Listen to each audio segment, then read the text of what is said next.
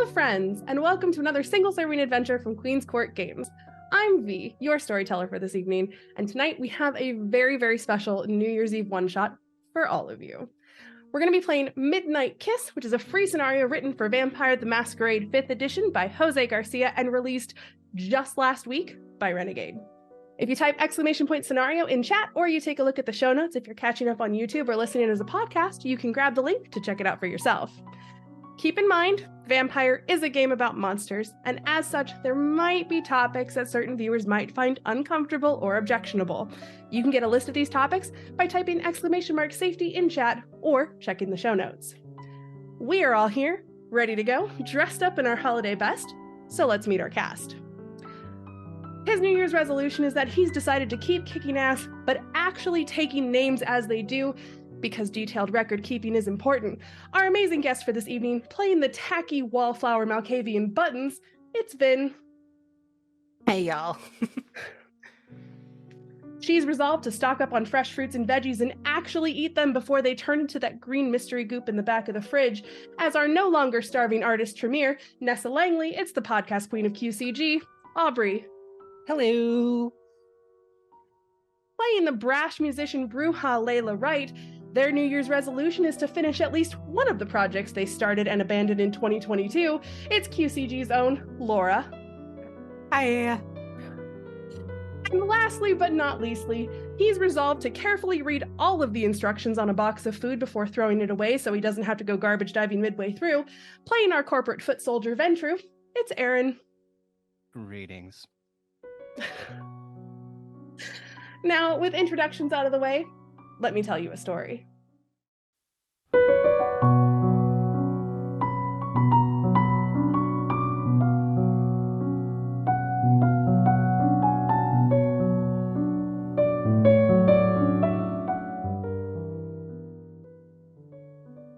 It's a cold, clear New Year's Eve night. The chill is to be expected, but the clouds have gone, revealing a moon that is just a hair past a perfect first quarter.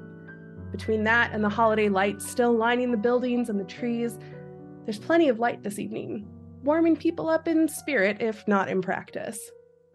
The snow is crunchy beneath your feet, but soft and powdery as it lays, glittering as it catches the light in the breeze. Luckily for you, you're Kindred, and the winter weather doesn't bother you like it used to. You still make a show of it, though, when you can be bothered to remember, but tonight, you've all got other things on your mind. Namely the party you're heading to. About a week ago, the four of you received an invitation.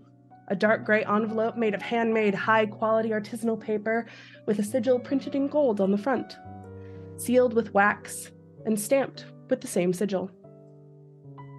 Inside is an invitation printed in gold-colored text over beige paper, which read, "The children of the Archangel request your presence. Come and partake of our beauty and grace as we hold a vigil on New Year's Eve. Doors open at 7 p.m. Refreshments will be provided. Please arrive in your best attire and stay to celebrate the midnight glorification of the new year." On the back is the address for Sterner Hall, the city's old performing arts center. You all talked about the party once you received the invitations, but ultimately decided to go, whether out of excitement or peer pressure. You all agreed you'd show up together, and while the doors may have opened at 7, some of you took much longer to get ready than others. Nessa, you're the bookish creative type. How did you prepare for this party tonight?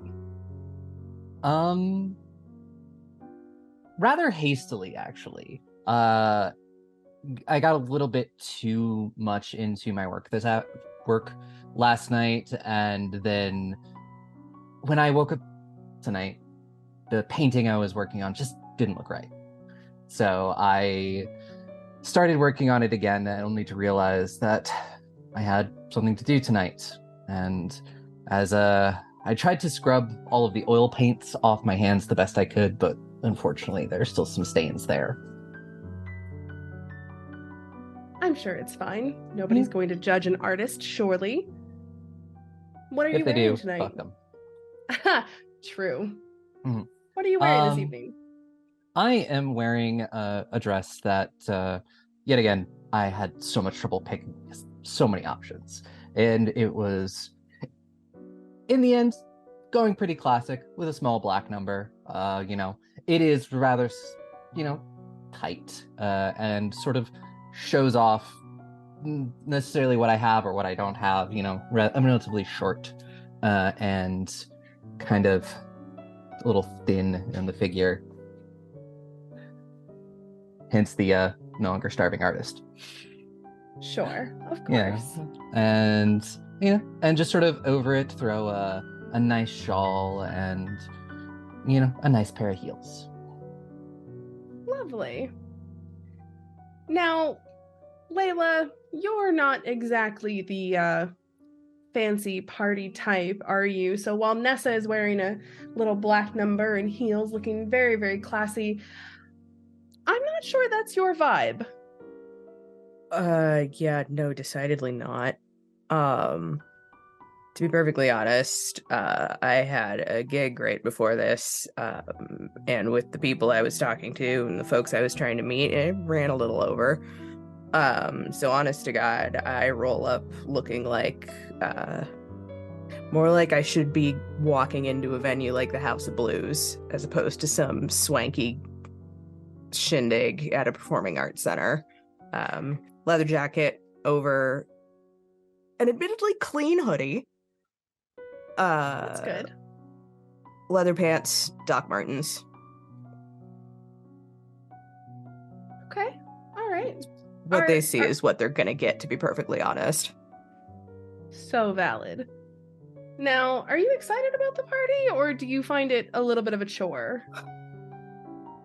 I mean, honestly, I'm curious. I can't help that. The general disdain that I have for the snobbery of events like this is slightly overridden by the fact that I kind of want to see what's going to go down. Fair. Now, Buttons, how do you feel about the party tonight? Not great. I mean, people aren't the best ever, alive or not, so we're dealing with it. Sure. Did you get dressed up for the occasion? Are you wearing something that's a little more comfortable than classy? What's the vibe there? Well, first of all, I needed to find something that was clean, so we kind of just went with clothes. Clothes happened. A button-up shirt, a sweater vest, and no weird things in the hair, so we're good. Great. I love that for you. And finally, Graham, clothes don't just happen for you, do they? No. Clothes make the man, as they say, and this man is really fucking well made. Are you excited about the party? Excited to have an excuse to wear a suit like this? Well, let's rewind a moment, because I think you're gonna really want to appreciate the wardrobe, right? This is a Brioni black virgin wool plume jacket with pants and shoes tailored to match. This is bespoke. It sits on my body as if God himself created it for my body. And I'll tell you what, the whole thing together for the price of this, I could have put a child through college. I'm not going to, but I could have. I think that's the important distinction here, is that you could, but you wouldn't. No, they need to learn the value of hard work. Sure, of course. Question, did you learn the value of hard work? Yeah, no, it took a lot to prove to my father that I had what it took to work at his firm. And then to demonstrate on every single rung to all the people around me that, I wasn't just there because I was a part of the family. I went to Yale. I had to work extra hard for those grades. I made a point to prove myself. The fact that I rose to vice president that quickly is just a testament to how hard I work. You're definitely not a Nepo baby, then. No. You can look at my portfolio performance and understand that I am doing exactly what it takes. Sure. Of course. Well then, you all get together either by arriving at the location together? Do you drive together? Who picks up who? How does that work in this group? The last time that I let Nessa in my car, she got paint on the leather in the back, and it has to be shipped all the way from Italy, so we're not doing that again. Valid. I guess I just take an Uber. Yeah, I was gonna vote on an Uber as well. We can split an Uber. Exactly. Like, some of us don't have a general disdain for like working folks in this country, so Uber's fine. Yeah. So Nessa, Buttons, Leyla all share an Uber, and Graham drives himself. Is that correct? In a matter of speaking, this car can drive itself. Of course it can. Of course it can. Well, it's about 9 o'clock when everybody kind of gets together. Again, luckily you don't have to worry about the weather outside, which is good because who gets there first? Graham, do you show up first or are you fashionably late? I think I would show up to the venue first, but that's because we're all supposed to arrive together, and I want to be there to just kind of corral folks and make sure no one wanders in ahead of time. You know, we're coming as a team, and a team needs a leader. Sure. Okay, great. Well then, 9 o'clock rolls around. 9:15. Nessa, Leyla, Buttons, you're all kind of clamoring out of your Uber. Is it... I don't assume that you're taking an Uber Black. Probably an Uber X. Probably. Yeah, most likely, Yeah, to be perfectly that makes honest. sense. All right. So, tiny little Prius shows up. The three of them climb out the back. Graham, as you look upon the three of them, what's going through your head? I think they each get the same look. I don't have a particular order in mind, but I do go from, for example, Buttons to my watch, to Leyla to my watch, to Nessa to my watch. The more things change, right? We're here. And if we had all come in the same car, we all gotten here at the same time. Just flashbacks in my head to what color did you say it was? Because I thought it was yellow, and the lecture that you gave me almost made me more upset than the fact that there was paint in the car. I believe it was like a daffodil yellow. Oh, sure, yeah, daffodil yellow, and I'll remember that for I literally the thought next... it was like a more of an ochre.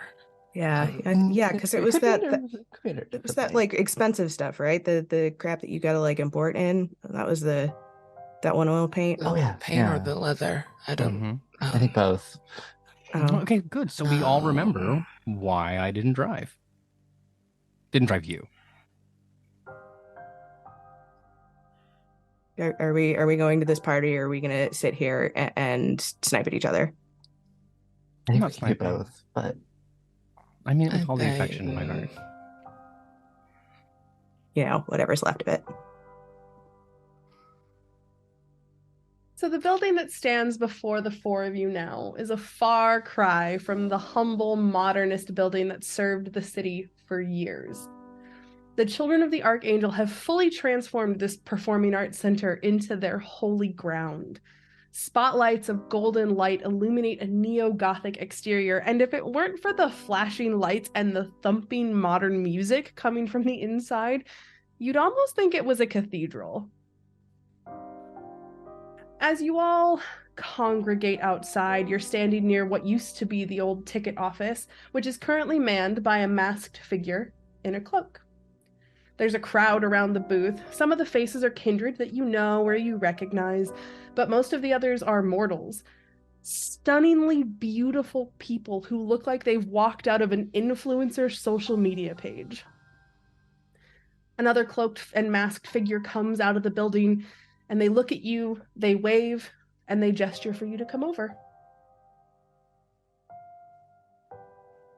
Who's got the thing? I've pulled my invitation from like the very tiny clutch bag I have. Leyla does like the full pat, pat, pat, pat, pat. Fuck, right here. I think as Leyla and Nessa walk forward first, I'm going to lean a little bit closer to Buttons, not like actually in their personal space, but just a little bit, and be like, "Do you smell that?" Is it my fear? Because I'm not scared at all. It's I no. What do we smell? It's like No, not fear. New money.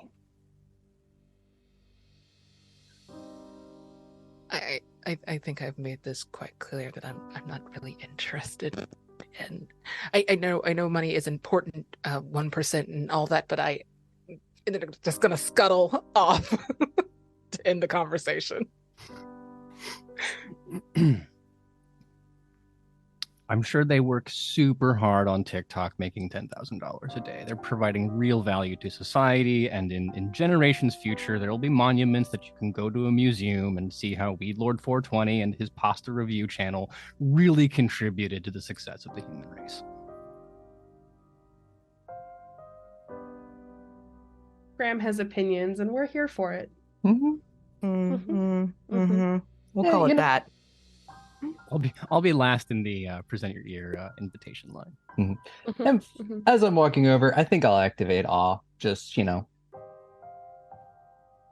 absolutely. It's always nice to have a couple extra eyes on you, and the mortals definitely kind of get that feeling. There are some of them that look over their shoulder and they notice you, and they're trying to figure out why they know you, or if they know you. Do they know you? Why is she here? Is she famous? What's going on?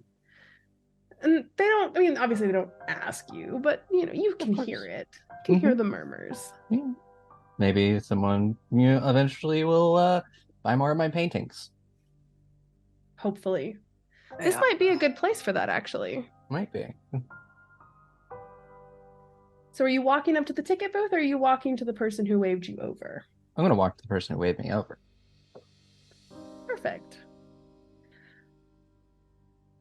As you walk up to this person, she'll kind of take her hood and pull it back just a little bit. She's still wearing a mask, so you can't see who it actually is, but she'll start to talk to you, and she'll say, "Oh, welcome, welcome, welcome. I'm so excited that you are here. My name is Becca. Welcome." And she'll kind of gesture to the building behind her and say, "To the to the children of the Archangel's home." She doesn't give it a name. She doesn't call it Sterner Hall. That kind of is a little strange because that's how you guys have known it for so long, but she makes a point of calling it her home.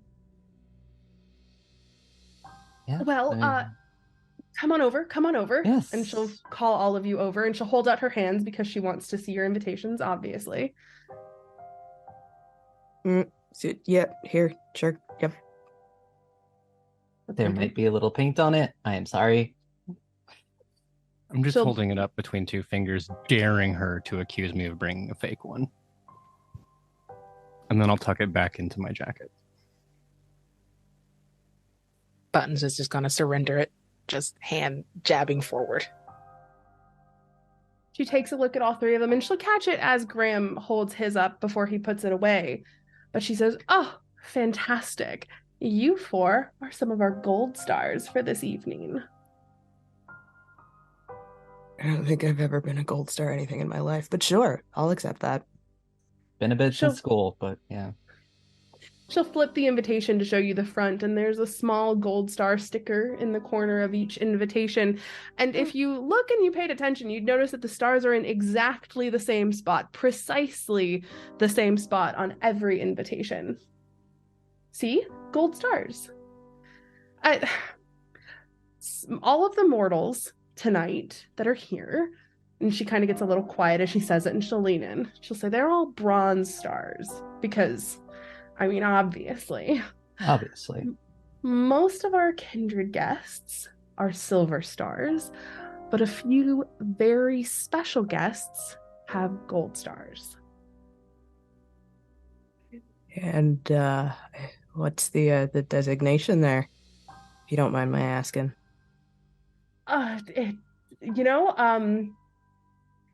You'd have to ask Thomas. I didn't send out the invitations.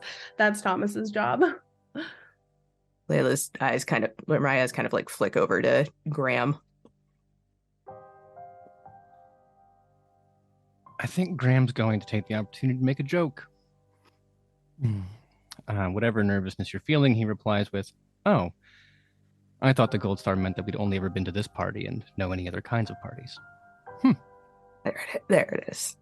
Yep, there it is.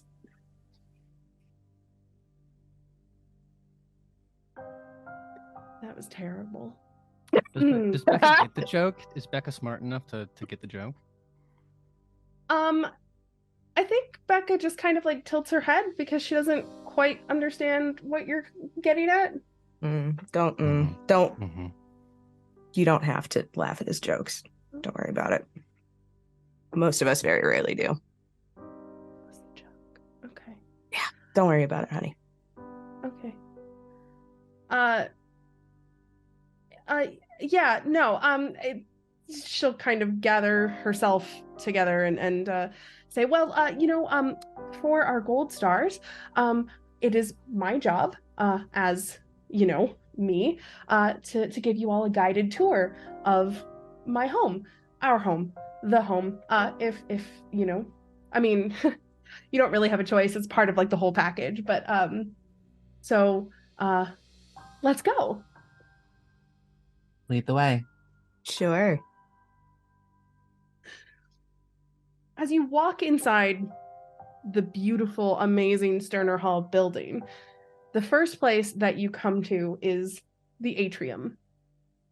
As you're walking through, she will give you all the history about Sterner Hall, how it used to be the Performing Arts Center, exactly when it was bought, all of the details that went into the renovation. And I mean, all of that is very, very obvious to see.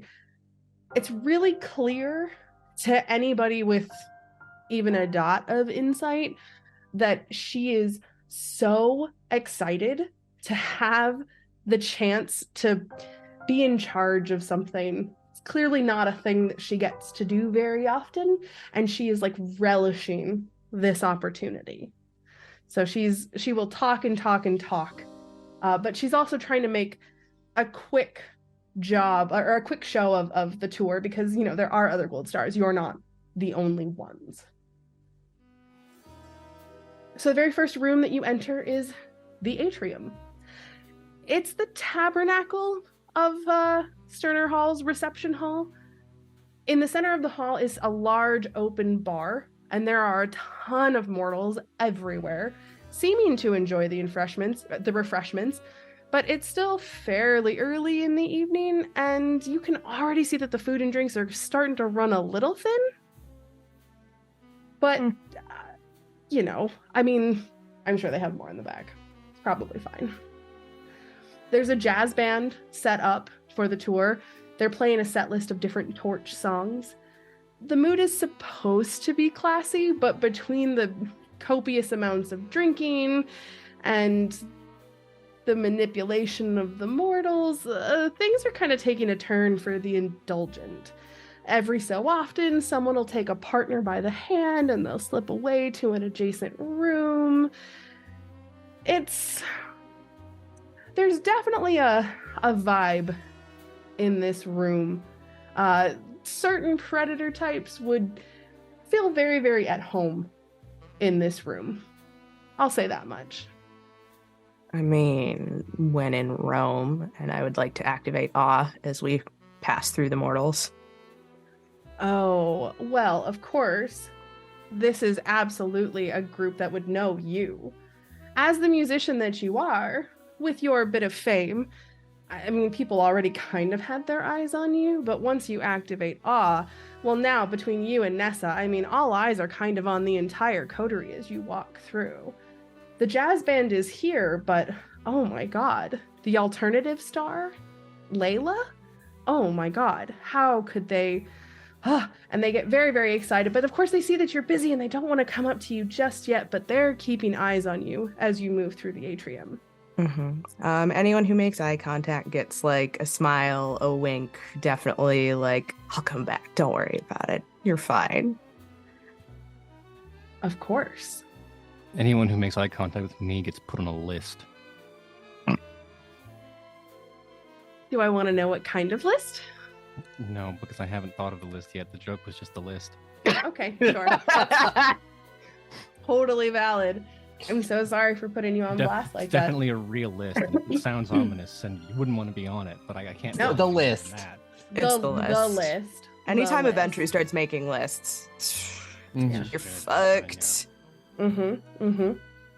No, I think this is my favorite part. I like watching Leyla and Nessa interact with a sense of gravitas. They don't carry when they're around me, but I know they're capable of it. I can see them doing right now. And I know that sounds hateful, but it's like a Venture compliment where I'm just like, I'm really actually proud of you for being able to put yourself up on that pedestal and let yourself be given the accolades and, respected as such. It's nice. It's good to see that on you.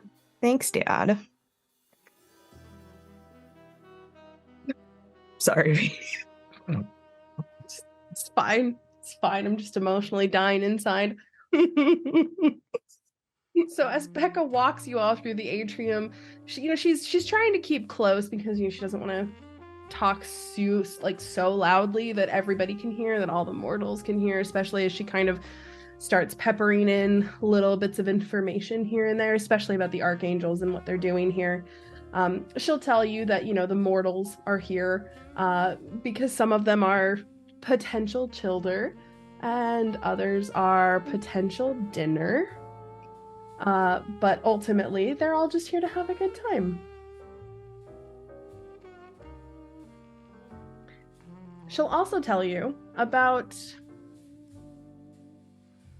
the holy code of the archangels as you move through the space. So, again, keeping very, very quiet, she tells you that there are 5 rules. It's called the Lex Angelorium. The first one is never reveal the angels to the living. And she'll kind of gesture to the mortals. And again, this is why she's speaking in a very hushed tone. And she'll keep mentioning that. It's point number 1, don't reveal the angels to the living. Be quiet. But the second rule is bring everyone into the faith. Which again, is why the mortals are here, to be potential childer. If nobody has any questions, she'll continue the tour. Seems to me there's a small contradiction already. I know we haven't made it that far on the list, but if you are not supposed to reveal it, how do you then recruit the people? Gotta say, it's very Fight Club of you. Incredibly. Well, I mean, that's why they become childer. Because once they're childer, then they can become part of it. But if they're not childer, then they can't know. I mean, it's the same as Masquerade rules, right? I mean, you didn't know about Kindred Society until you joined it. That's what they say. Mm-hmm. Oh, could be we need to rub elbows at some point, see who's got potential. Oh, I mean, there are so many, and she'll kind of gesture out, and you can see everybody that's part of the Archangels. They all have a small little lapel pin with wings on it, and that marks the members of the Archangels to separate them from the rest of the Kindred. And she'll tell you colloquially they're also known as the Nephilim. So those names are used interchangeably, but she'll say, well, I mean, you can kind of keep an eye out. I mean, if you really want to, but I mean, it's more for the current Nephilim to be able to, see who's actually a good potential person. But I mean, this is also kind of a recruiting event for Kindred too, because, I mean, just in case Kindred want to also join, become an Nephilim, so it's don't worry about looking for them, just have a good time. And the third rule, I'm sorry, by all means. Oh, just if you say so. And the third rule then? Oh, we'll get to that. Is it Everything in if time. it's your first time, you have to fight? What? Nothing. Okay. I don't think she's old enough for that reference. Yeah, or pop culture might not be her bag. It's fine. That's fair. God, I feel old. I'm struggling to see what her bag might be full of it. It seems pretty empty. That's rude. Don't be. I know, Graham, I know that's like your baseline, but come on, we're guests. Mm-hmm.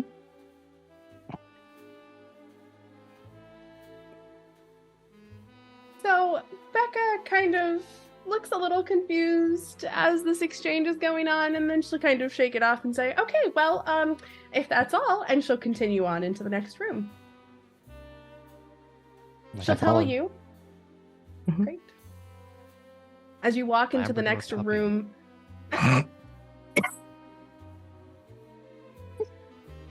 as you walk into the next room, there are these giant double doors that she'll push both of them open, leading you into it. And she tells you that this room is called the Nave. So this is Sterner Hall's arena. This used to be the main arena area for the Performing Arts Center. It's an open floor where, as Becca explains, the Nephilim traditionally perform their rituals. However, right now, it's serving as a dance floor. A sound system blasts electronic music with hypnotic, sensual beats. Flashing lights illuminate the room, burning in after images of writhing bodies. The revelers in the room are partying without inhibitions, completely. Where folks in the last room were wearing Armani suits, there's a handful in here who are wearing Birthday instead. It's clear to you and the other kindred who aren't Nephilim that this is where the real party is. That escalated quickly. It did. In a matter of feet, we went from... Wow. Yeah, I'm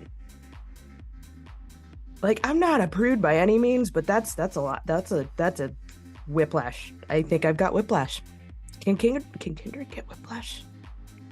I think you just did. Cool. Yeah. Great. The first, congratulations. Becca kind of smiles at you and she'll tell you, oh, this isn't even the worst of it or the best of it, I guess, depending on how you look at it. Like, it's not even that hot and heavy yet. And like, in a little while, it'll get really slippery in here. Oh. Phrasing. So with What? that we did 2. What is 3? What is rule 3? Please let it involve a mop. So rule 3 is reject wickedness and ugliness. And she'll kind of This like is gonna point. gesture. Did What? like everything. Is that not? Is that? What's guess wicked or ugly about celebrating and dancing and giving in to one's self? I can name a few, but that is my personal code. It's fair. Never I'm mind. just back in art school again. That doesn't surprise me in the slightest. I'm gonna take Nessa's side here and looking over at Leyla, just unbutton the very top suit button and say what we were saying when in Rome, and then see how far I have to go before she makes that face, and then I will hide a smile, like just the tiniest corners of my mouth rising once I've got her, and then I'm gonna button the suit back up.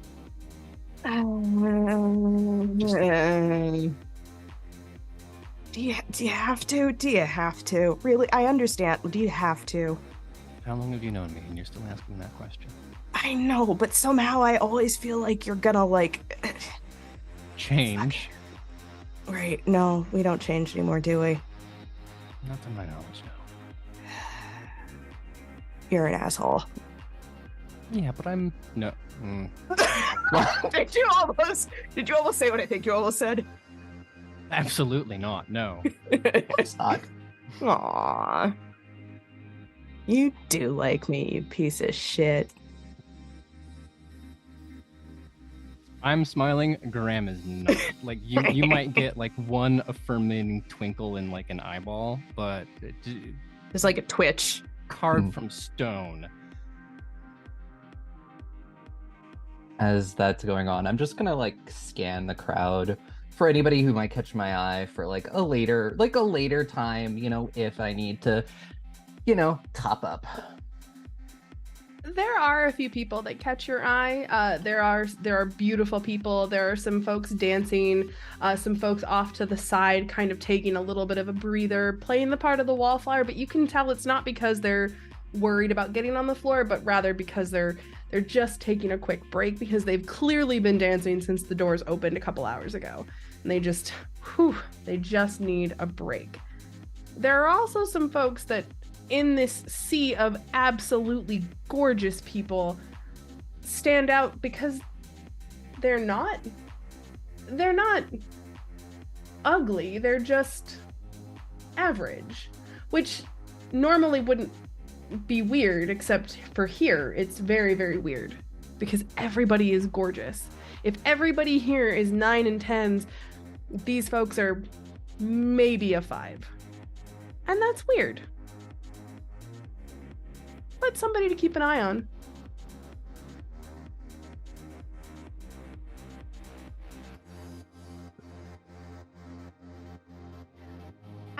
As we move through again, Becca will kind of keep motioning you over. She'll actually take you to the furthest wall. It's all the way across the dance floor. You have to kind of move around the different people, and folks are having a very, very good time, very, very close to you. I'm so sorry, Graham. No. I let Leyla, who is broad and imposing, carve a path. Like when you're on the highway in bad weather, so you follow the snow truck and you stay in its tire track. That's my move right now. Mm-hmm. And the awe is still going, so I'm imagining very much like Moses, Red Sea. Oh, absolutely, Voila. yeah. Between you and Nessa, absolutely. The people are parting just like the sea, and they're all kind of watching you. And I mean, perhaps luckily for Graham and Buttons, they're not paying attention to either of you two. So if Layla's taking the front and Nessa's taking the back, then Buttons and Graham are safely in the middle. I love this. This is perfect. We should do this all the time. It does make it easy to move through crowds, doesn't it? Mm-hmm. I feel like we've got a system here. We do. Moving towards that far wall, Becca will tell you that the 4th rule is to never violate the sanctity of a temple. It's very, very important. And she'll catch the glance that Buttons has, that look on their face, and again point out that this is just a glorification of life. The rather bacchanalian activities are a celebration of life and all that it has to offer, and is in no way a violation of any of the tenets of the Lex Angelorium. To be fair, didn't the Romans celebrate things by going buck wild at least twice a year? I think it's a thing we should do more often. Yeah, that's the thing. That's it's what Christmas replaced, and honestly, I'm still a little mad about it. I'm not gonna lie to you. Yule? Yeah, that. I don't remember the name, but if it's like all the others, it was with the orgy and the vomiting, right? Less keen on the vomit, because gross. But the rest of it, sure. It's its own form of celebration and worship, if you want to be purely technical about it. Becca, we're making a list over here, I'm sure you can tell, but we know that we're supposed to reject wickedness and never violate the sanctity, but it feels like there's some information about the moral code that we're not quite clicking on. Is there like a card or a printout of things that actually constitute a violation? Is it written down anywhere? No, you just know them. Is that's how you learned them? They just appeared in your brain? I mean, when you join the Children of the Archangel, it's part of the joining ritual. It's all the information becomes available to you. I can't really give too many of our secrets away. I mean, because otherwise it's not a secret club anymore, then is it? No, those are the rules of secret clubs. You've got it. Tends to be how that works. Yeah. But I'm guessing whatever's happening here does not count as a violation, so we can cross that off the list. Well, yeah, because it's a celebration. Of life. Of course. Yeah. Thank you, Buttons. See? Buttons gets it. This is a fun game. We can do like process of elimination, right? But Becca will keep walking and take you towards that far, far wall. There's a single golden door on this wall in the middle of this enormous wall, which is surrounded by a mural of Michael, which Becca will tell you is the Nephilim's patron, the Archangel Michael specifically, which is, as I'm sure you can all figure out, why they are the children of the Archangel. With Michael's right arm, he's slashing at a group of gray humanoid creatures with hideous faces with a flaming sword, and from his left arm, blood flows from his wrists into the mouths of kneeling worshippers. Nobody seems to pay it too much mind, but it's very large. It covers the entirety of this wall. But Becca doesn't pay it too much mind, aside from telling you who Michael is, and she'll walk you through the golden door. As an artist, does the painting speak to me in any way? Not necessarily. You wouldn't be able to tell who painted it. Probably like a well-known artist in the city. There isn't anything, anything crazy about it. Nothing stands out to you as being magical in any way or occulty in any way. It's just a very, very large mural of the Archangel Michael. It's very, very well rendered, though. You can tell that. I mean, anybody can tell that, though, so it doesn't take an artist to tell that it's well rendered. So,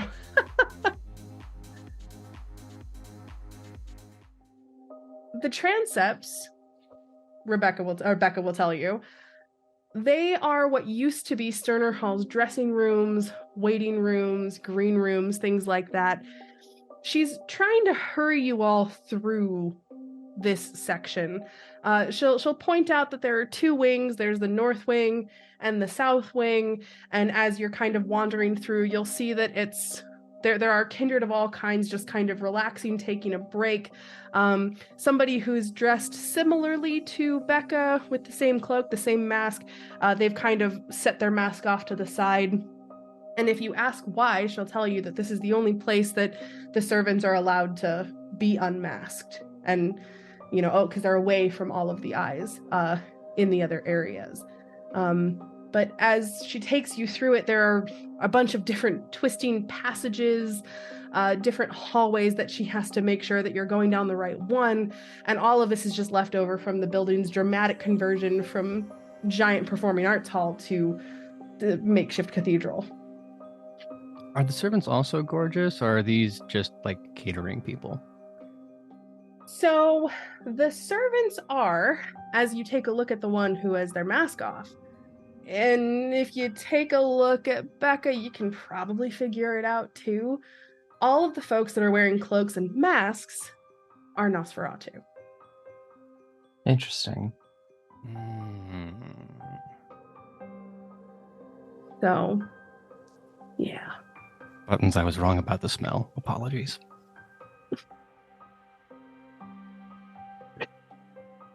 I'm not going to dignify that with a response.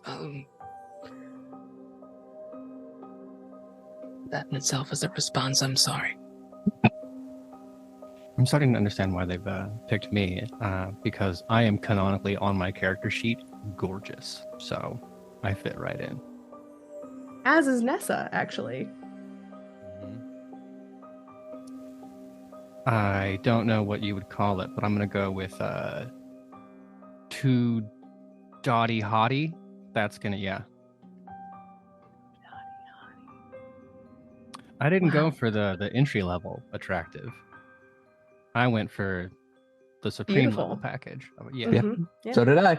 So did Nessa. That's fair. Yep. If you've got you some can see now around, Nessa and I could just chisel it into diamond on our jawlines if you wanted. Mm-hmm. You could. And you're kind of starting to understand after seeing the rooms of beautiful, gorgeous people. It's starting to make sense why you two were invited, for sure. But Becca will keep taking you down through these crazy hallways, and she'll explain, because she doesn't want to keep quiet during this tour, that there are workshops and there are studios in both of the wings. despite the rumors and what you've seen in the first couple rooms, the Nephilim's nightly life isn't a total orgy. Michael, their patron, demands perfection in all arts and aesthetics.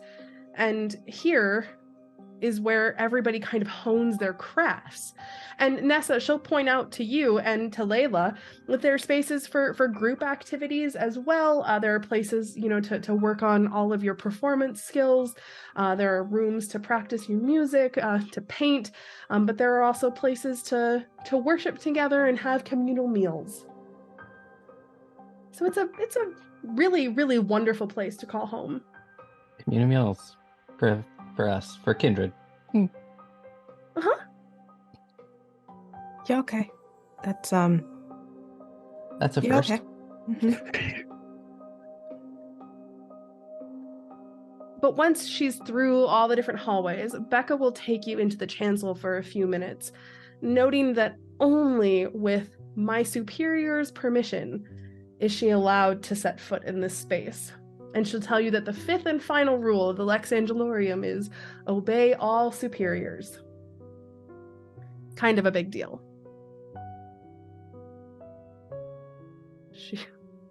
She sees Buttons with that face, counting on fingers.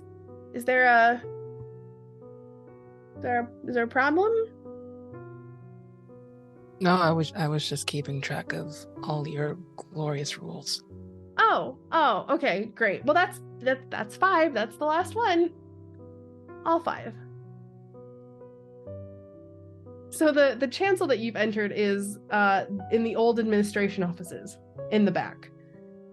But those offices have been converted into a very luxurious suite. And Becca will tell you that this is for the descendant of Michael.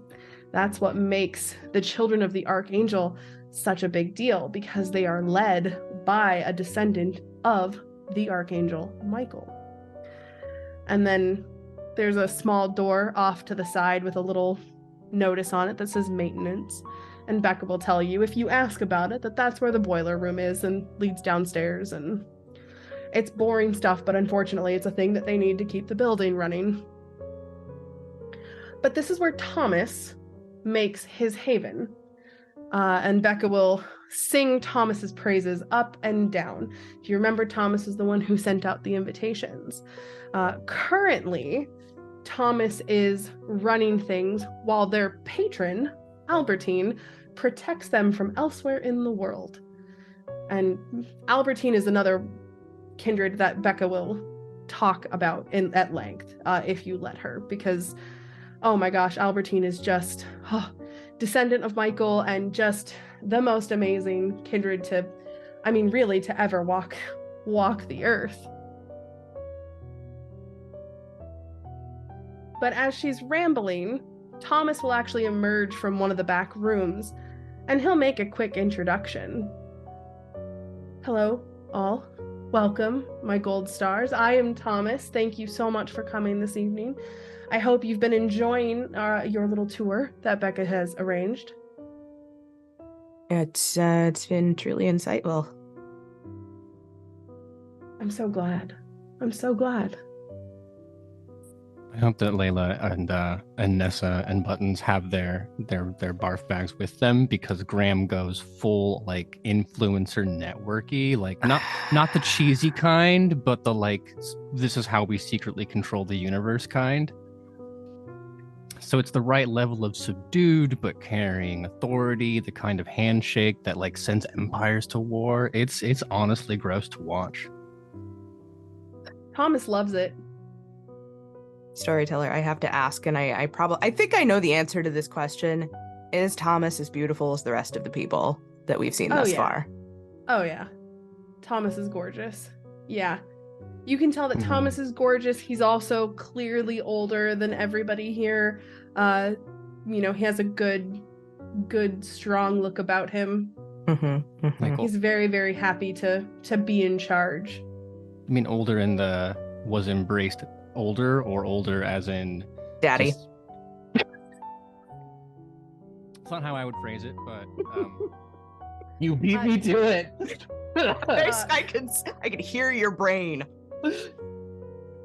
No, Thomas is as a kindred is older. Was embraced earlier than the rest of you. Not what you would call an elder quite yet, but somewhere in that in between.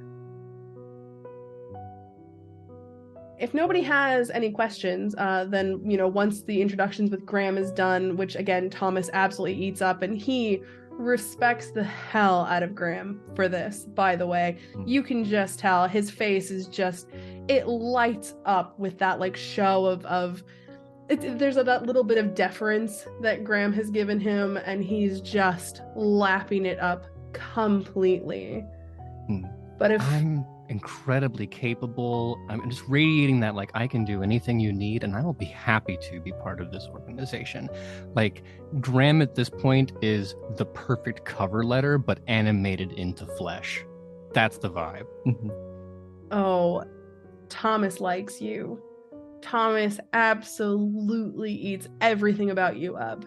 Just he makes a point of saying that he's going to keep his eye on you because he really, really likes what he sees. And I mean, he'll turn to the others and say, obviously, and try and write it off. But no, you can tell that there's something about Graham that really stands out to him. Of course. I definitely want to ask Thomas about the painting of the Archangel. Did he have it commissioned? I'm art brain. I saw it and I just want to did he have it commissioned? Like, who did it? Because I'm now kind of curious. And just sort of compliment its beauty. He will thank you, absolutely, for complimenting it, because this is definitely one of the pieces that he was very, very proud of. Albertine had a big hand in finding the artist. She was very, very adamant about the look of it all, and spent a lot of time working with, the artist himself to make sure that the proof that they had was perfect and that every single detail was great. He'll tell you that, she's a very, very into art, hints at her potentially being a toreador, just in the way that he kind of talks about her appreciation of art, and Thomas too. So he's a lover of the arts as well. Yeah.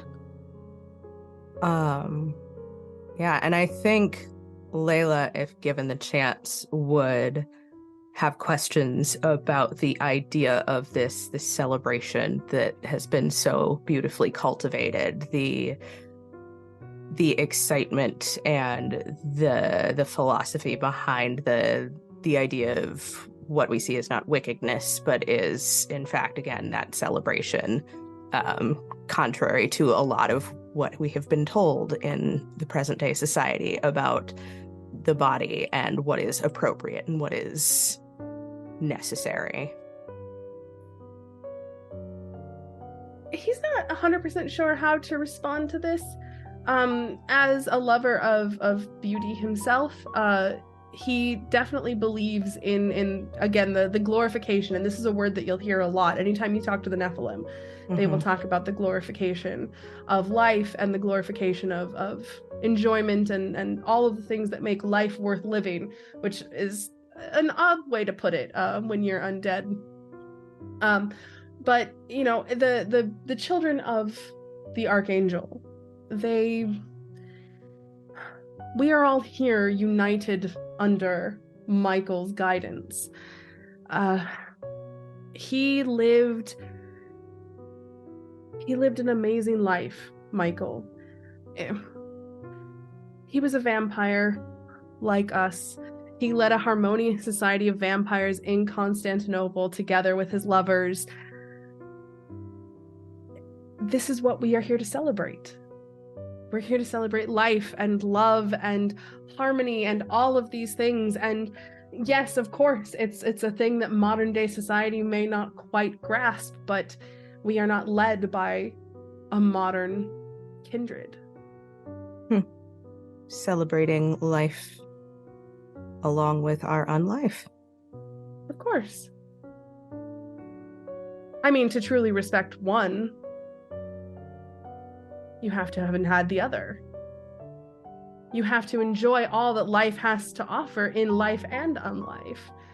What is unlife worth living? What is eternity worth living if you don't enjoy the things that you used to when you were alive? I don't mean to poke holes in your philosophy celebrating life, but don't you need death to celebrate life? Doesn't that make life worth living, knowing that it would end? Becoming kindred kind of makes life not as special if you're going to live forever, I think.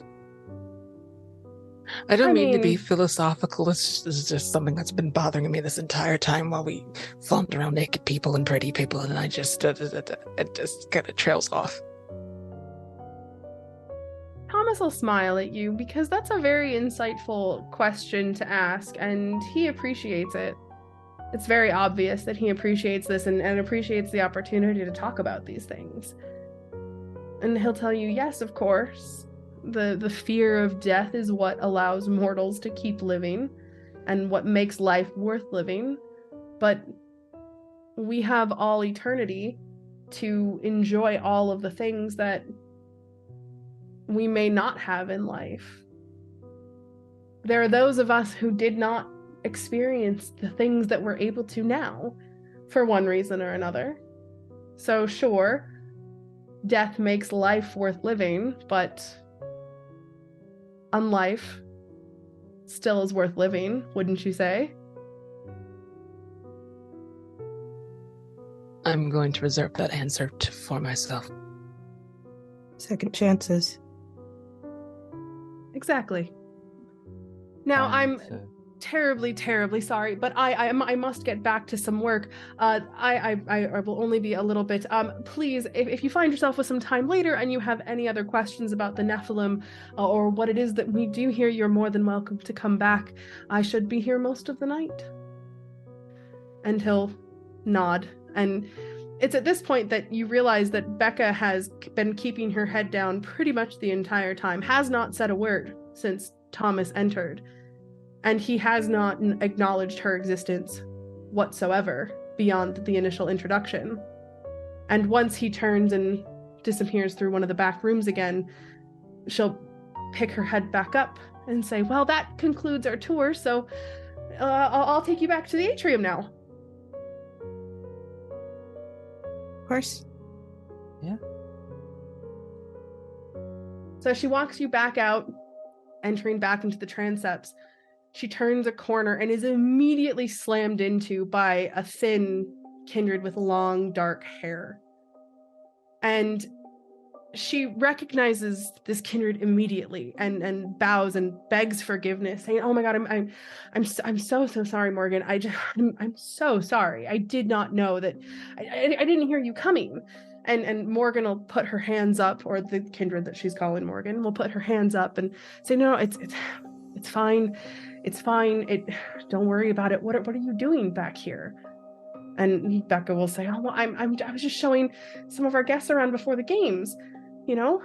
And Morgan will look behind Becca and give everybody kind of a hard look once over. And then you'll hear two voices shouting from behind Morgan. And she'll look at you and say, "Okay, look, Becca, you didn't see me, and you four." And she'll kind of poke her head around and she'll say, "We'll talk later." And then she'll sprint down the passageway. Which way does she go? So give me an intelligence and awareness roll. I don't think that's gonna go particularly well, but that's fine. Graham's gonna love watching you try, though. Fuck off.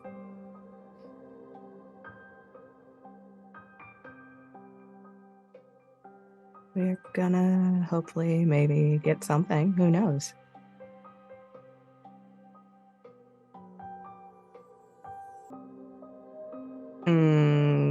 No. You can see Morgan sprint off down like a dark hallway, but towards the end, the lighting gets a little too dark and she's moving very, very quickly, so it's impossible to tell which way she goes. But it's just down one of the many, many hallways that at this point is really, really difficult to keep track of. Yeah, okay, that was a little weird. Is that weird? Just a little. It's nothing to worry about. It's fine. It's fine. Just one of our Nephilim. It's fine. Yeah, no, sure. Mm-hmm. What was the, and I mean, I don't mean to interrupt the very urgent task of taking us back out into the atrium, but she mentioned the word games? Oh, yeah. Oh my God. Yes. So that's okay. So this is actually one of the coolest things about being a Gold Star. The Gold Star members actually get to participate in some really, really fun games that we have planned for tonight.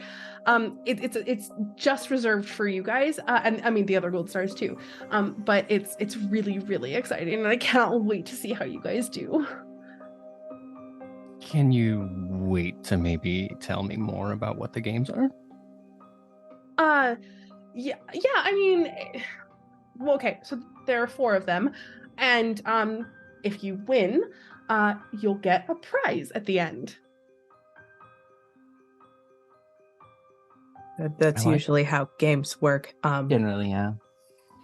Yeah, I like where this is going. I'm appreciating the enthusiasm, loving that a whole bunch. But can we maybe fast forward to the bit where you talk about what kind of games they are, and not like fun games, but like the actual maybe mechanical intricacies or the rules of the game? Is this like the world's deadliest game? Are we about to? What? Nothing. Never mind. I mean, they're just, it kind of ruins the fun, right? If I tell you, right? So this is very much like it's a surprise, you're gonna love it kind of a deal. I mean, yeah, like, I mean, why? Who doesn't love games? I don't want to participate. Please don't make me participate. I don't like games. I don't even want to be here. Yeah, in general, game. But Button's not a huge fan of center of attention. That very much sounds like center of attention type nonsense. Now, some of us are fine with that, obviously. I guess what we're getting at is like, look, Becca, I like you a lot. I want you to just right up front, you're amazing. Now imagine you've been great, honestly. You're wonderful. Like, wonderful tour. Just Fabulous. we're all huge fans, but now imagine for a second that as much as we like you, now figure out like on a scale of 1 to 10 where that emotion is, right? Like a solid 9, and then go exactly the opposite direction, because that's how little we like getting surprised by games. Now, I mean, you think that we're great and we think that you're great, and I tell you what, Thomas seems to think that we're great too. So maybe if you wanted to set up a little cycle of everyone talking about how great we are, you could tell us just a little more, yeah? Aaron, or Graham, apologies. Can you make me a charisma and persuasion roll? I can. I Come don't on, think buddy. I'm trying to be charismatic. I think I'm trying to manipulate a fucking brain empty. Okay, Be nice. All right. Be nice. You can do manipulation and persuasion. I'll let you do that. It's not Becca- raw force of Kurt. Sorry, go ahead. Becca is just doing her job. She just happens to be a little bubbly. It's fine. Oh my god. I have way too many dice to get that few successes. I don't. Yeah, that's 1 success on 7 dice. You've got willpower. You can spend it. I actually have a lot of willpower too, and I'm not, whether or not I care about the answer, I care a lot about the 3 of them seeing me not get the answer. So I'm gonna spend some willpower to re-roll some of those dice, and that takes me up to 3 successes. That's not enough. She kind of like, you can see her thinking about it. She's thinking, she wants to. She really, really does. Okay, look, okay. Okay, so there are 4 games. I can't tell you what the games are. But I can tell you that there's one in the atrium, and there's one in the nave, and there's one in the north wing, and she'll point you in that direction. And then there's one that Thomas himself gives out too. So yeah, that's I really wish I could tell you more. That was perfect. I appreciate you being willing to. We met in the middle of that. Becca, you're amazing. And we'll know when these games start, right? We're just not going to be suddenly in the atrium and suddenly we're in the middle of the game. Oh, I mean, they're pretty personal, so it's not like a big like group thing necessarily. But like, I mean, if you go back at some like later on when Thomas is available, I mean, you'll know. It's not they won't just like happen. Like, you'll know. It's not like somebody's just going to come up and say, I found you when I was supposed to be playing hide and seek this whole time. Oh my god, no, it's not hide and seek or like tag or anything. Oh my god, no. God, I hope not. I haven't broken any of these stocks enough. No. They're a very specific set of games. Yeah.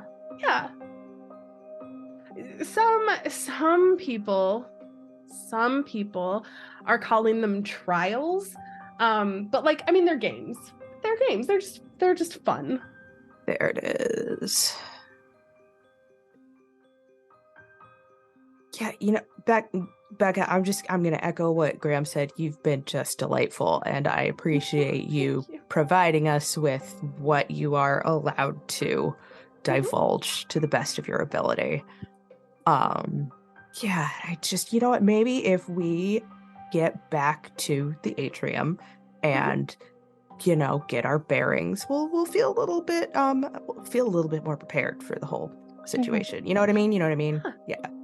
Absolutely. Oh my god, yeah. So come on, we'll go this way. And she'll kind of like take a second and she'll look down the hallways, and she'll take you down a different hallway than you came through, because again, you were coming from one of the other rooms. If she's taking you back to the atrium though, instead of taking you back to the nave, it's very obvious that this is a different hallway. And you can kind of piece together that all of these hallways back here connect to the different places in different ways. So something to note just about how to move around once you're back here. Okay. But she'll eventually get you back to the atrium, and she'll tell you, I am so excited to have you all here. I cannot wait to see how you all do with the games. Please enjoy the party. I have to get outside. I'm sure there's another batch of gold stars ready for their tour, and you guys had so much fun in yours. I have to make sure that they have fun in theirs. But if you need me, I'll just be right up here. You come find me whenever, okay? If you need anything. I'm sure you won't though, because you're gonna be having so much fun with the games. But if you need anything, let me know. Great. Yep. Great. Awesome. Thank you so much, Becca. We'll find you if we need you. Absolutely. Okay. Yeah. And she'll wave at Buttons, and she'll turn around and she'll walk back towards the entrance. This smile, this like, oh my fucking god smile is gonna get turned directly onto the rest of the coterie. Mm-hmm. Yeah. I mean, it's spectacular, isn't it? That's a word. That is a word. I think I would tack on what the fuck towards the end of that, but sure. Is this your first time being indoctrinated into a secret cult?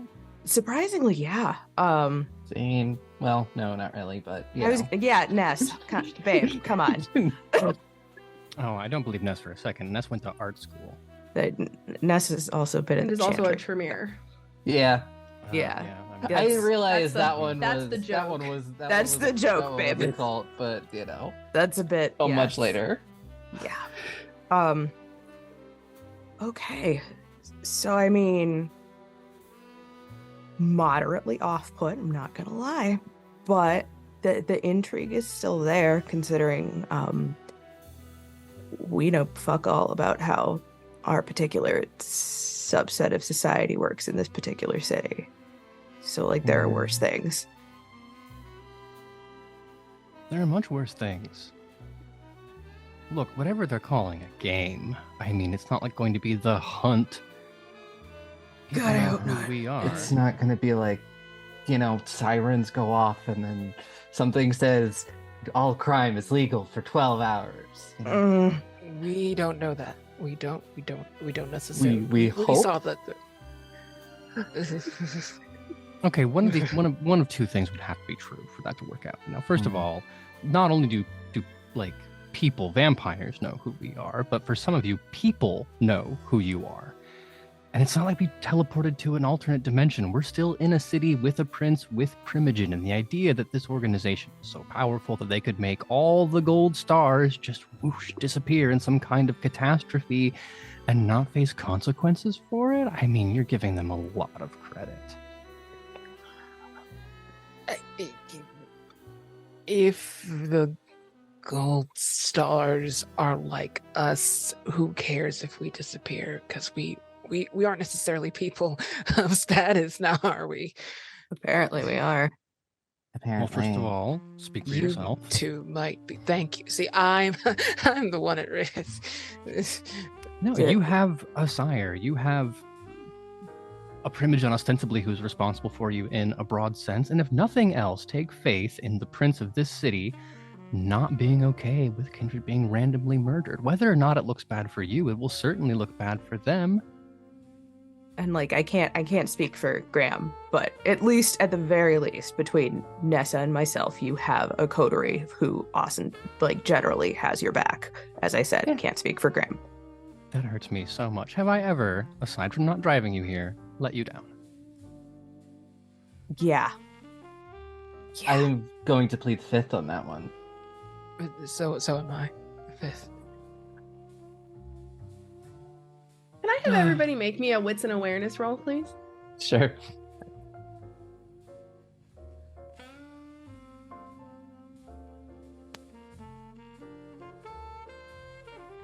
It's 3 successes from me.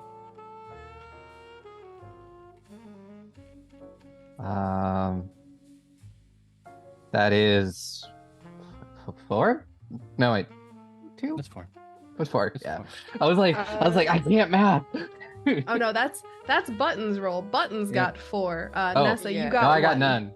It both. You got 1. Yeah, Yeah. they both happened at the same time, and I got so confused. Yeah, I was gonna say that all popped up at the exact. I think I got one. I'm pretty sure I got one. This makes sense because Leyla and I are having a conversation about God knows what, and then Button's just like, I hate these people, and is actually looking around the room. We are just while we actively are being snarking. self-absorbed. Yeah. Exactly. And this is, I mean, it couldn't have played out better. So Buttons, you're going to be the one to hear the commotion going on. Graham and Leyla can't hear it over the sound of their own bickering.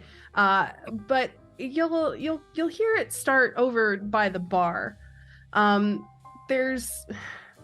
you take a look around, you notice that all the food and the drink that you kind of noticed the low levels on when you entered the room, they have it. It's completely gone at this point. There is no more food. There is no more drink. And the mortals are getting kind of upset about this because it is still very, very early on in the night. And why is there not more food? There are a couple people who are making very, very loud shows of this. And as they go to leave, the guards at the door won't actually let them leave at all. And there's one girl in particular who is very, very loud about how much this party blows.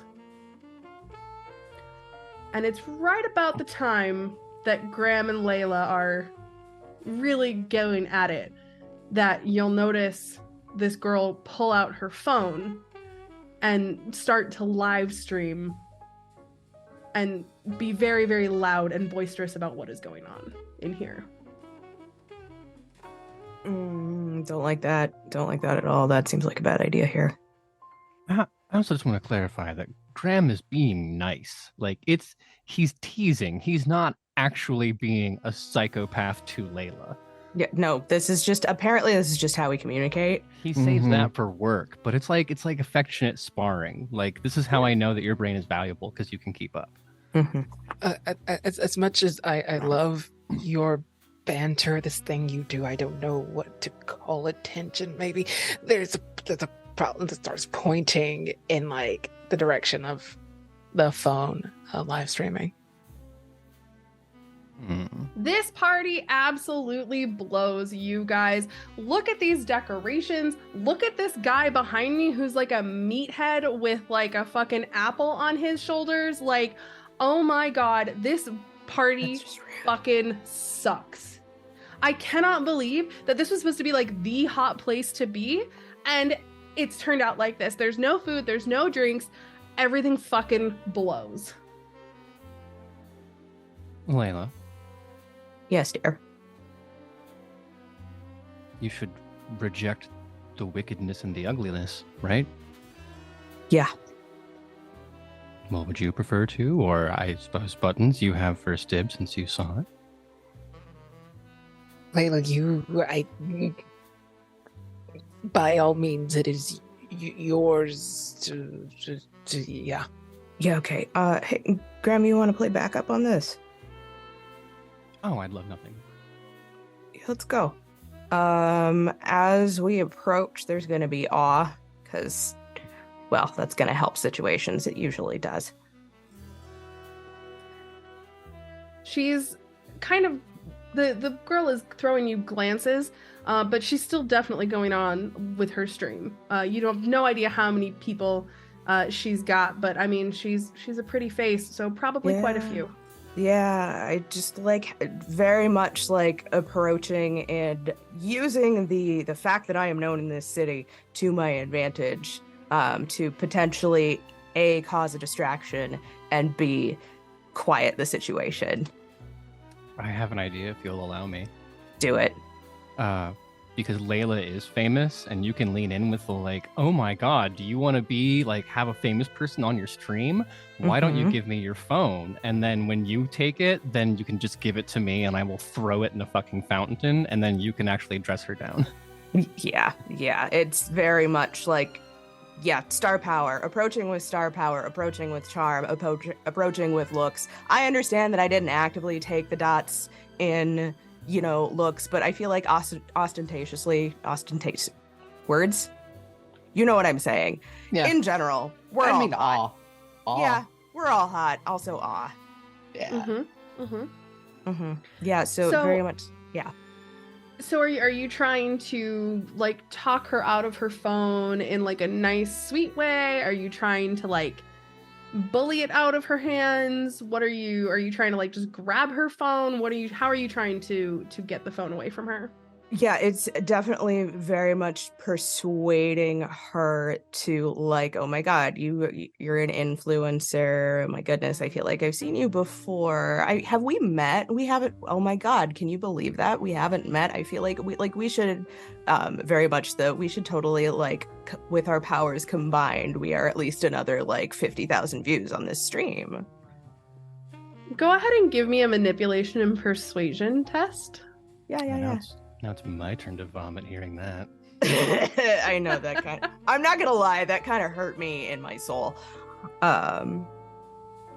Roll20 has not liked me anytime I've touched it, so this is gonna be great. I'm sure it'll be fine. You know what? I'm gonna. This is a one shot.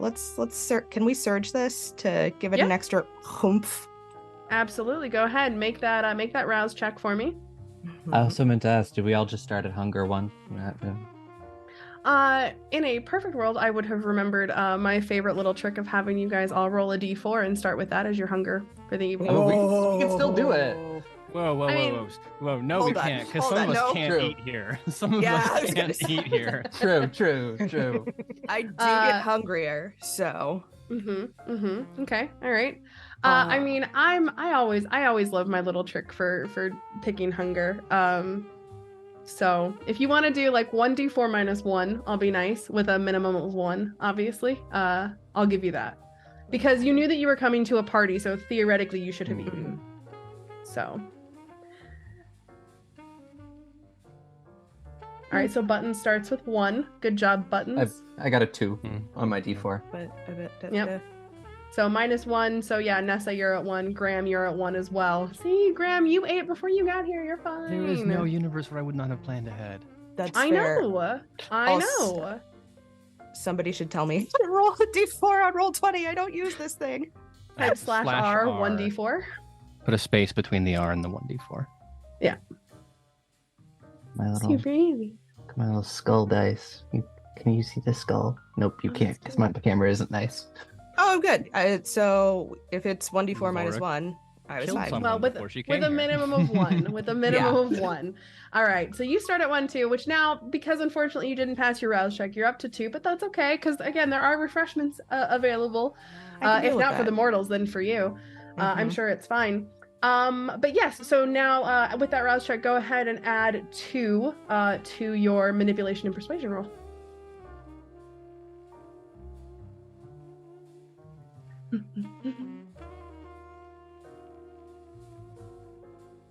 Really?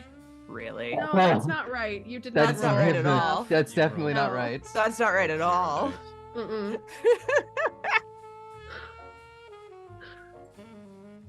Scroll up to the top of your page. Is the box that says enable API scripts ticked? No, It it's is not. turned off. Okay. Let's see. Does it need to be?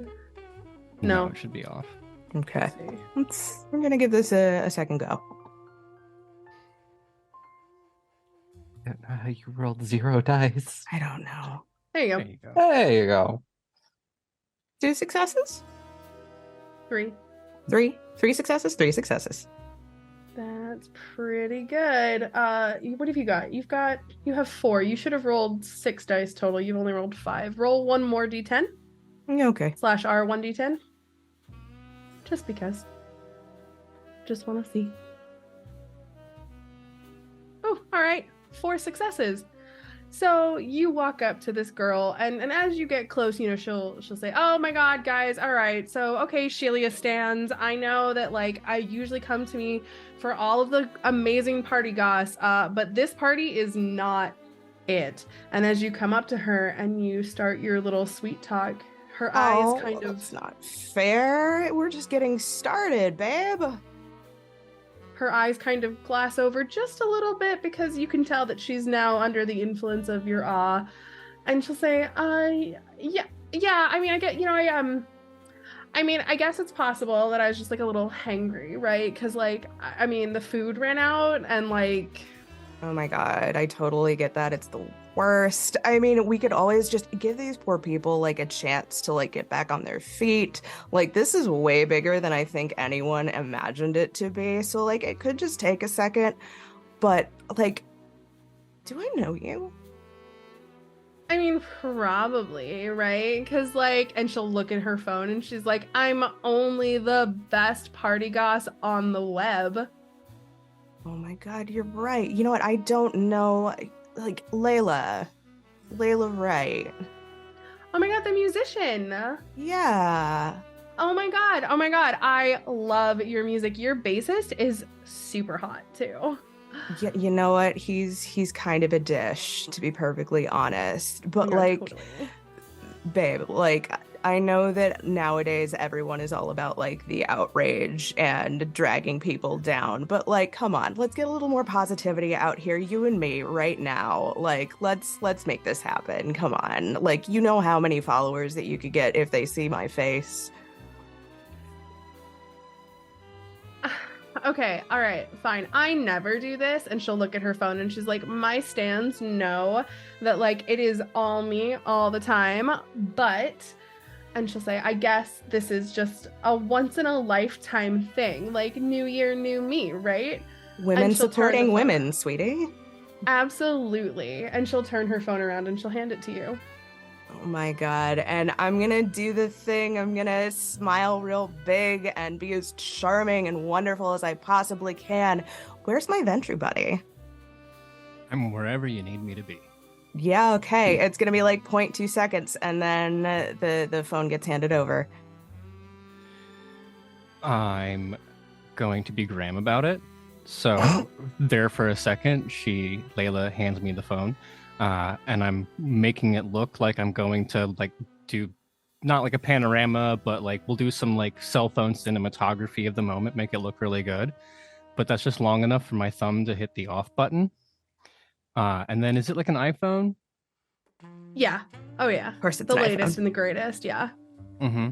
So that's the point. I'm gonna jab my fingers down into that little seam so I can crack the phone open and take the SIM card. And then, knowing that this has ruined the phone, I'm going to still click the phone back together and hand it over to her. It's a private party, sweetie. Where are your manners? And let's be honest, as I said, I know Outrage gets all of the views and all of the likes and all of the subscribers, but what we're not going to do is stand here and denigrate some hardworking fucking people just because you decided that you needed to go on a little power trip. And that is when Leyla comes up to the full height and breadth of her size, all 6'2" of her.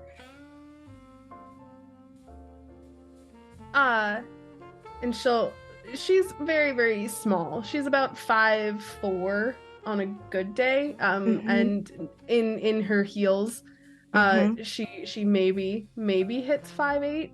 Yeah. Maybe. You picking up what I'm putting down, Peaches? Yeah. Hey, Leyla. Yeah. Yes, honey. For $4. No, sorry. For $5, I'll make sure to remember any of it. Bet. So while she's still in this like emotional fugue state of trying to process her anger, I'm actually gonna like reach forward and then just like real gentle, not like in a creepy way, but in like a trying to get her attention, like to steer her eyes to mine. And then I'm gonna use Forgetful Mind. She's immortal. It happens immediately. I mean, it is so easy. Her mind was not a steel trap to begin with. And you know, she was not expecting it. So yeah. How'd that rouse check work out for you? Well, the Beast and I might be on the same page about dominating people, but we are not on the same page about what a worthy target is. And to be honest, I kind of feel it because small woman, like physically small woman personality-wise, probably obnoxious about wasting it, but Graham still feels really, really, really good. I get to rewrite the existing memory, so I'm going to take away the part of the live streaming and make it more about how she probably had too much to drink and then dropped her phone, and that is why it's broken. It happens exactly as you say. She, you know, the eyes kind of glaze over as this happens, and then when she finally comes to is right about the time that security pops up.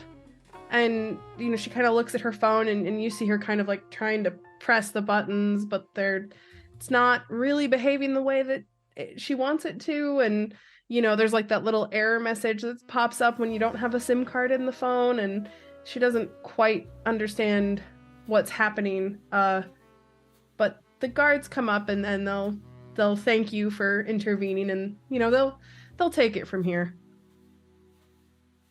Just in the background, like, I love watching them work. Have a nice night. Don't forget to comment, like, and subscribe. It really helps the channel. Honestly, it's a little terrifying when they do that, but luckily it's not me.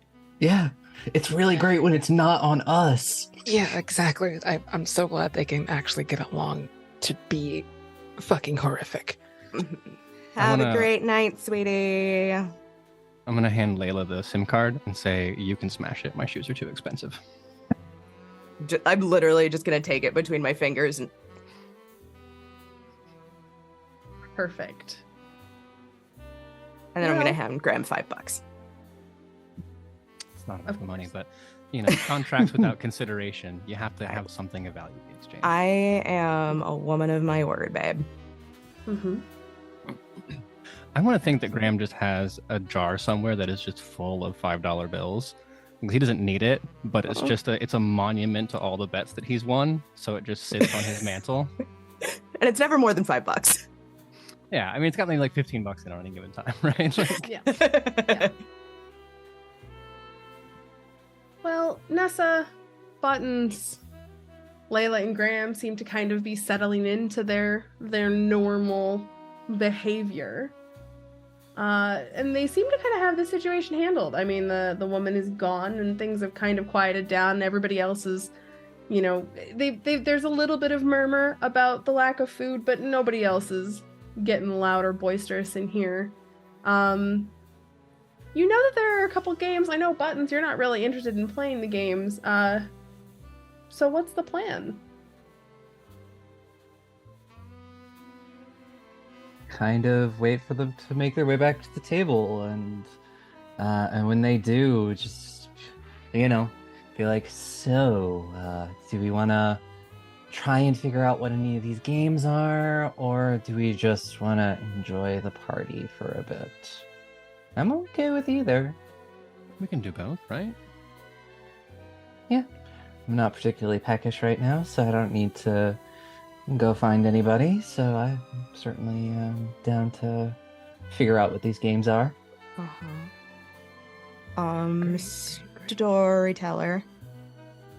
Yes. I'm looking at my character sheet, and Leyla has a speciality labeled deduction. Mm-hmm. Shall deduce. Yeah, would someone be able to deduce that nonsense could have been part of what we're looking for? Make me a it's what is that? It's an investigation specialty? I think so. Yeah. Go ahead and make me an investigation roll with +1 for your deduction.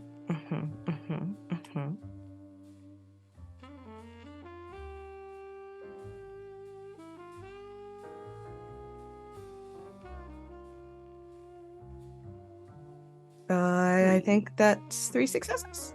Yep. As you kind of look around the room and you kind of notice some of the other Nephilim are watching you as this happens, or now that it's done. There are a couple of them who are nodding approvingly, and they're kind of like writing little notes, and you think that what you just went through dealing with that woman was definitely one of the trials. Yes. Well, Interesting. chickadees, I'm pretty sure that is 1 down.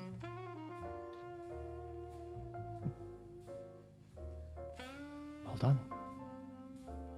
So does that mean you two could possibly just score the rest of these for us, or? I mean, if that's how you want to play the group project, I don't want to suppose. play it all. Truth be told, I'm just giving it. So nothing has ruined. You clearly are playing the game, as it were. Truth be told, I would have done that anyway. Yeah, no, I That's think I would have fair. had fun doing that regardless, because she Yeah. sucked. Well, there you go. You guys are having fun. I think I saw her at a gallery show I had the other month, and Oh, gross.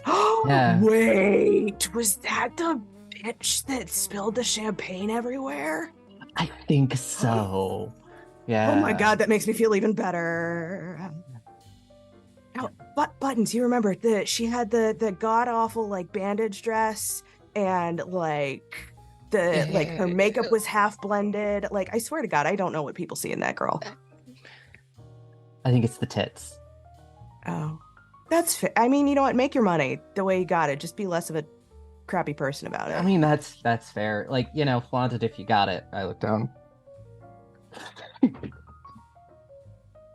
You know how bet. you know how earlier Buttons there was a conversation going on and Buttons was just staring off into the middle distance. Now that this is happening, it's Graham's turn. So as this conversation is going on, now Graham is the one who's tuned out of the zone and is looking around the room. Well, hey Graham, since you're tuned out and staring around the room, can you make me a wits and awareness? Wits and awareness, you say? Please.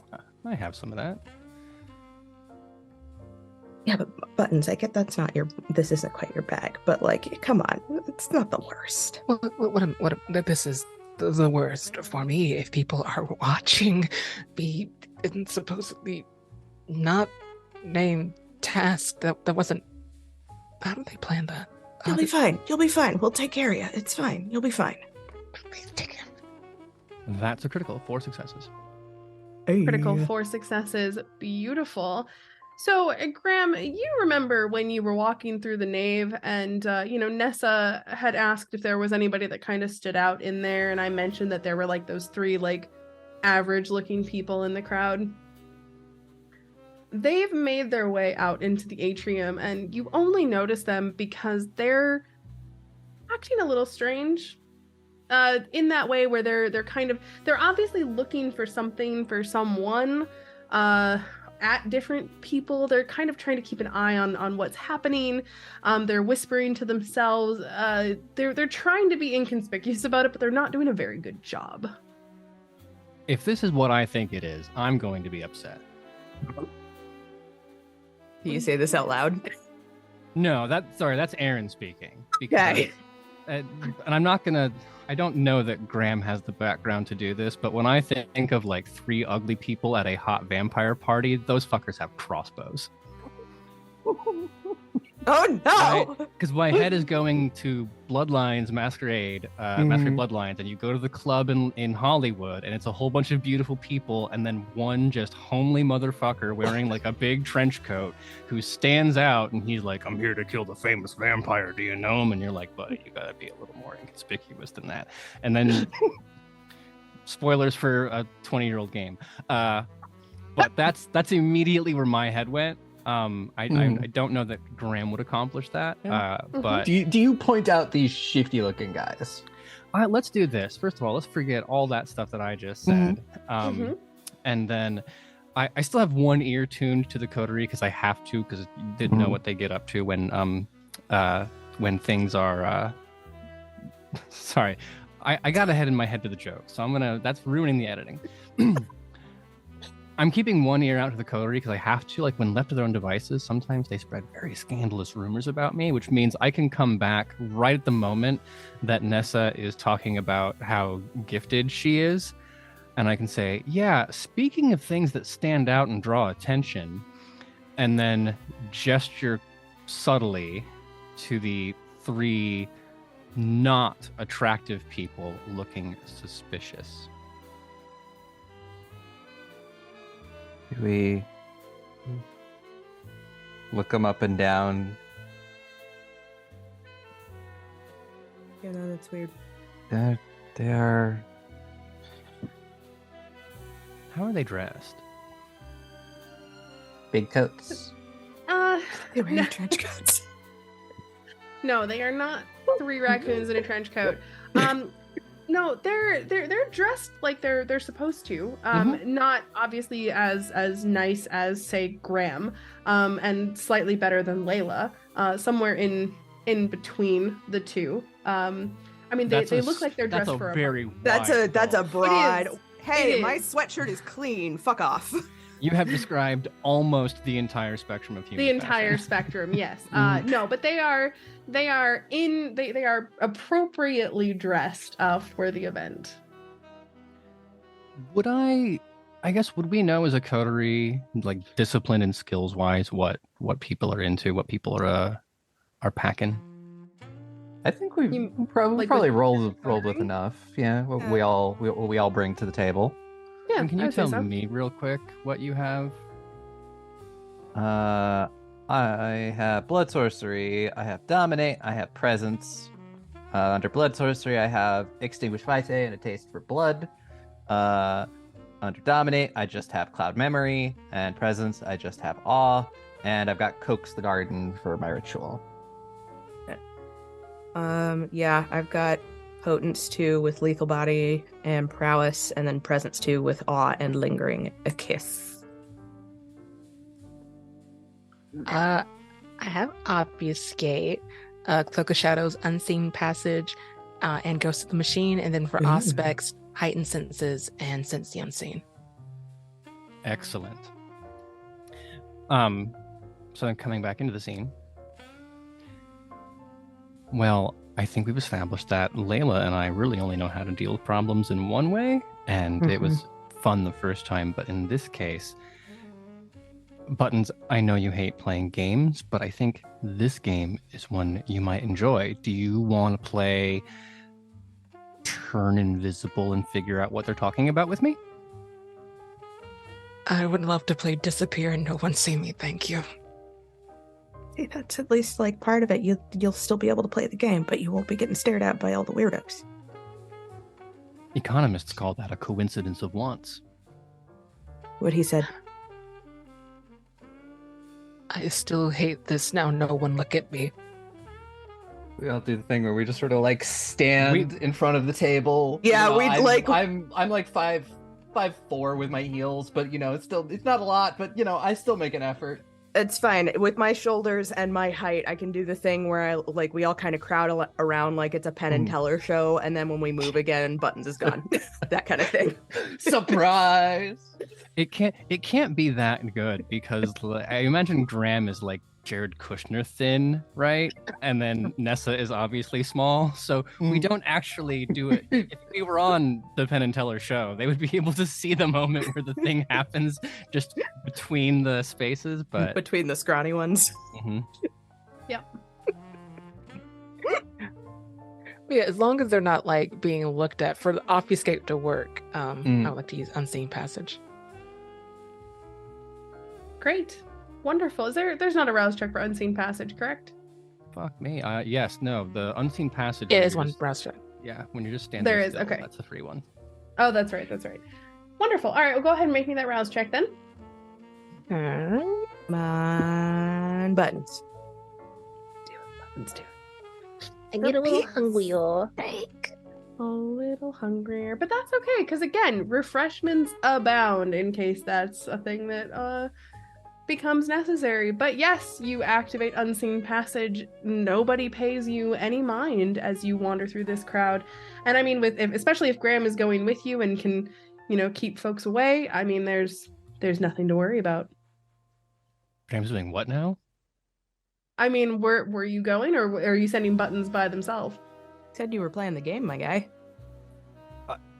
No, the game is convince Buttons to go conduct espionage. That's the game that I was playing. Okay. Because no, that's my fine. Yeah, my whole thing is that Graham walking around is looking now to be 4 suspicious people on the dance floor, right? So I love Fair. that. It's gonna look around for Graham to be behind them, and We just see us just giving you a thumbs up. Yeah, there's like a thumbs up in your general direction from the table. Oh, it's very much like Dad watching you play softball in middle school, where it's just like thumbs up, center mass, like, you got it, kid. We believe in you. So Buttons, do you make your way over to the 3 average-looking people? Don't know why they put up with us. So you make your way over, perhaps setting yourself up just across from them at the table, the little cocktail table that they're standing at. Not like they'd notice you anyway, but it's a funny visual to have in your head. They're not talking at length about anything incredibly suspicious. They're talking about their friend Emilio. Emilio, as far as you can tell, has gone missing. And they all think that he's somewhere in the back. And the conversation that they are currently having is, we need to get into the back. But, they're obviously mortals, so they're bronze stars. And you know that only the gold stars have had access to the back, to the transepts, to any of the passageways. So if Emilio's here, and Emilio, they got separated from Emilio, and they think he's in the back, they're looking for somebody to try and help them find him.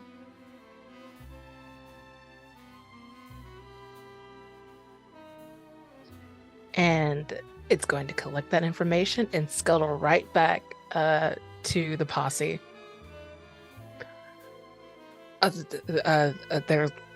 They're mortal, of course.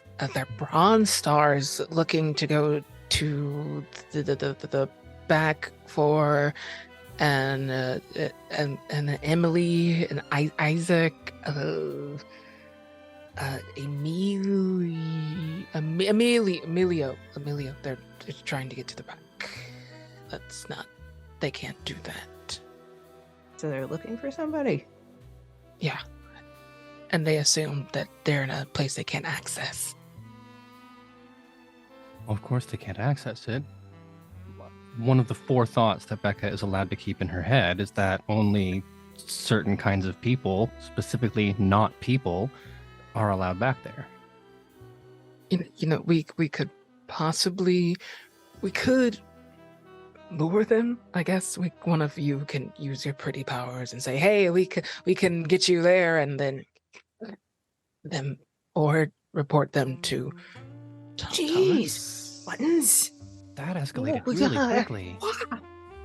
I mean, I'm a little proud of you. I'm not gonna lie. Is that what you think of me? Honestly? No, that checks out for me. Okay, first of all, not the time. Okay, well, tell you what, there are no bad ideas, so we'll put murder them on the list, but let's keep the list open for now, yeah?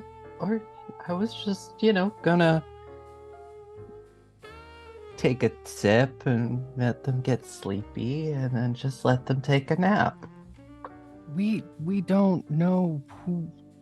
Okay, like, I really appreciate this change in you all, how you are immediately willing to leap to the sinister. That's normally my job, and I appreciate not being the only cynic here. But there are lots of reasons that their friend could be back there. For one, we don't know if their friend is mortal or not. Maybe you have human friends, right? Yeah. That's a thing people do. Friends is a loose term. Oh, okay. Well, I let's not... The definitional problem aside, possibly we just kicked somebody out, right? Maybe their friend got taken by security because they were caught up in the game. My point is there are lots of things that could be happening that don't necessitate the varying levels of violence that have been offered so far. I would like to argue that it doesn't necessarily have to be violent. It could just be an end. It could be that celebration of life we keep hearing about. Celebrate life with murder. I'm going to stop talking now. No, buttons. No, it's fine. Totally fine. I'm just like I said, I'm a little proud of that. Like this tiny little ruthless streak going through. We don't see it very often. It's really nice. It's growth. But it still seems like this is either A, trial number 2, or B, these guys are being weird and they're gonna bust up the party. And I'm kind of having a good time so far. So like, if this could not end up being, I don't know, like raided or something, that would be awesome. Is there any way we can have a conversation and say, figure out what they're looking for, not let them know, but, maybe mention that we are gold stars and see if maybe, be like, get some descriptions for this Emilio and say, hey, we're, we could go look for Emilio. Less lethal option, we can say that this Emilio has already left. Yeah. Even though people aren't allowed to leave. Or is this to say Emilio has just made a very nice friend and they're having a very nice time in the back and Emilio will join you eventually? Yes. That could work. I'm here for all of this. Also, we could check and see if the Emilio exists and what he's gotten himself into. That's also an option. Yeah. Yeah, and you know what? I'm never opposed to being like a little bit nosy, especially when it's in a fancy ass place like this. They've always got weird shit going on around here. Yeah. Cult stuff. I feel like I'm gonna regret this, but Becca would probably know. Right? Probably. Or know someone who would know. Yeah, Becca could at least point us in the right direction. Yeah. Becca has taken all the gold stars back there. If Emilio was one of them, then she would be able to say, yes, that is right? Mm-hmm. Yeah, no. You wanna go get our best buddy, Becca? Is there anything about the face I'm making right now or have made any point in the night that makes you think that I want to go talk to that woman again? I mean, you were just so charming and so incredibly nice to her, which honestly I'm a little proud of you for, because usually for folks like that, like we get that weird like level of condescension. Yeah. So like, I mean, proud of you. Proud I'll draw art of you two later. I can't decide. Okay, let's make a deal. I'll go talk to Becca if you promise to never draw that ever, or even conceive of it, whatever. If you're filling out a parchment, is that whatever you've got going in your head, but just burn that mentally, and in exchange I will go talk to her. Sounds great.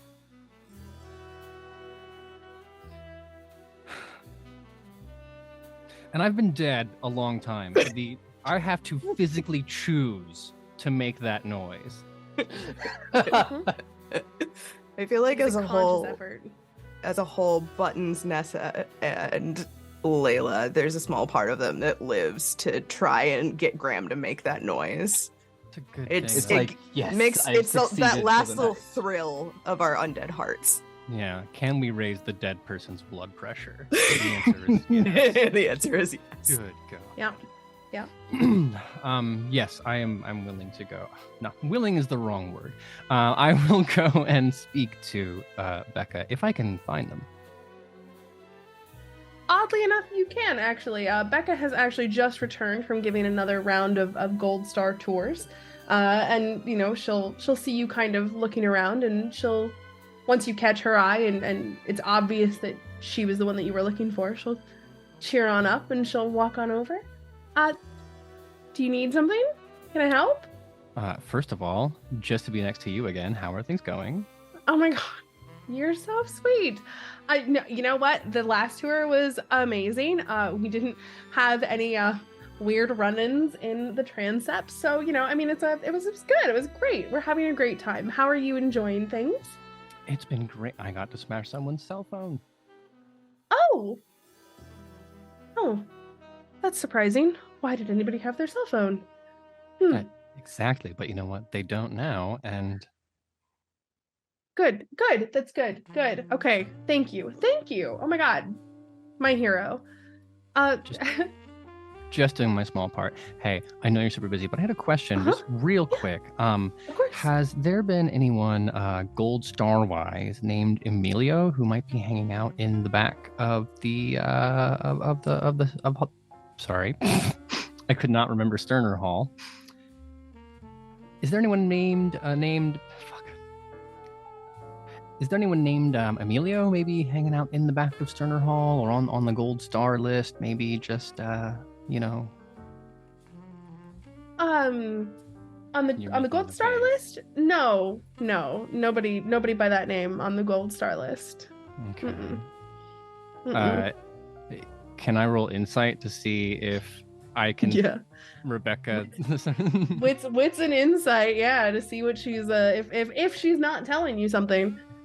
I just want to know if Becca is better at keeping the secret than you are. Press X. Maybe this is part of that. 2 successes. If that's not enough, I'll spend some willpower. It's not. Well, actually, you know what? She's not doing a really great job of hiding it. That was on purpose. No, she she's obviously avoiding the first part of your question. She makes a point of specifically saying, no, there's nobody on the Gold Star list with that name, but it's clear that she's going out of her way to not answer the first part. Right, which is only half the question. Mm-hmm. I know she's a vampire, and I don't want to go disciplining on her, which is how I would normally solve this problem. Okay. Well, whether or not this Emilio exists, can you tell me where a troublemaker might be kept behind that little velvet rope back there? He, I don't know. That's it. I really shouldn't be talking about it. I understand that, Becca, and let me just tell you right up front, there's nothing that I care about more in the world than client financial advisor privilege, which is why secrecy it's so important in my line of work. And the other thing that's important in my line of work is helping people who help you. Now, do I look like the kind of person who would throw you under the bus? Or do I look like the kind of person who remembers the people who've assisted me in life and to make sure that good things come their way too? I mean, you look so nice, and you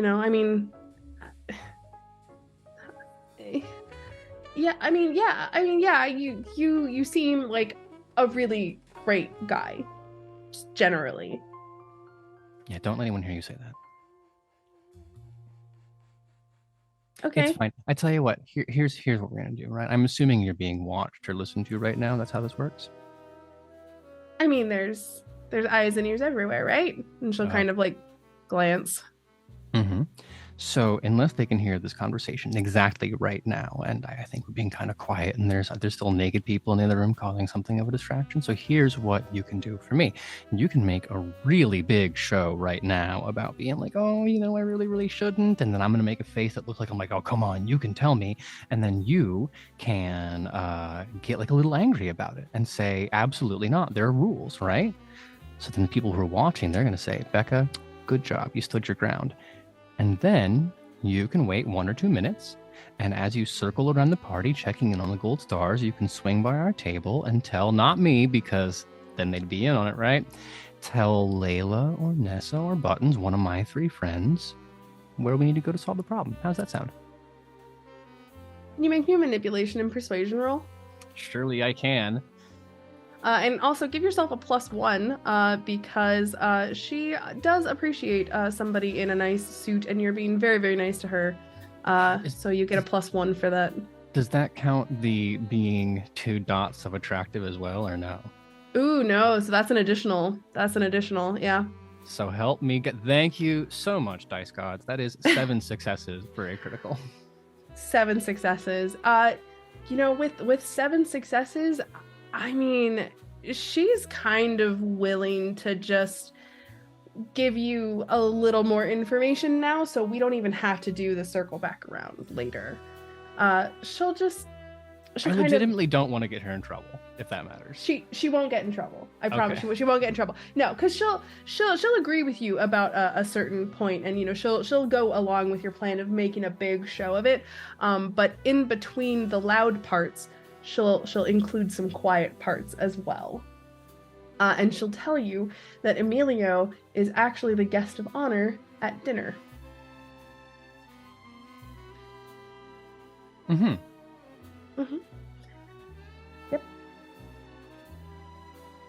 Well, there's no need to say anything more about that, because I can read both the lines and also between them. They teach you that in the Ivy League. So that clues me in a little bit more. Then as a final ask, I'll say, all right, would then in a universe where there are people looking for Emilio and perhaps wanting to extricate him or cause trouble in that process, I'm guessing it'd be something of a boon for you and yours if that problem were to solve itself quietly or loudly in any way. Yeah, definitely. If there are friends of his here, yes, Thomas should hear about this. Yes. Okay. Becca, you've been a delight. I hate that we always have to meet about work, but I love seeing you so much anyway. I'm sure you have things to do, and I definitely have things to do now. So why don't we just circle back a little later? I hope you're having a good time. Yeah, absolutely. I've got to go do another tour, but I'll be back around for sure. If you need anything, don't forget, I'm right here. You are the best. And she'll scamper on off to go grab the next group of gold stars. I feel like Cutest thing on the planet. Face just exhausted, turning away like, oh, it's so hard to be on. Well, I will relay this information to the table, beginning with, all right, okay, I know we're not into games, but like, is a guessing game okay? I mean, if we must. All right, guessing game. Guess who the guest of honor for dinner is at tonight's celebration. And by like dinner, you mean like... I assume. It is our lovely friend Emilio, I guess. Nessa. Oh, it's that Tremere wit. Rapier sharp, straight to the point. I'd give you a gold star. Mine's on my invitation. Yeah. That's a problem. That's a bit of a problem. That's a bit of a problem.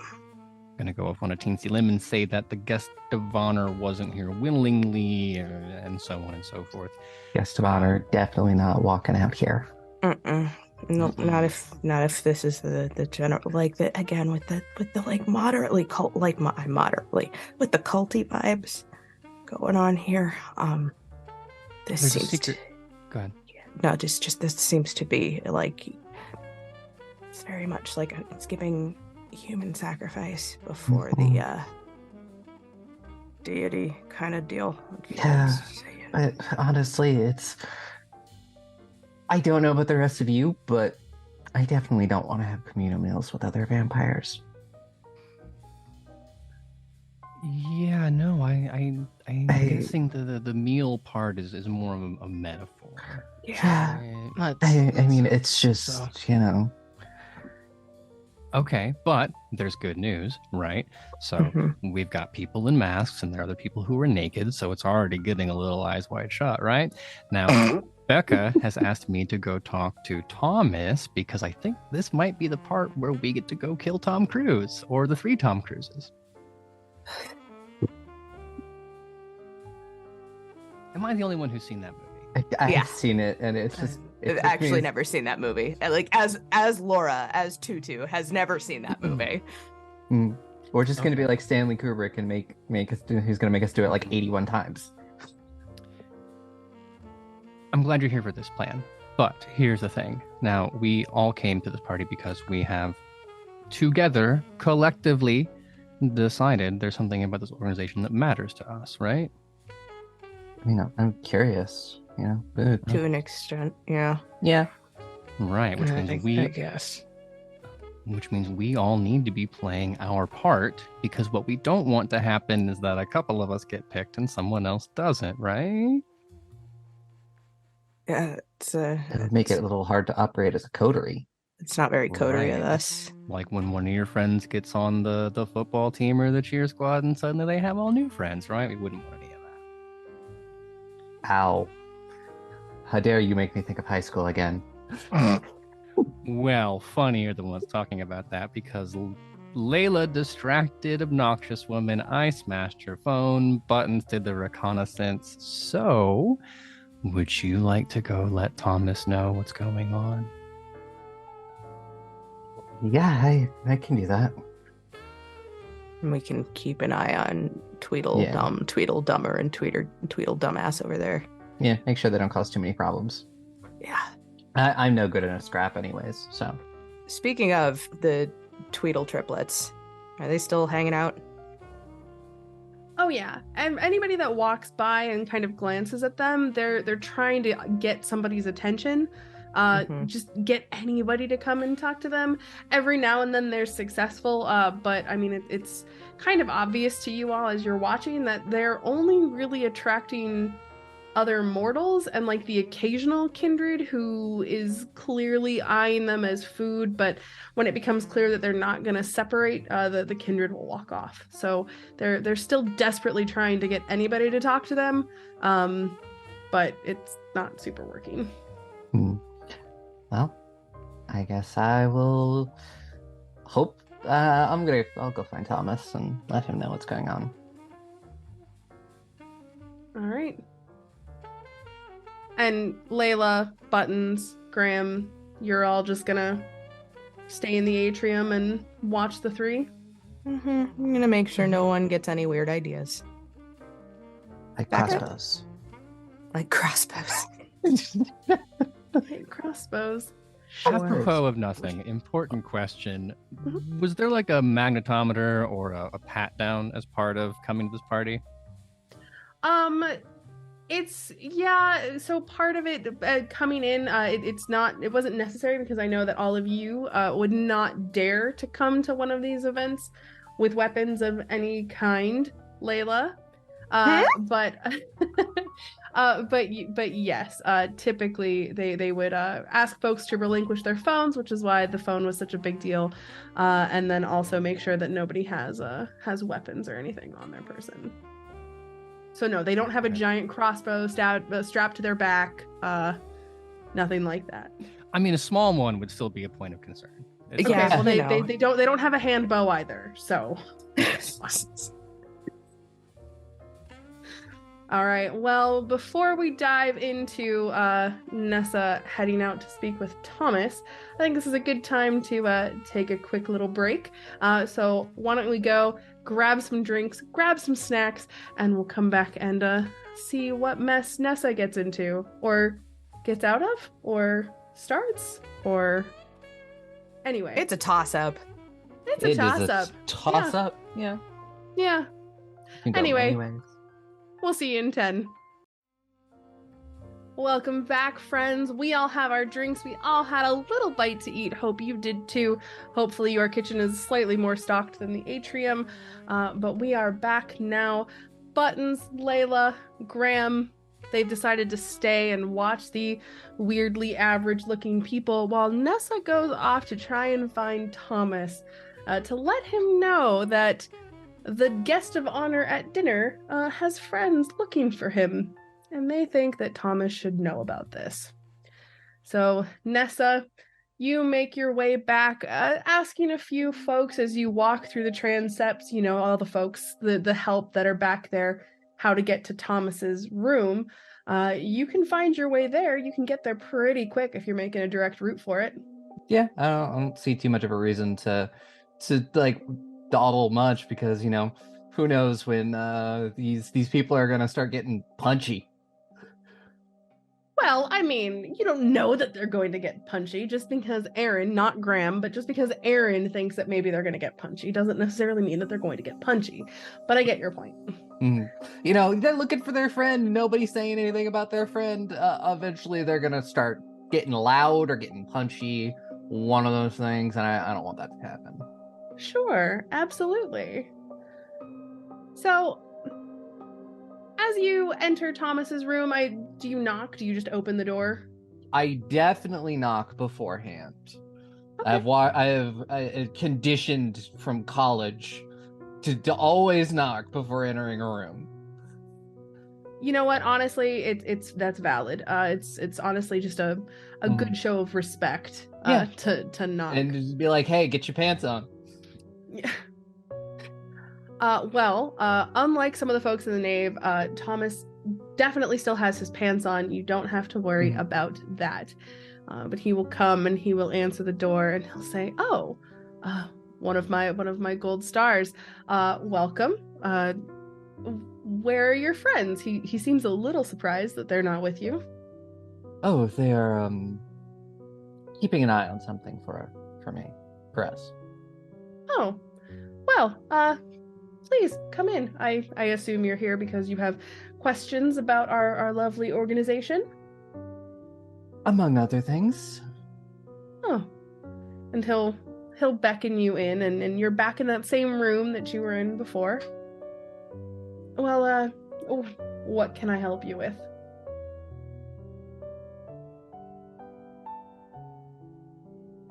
Sorry, my cat just meowed really loud, and I was like, could you not?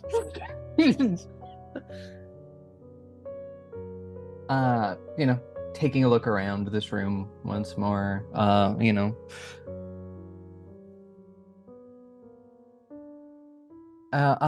eventually, look over at him, and just being like, well, we thought you should know that there's some people out in the atrium looking for the guest of honor at dinner. He narrows his eyes a little bit. He's not sure if you're actually talking about things that you know or if you're trying to get information from him. So he's not really making a move to offer anything up at this point.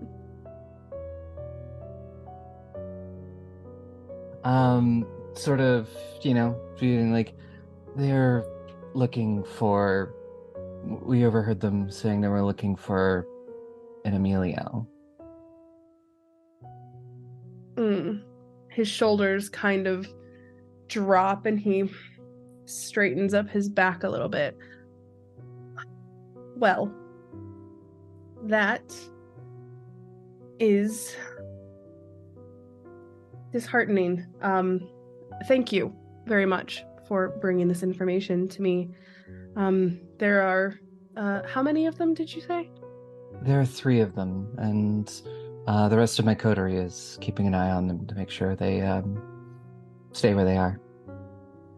Wonderful, wonderful. And he'll reach down and there's a small little walkie-talkie that he's got, and he'll pick it up and he'll talk into it, and he'll just relay this information to some of the security team, and you can hear them respond in the way that you would expect them to respond, and you hear that they're going to handle it. So presumably the same thing that happened to the wonderful influencer with the guards coming to remove her from the room. Presumably that's happening to them as well, but you're not sure because you're here. Yes, I am. She's totally dead now. Why do you always expect the worst, Aaron? Have you played Vampire the Masquerade before? Once in a while, yeah. Why? Why do you First ask? time. My apologies. Well, now that matter is handled, then come, and he'll beckon you back through one of the doors, not the one that says maintenance, but one of the other doors. Sure, yeah. I have a reward for you for bringing this information to me. Sure, yeah. You enter into this room and it's wood paneled. It's obvious that this has definitely been redone. The room did not look like this back when it was the performing arts room. And in the middle of this large room is a very long table. And in the middle of this table is not Emilio, you're guessing. Probably not. Because, well, if it was Emilio, theoretically, it would be immortal. But what you're looking at, displayed on this table, bound in Eastern Orthodox prayer ropes, is a kindred. Now, this kindred is very clearly in torpor. They're not moving, they're not acknowledging anything that's happening around them. And he'll gesture at the kindred on the table. For bringing me this information, I would like to reward you. And he'll slide a sharp silver knife across the table in your direction. And this is who? Well, I think that's rather unimportant, don't you? Just wondering. This is something we did talk about. I don't think we ever settled on the answer. Am I aware of said flaw I have? Because that's gonna really change what I do right now. Well, it's not a... The goal is not... There is not any Vita to drink from this kindred. Oh yeah, that's what there's the knife is like slice and drink. This is very clearly an offer of diablerie.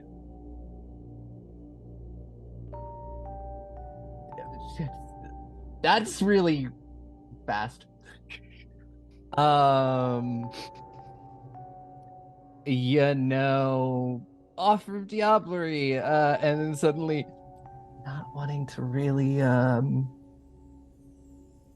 say no to Charles Manson Lights.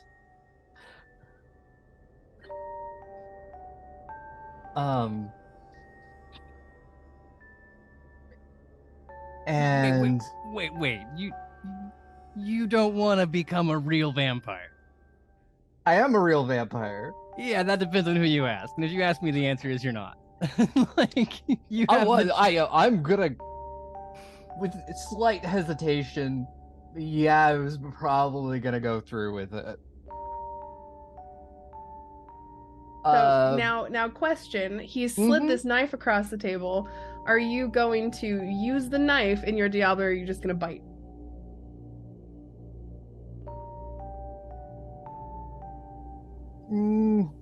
I was almost just like, what would I use the knife for? But just to open the wound. Yeah, that's where my brain went, and I was like, is this person expecting me to do some ritual? But yeah, sure, yeah. I'll use the knife to open up a wound, and we're gonna do it. Wonderful. Yeah. I love this for you. Can you please go ahead and roll me 2 strength and resolve tests, please. Strength and resolve tests. Where are those on the sheet? Up at the top, they're under traits.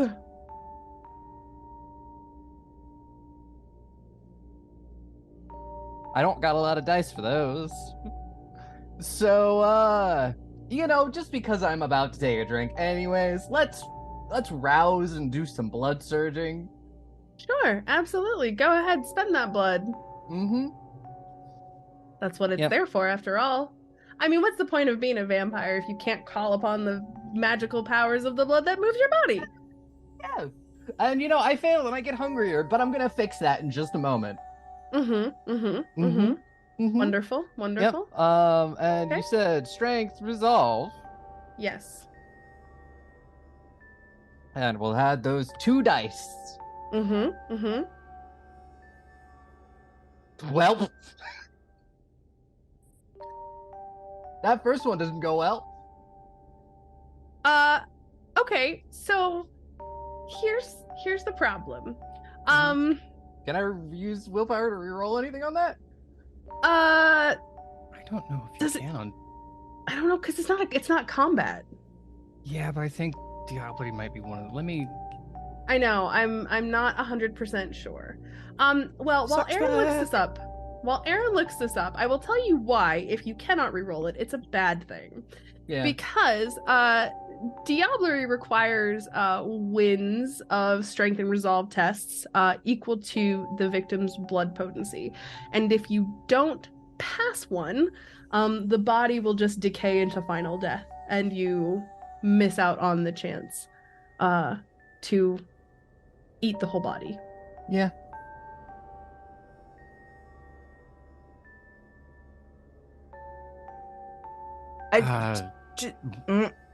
rules as written.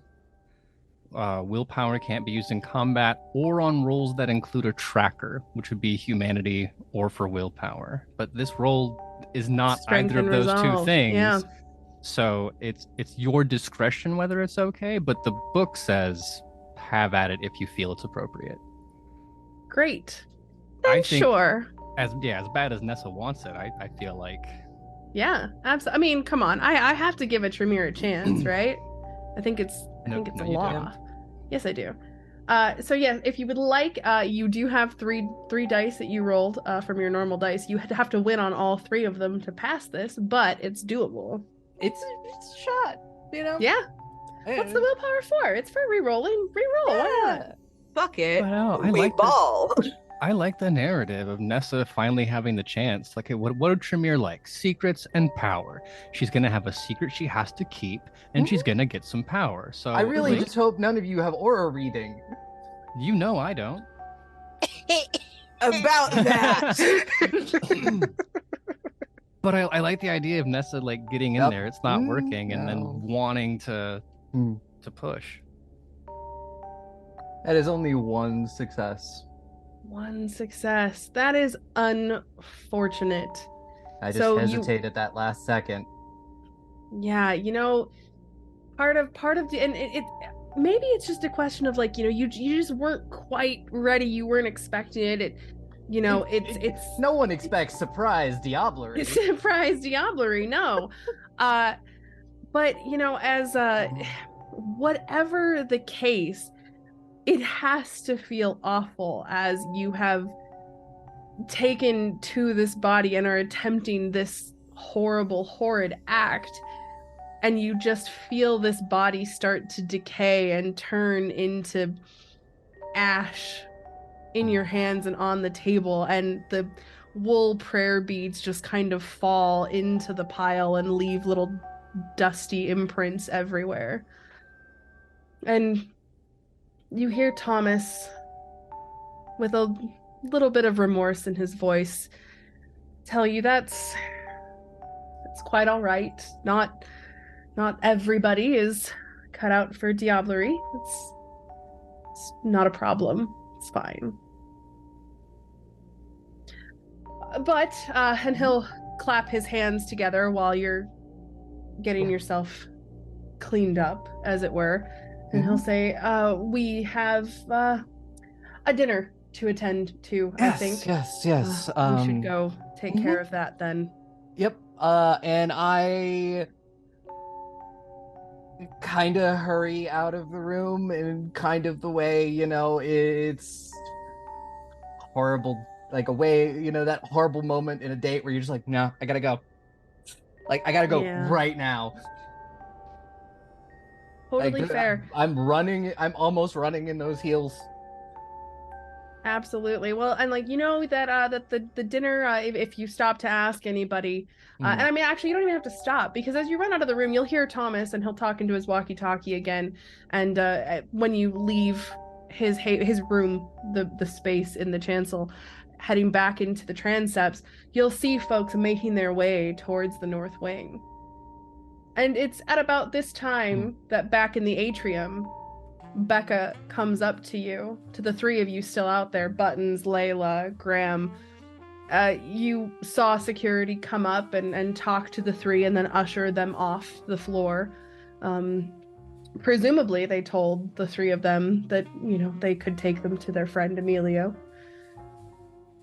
But once that was done, there wasn't much going on. It was a pretty boring party until Becca shows up and tells you, with a very excited look on her face, that it's dinner time.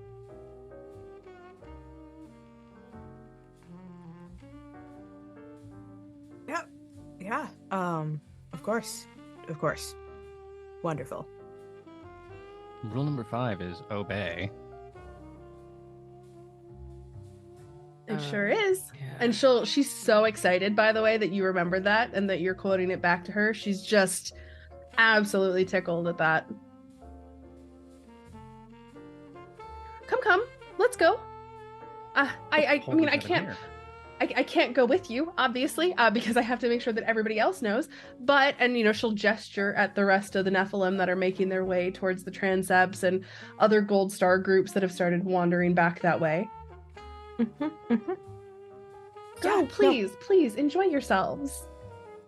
Yeah, absolutely. Becca, and again, just been a delight. And Graham, she'll lean into you and she'll say, okay, so like it's dinner, but like it's also a trial. And then she'll just kind of smile and then like turn and walk off. Well then, I don't know what Graham does with that information, because it's very important that when Graham tells somebody else a secret, that he has to be fully informed and also factually correct. And the worst thing that could happen in like the next 5 minutes would be him saying to Leyla or Buttons, like, oh my God, it's another trial. And then saying, what do you mean? And him being like, I have no fucking clue. So I think that one he will keep under his hat just until he has enough information to be useful. It's the coterie information sharing equivalent of, could this have been an email, right? I don't want to call a team meeting over, this is a trial. Oh, fuck, thanks for taking me out of my normal work loop. That was something we definitely needed to get together on. Right? Okay. All right, Blue Blood. I will say, if nothing else, I'm sure Leyla clocks the fact that, like, Becca got a little cozy. It's like, aw, you're making friends. What are you here to do? Yeah. I mean, you know what? Like, she seems perfectly pleasant. If we need, like, the Nazas, they're awful handy and real good at secrets. Yeah, this one not so much. It turns out. That's just because she's spitting with you, babes. Okay. Well, be that as it may, I don't want to entertain the notion that there are people in the world more attractive than I am, but I am forced by just the laws of probability to accept that there may be one or two who are at least equally as attractive as I am. It's very big of you. Thanks. I'm working on it. I'm trying to grow as a person. But if she's willing to spill to me, we just met. It's you can. But hey, apparently after dinner we're all going to be friends, so maybe she'll grow on you too. Oh, she's great. She's Peach. I think she's cute as a button. I'm glad she's got that going for her, because, oh boy. Let's go, kids. Cute as a button or cute as Buttons? A button. There is no one cuter than Buttons. At what point am I rejoining this group? That's why Buttons gets the plural, the definite article and plural. Absolutely. I think it's just been determined that Buttons is baby. Buttons is baby. Yeah. Nessa, to answer your question, that depends entirely on if you were going straight to dinner or if you were attempting to try and find your friends beforehand. I was definitely finding my friends first. Finding my coterie, because I'm just like, things. Yeah, absolutely. Are you guys going to wait and see if Nessa rejoins you then, or are you going to go off and follow the crowd?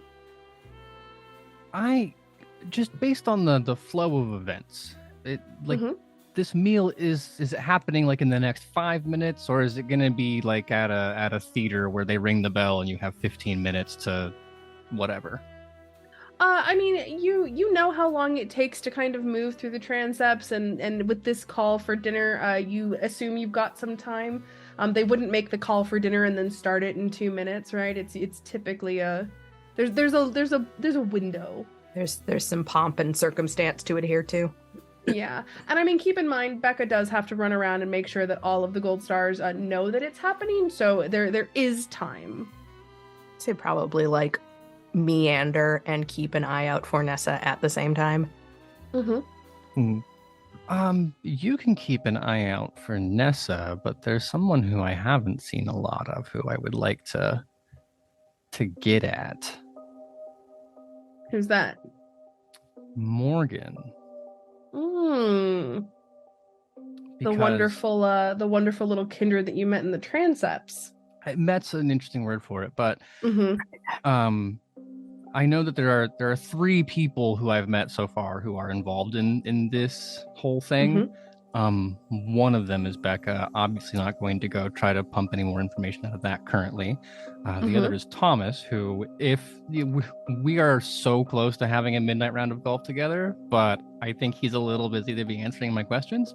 But Morgan, less so.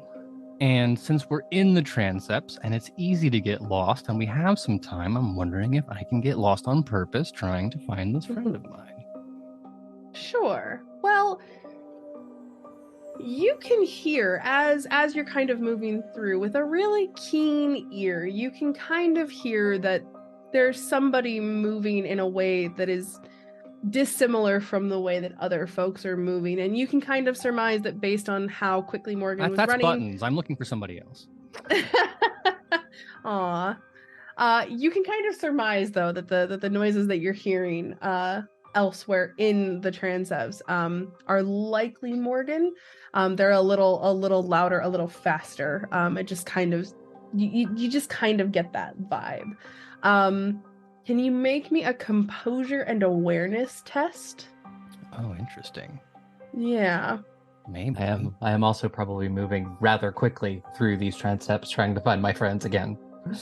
That's fair, but you don't have celerity, so I don't. yeah. I think I'm moving fast, not that fast. Not that fast.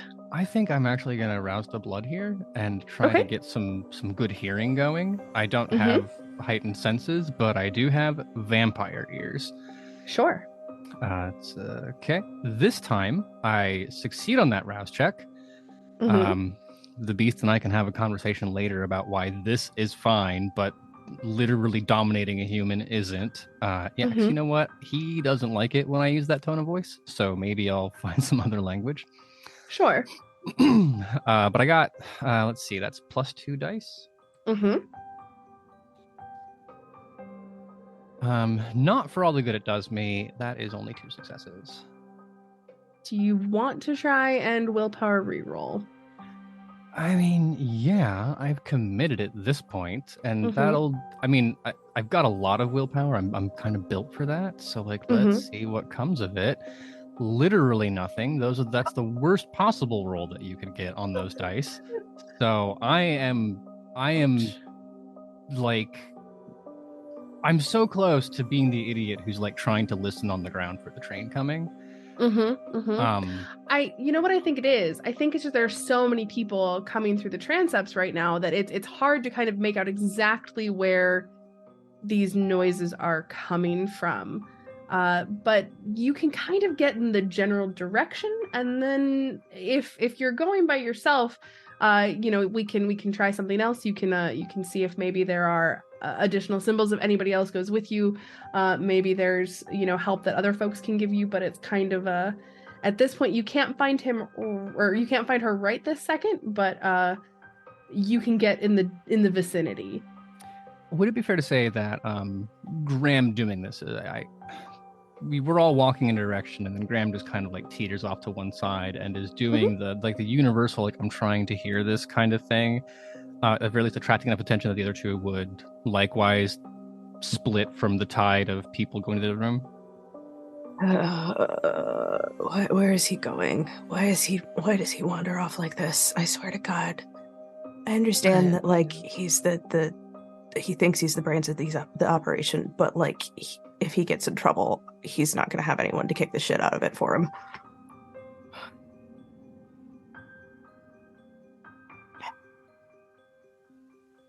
At this point, turning around to seeing the two of you making that look at me, I mean, like, okay, first of all, whatever you were just saying, rude.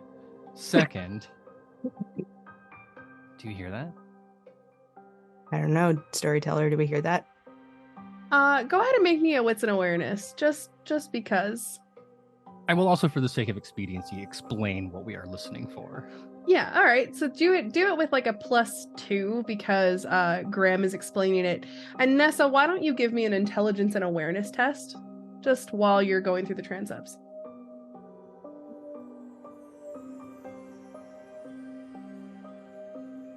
Because I know Buttons has the best shot of hearing it, but I also feel awful reaching out directly to ask Buttons for help. I don't understand why Roll20 has a vendetta. I swear to It God. kind of does. What is with this algorithm? I have played so many vampire games on Roll20, and it's just never. Nothing. Oh.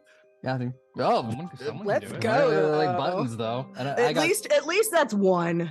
I got 3 on mine. Okay. 5. Yeah. And Leyla, you have a big old goose egg, right? Fuck all. Exactly. Okay. Fuck all. I'm going to distract myself from the fact that Buttons did better by relishing in the fact that Leyla did worse. Did worse. Sure, of course. Yeah. As you're having this conversation and Buttons, you definitely hear it. Like, you think you can pinpoint where this is coming from, to be honest. And it's right about this time that Nessa will turn a corner and see you guys from down the hall and start making her way to you. Legitimately, the last time I had to pull your ass out of the fire, I got a bullet hole blown through my chest, and I'd really rather not have to deal with that again. Are you afraid that's going to happen again now? I mean, who the fuck knows? It's already been hella weird today. What? I hear it.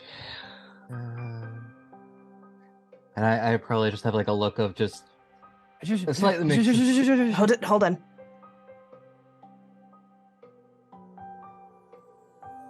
And is it possible to just follow the source of the noise, or just? Oh They're yeah, just aware of absolutely. No, Okay, at this then. point, you're really clued into the noise. There are other noises, obviously, as people kind of pass you going through the transepts.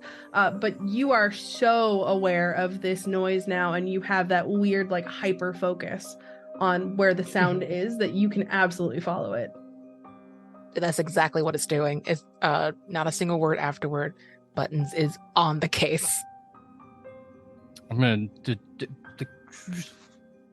to Nessa. I have a look of sort of shock on my face. Slightly upset, slight shock as I join. Buttons down the hallway, you reach the end. There's a moment where you're not sure if you're supposed to go left or right.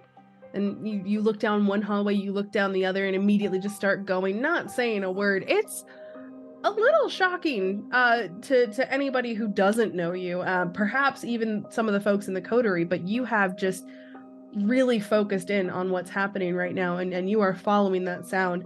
And eventually the sound will stop, but you're close enough that you know exactly where it stopped, and turning a couple more corners, you're eventually pulled into a small side closet. And you enter into this room with Morgan. Just Buttons is pulled in? Well, I mean, Buttons was the first. But I mean, everybody can see this happen, assuming that everybody's following Buttons, because Buttons is moving at a speed that everybody can follow. And if the rest of you see this happen, I mean, obviously Morgan, who's running through all of this, would have made sure that nobody else was around. So if you were to show up, it's not like she wouldn't be, surprised by you being there. But yes, when Buttons reaches the closet. No.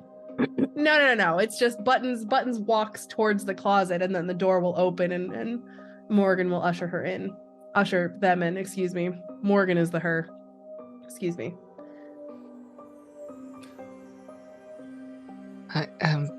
My coterie is looking for you.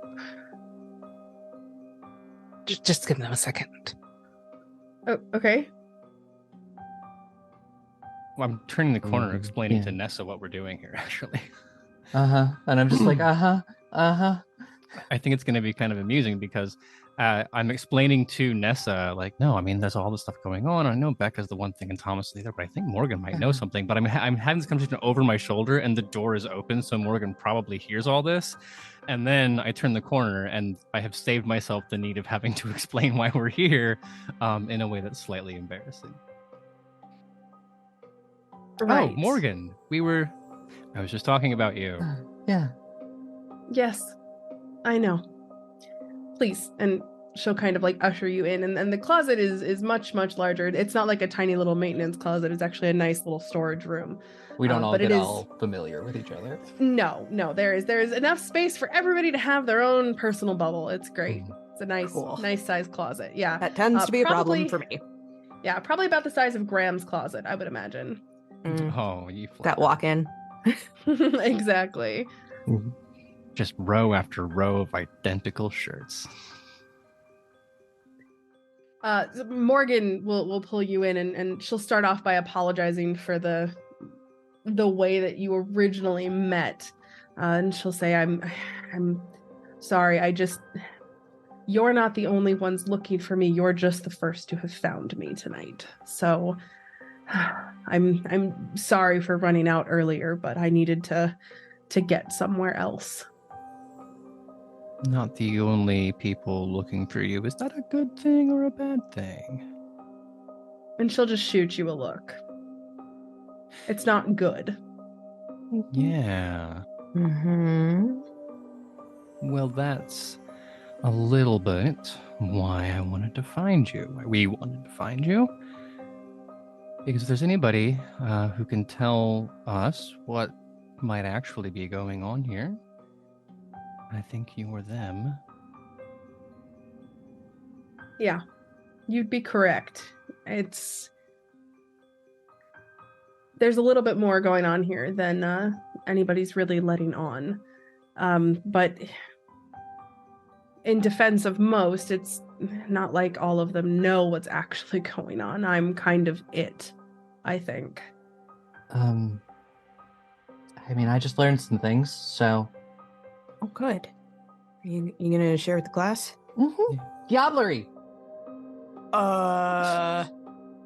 Morgan will just kind of shrug, like that's not. Yeah. Okay, first of all, can we not shout that word? And then follow-up question, if you'll indulge me. Mm-hmm. What? Yeah, my reward for bringing Charles Manson Light the information, was, here you go, walk into this creepy room, here's a silver knife, there's a vampire in torpor. Did you do it? No. Is that lie convincing? It's not really I a don't know. lie. I don't know. Try well, no, wits and that's true. insight. Yeah. You tell me. Half truth. Yeah. Half truth. It is, I tried, I failed, so I did not do it. Give me a wits and insight. We'll find out. I think this is probably an opposed roll. Mm-hmm. What do I Likely. roll? I've only got 2, so you can probably Only beat 2 it. successes. Yeah. I'd say composure. Can I also roll manipulation wits and- insight? Or yeah, composure and subterfuge probably. You want to roll insight as well, Buttons? Yeah. Yeah, go ahead. Just a very large, very concerned Bruja, like standing in front of the door to play bodyguard. Like not outside, like directly inside, just sort of watching all this shit go down. Yep. Wait, it says I rolled 0 dice. No, it says you rolled 2. Oh, but yeah, It the said bottom one hunger. is definitely It not said correct. I only rolled hunger, but Yeah, because how many dice in do you subterfuge? have? I mean, I got a 2 in composure, and then I was. And how many in subterfuge? Oh, I have 0 in subterfuge. Why do I have 0? Yeah, Okay. so that's I have 2. zero in And you're at hunger subterfuge. too. So Okay. yeah. Well, it doesn't but- matter that I can't read her because she can't lie. Yes. Yeah, no. It's obvious that you're not quite sure if she's lying about not having done it or if there's something else that she's not telling you, but no, she's not being completely forthcoming with the information. And whether or I'm not not you gonna- call her on that is up to you. I'm not going to put too fine a point on it. If the others have a different opinion, that's fine. I'm just going to go, nice. Is this really the setting to not be honest? I mean, we can lie back at the Haven, but here where we're kind of on trial playing games, it's not a good look. Mhm. Well, okay. I mean, I tried, but I failed. Simply because cult leader with a knife was in a room with a knife, and I was unsure if I could say no. Well, we love attempted murder. Congratulations. Oh, they're dead. They're very dead. Well, we love actual murder. Congratulations. I don't have to roll against humanity for anything that I did, even if I failed. No, because it okay. didn't work. I mean, probably accumulated a stain, but you know. I also want to accumulate $5 because there is no way that Leyla and I don't have a bet about who commits the Aubrey first, and Leyla bet it was me, and it wasn't me, it was Nessa. Never bet against a Tremere when Diablerie is on the line. No, you really should have known better. Gonna put that $5 next to the other $5. Sorry to interrupt this very riveting conversation, but I'm kind of on a clock here. Yeah, sorry. Yeah. Well, first of all, my apologies, but it's a thing. But second, you did not seem that surprised when my friend here said that. I mean, what can I tell you? We're culty. I don't like that word. But yes, some folks have called us that before. Yes. Look, it was just one of the trials. It basically looking for folks that can be obedient. That was it.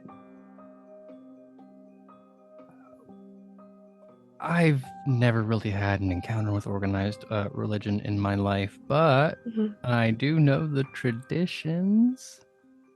And I mean, there aren't that many rules, but that's one. Okay.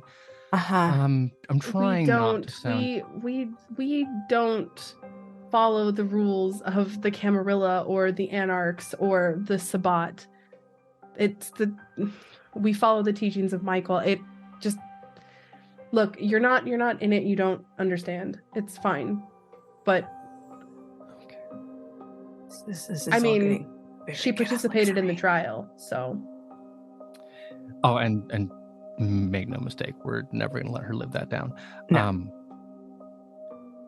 Are there any other surprises like that coming? Because I'll be totally honest with you.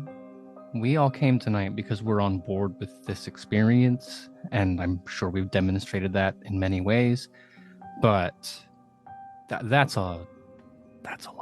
That was it's all getting very Catholic sect for me, and as a reformed former did the whole uniform thing growing up, not a huge fan, but that's a lot. That's taking that whole communion thing super literally.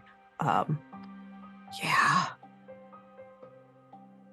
It's at this point that Morgan's demeanor kind of changes. Once it kind of has come out that Nessa participated in that trial, she seems to be a little wary.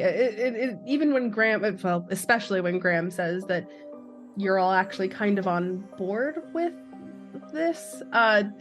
There's an obvious hesitation that Morgan is presenting that she wasn't before. She's obviously a little concerned about your willingness to participate in these trials and what that means about you as a group. Yeah, and you see that? That's kind of what I'm getting at, because right now there's an imbalance in the amount of information that we both have. So we, obviously having X amount of information, think that it seems to be a good idea, and you, having Y amount of information, disagree. It's not that I disagree about the group. I belong. I'm one of the Nephilim myself. I just don't agree with Thomas. Yeah, no, I he gives me he gives me those creeper vibes.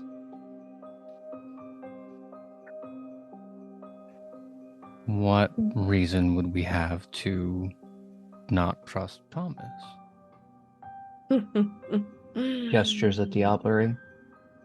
There's a lot of reasons not to trust Thomas. There are more reasons not to trust him than to trust him. When Albertine joined the city, Becca told you about Albertine, right? Yeah, no, Becca's told us all 4 things that Becca knows, and that wasn't on the list. She did actually mention Albertine. Oh, okay, Yeah. fuck me. Well, Yes. Yeah, said that Albertine was like their faraway patron or whatever, keeping them safe. oh, Yeah, right. she did. They're the what, patron from afar? What are they bankrolling this shit? Well, so here's the thing. Albertine was the leader of the children. Thomas was her most faithful disciple. Here's where it gets a little messy, though. Albertine is descended from Michael. She is the true Nephilim. Thomas, he was haunted by the fact that he was not Michael's descendant, so he would never truly be able to reach the heights that the children of the Archangel have. And she'll kind of glance over at Nessa before saying that Thomas finally usurped and imprisoned Albertine. And now he wants to feed me, the only person who knows what he did and can actually act on this, to any gold stars who impress him in his trials. And that's why I've been running all night. Do you know where Albertine is imprisoned, or did he imprison her? Yeah, so underneath the chancel, there's a boiler room, but there's also a makeshift mausoleum for the children who have passed away. Mm-hmm. And Torpor in there? Maybe. All I know is that he's got her there. Well, look, I can't move around here very freely. I mean, obviously I can somewhat, but I mean, I can't stay in one place very long. So would you help me?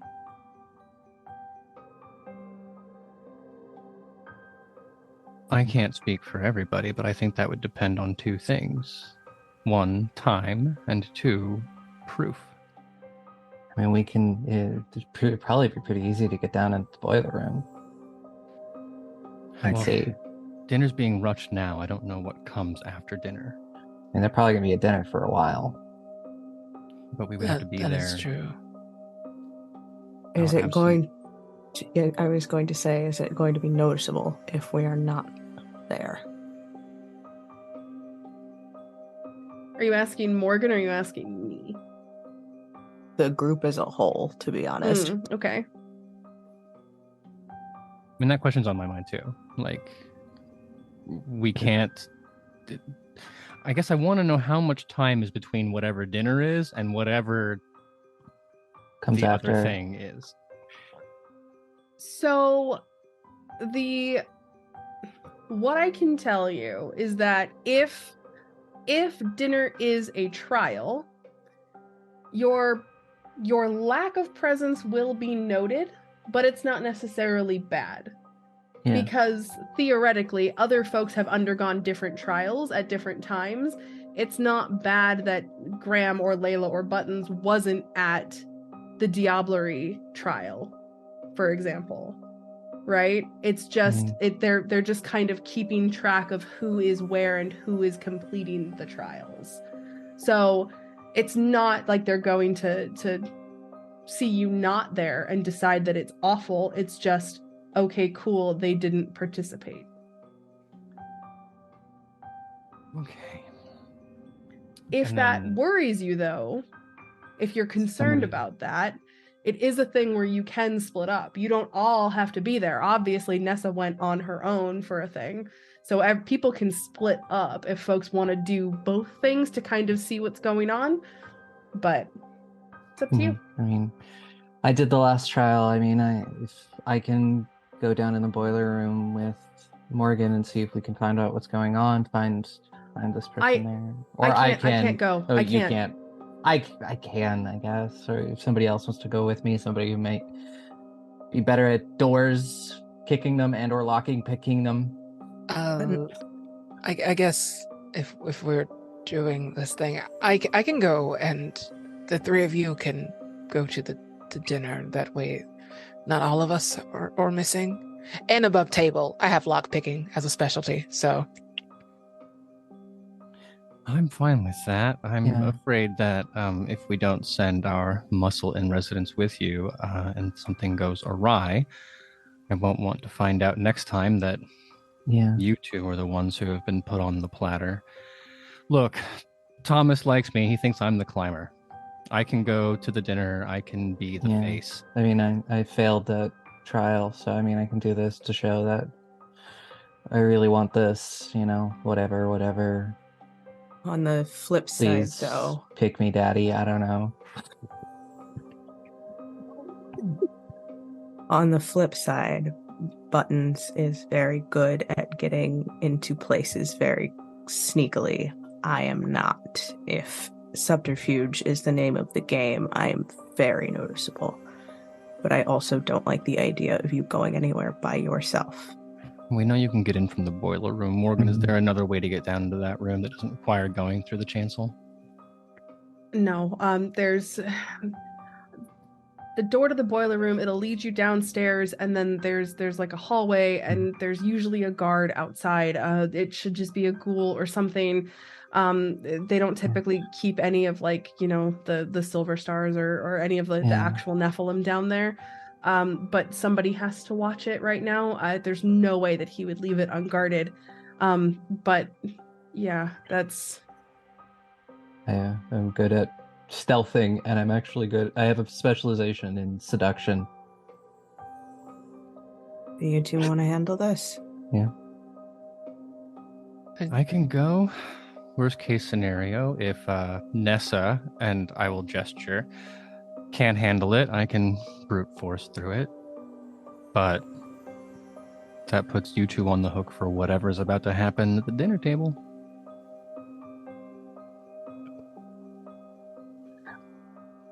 Honestly, if we're just looking for proof, I can peek and come back. That shouldn't be too difficult. Actually, what if we did the worst thing in the universe and split the party 3 ways? Because someone needs to be at the dinner, right? Someone needs to go and figure out what's going on with Albertine. But if Thomas is at the head of the table carving up the turkey, Thomas is not in Thomas's house. And I feel like that, so we know that Buttons, I'd volunteer you for that, because being invisible is probably the most useful in that circumstance. And then I guess I can go with Nessa, or Leyla can go with Nessa, but we know Nessa's going downstairs. I mean, blood sorcery. I don't know. I know that. You have the expertise. That's going to be probably the most useful in case anything weird does happen. Listen, I am bulky and not easily hid. Any kind of subterfuge or sneaking for me is going to be an issue. All right. Nessa, if you feel like you can handle it alone, I'm happy to. Not happy to. I am never happy to leave a Tremere unsupervised.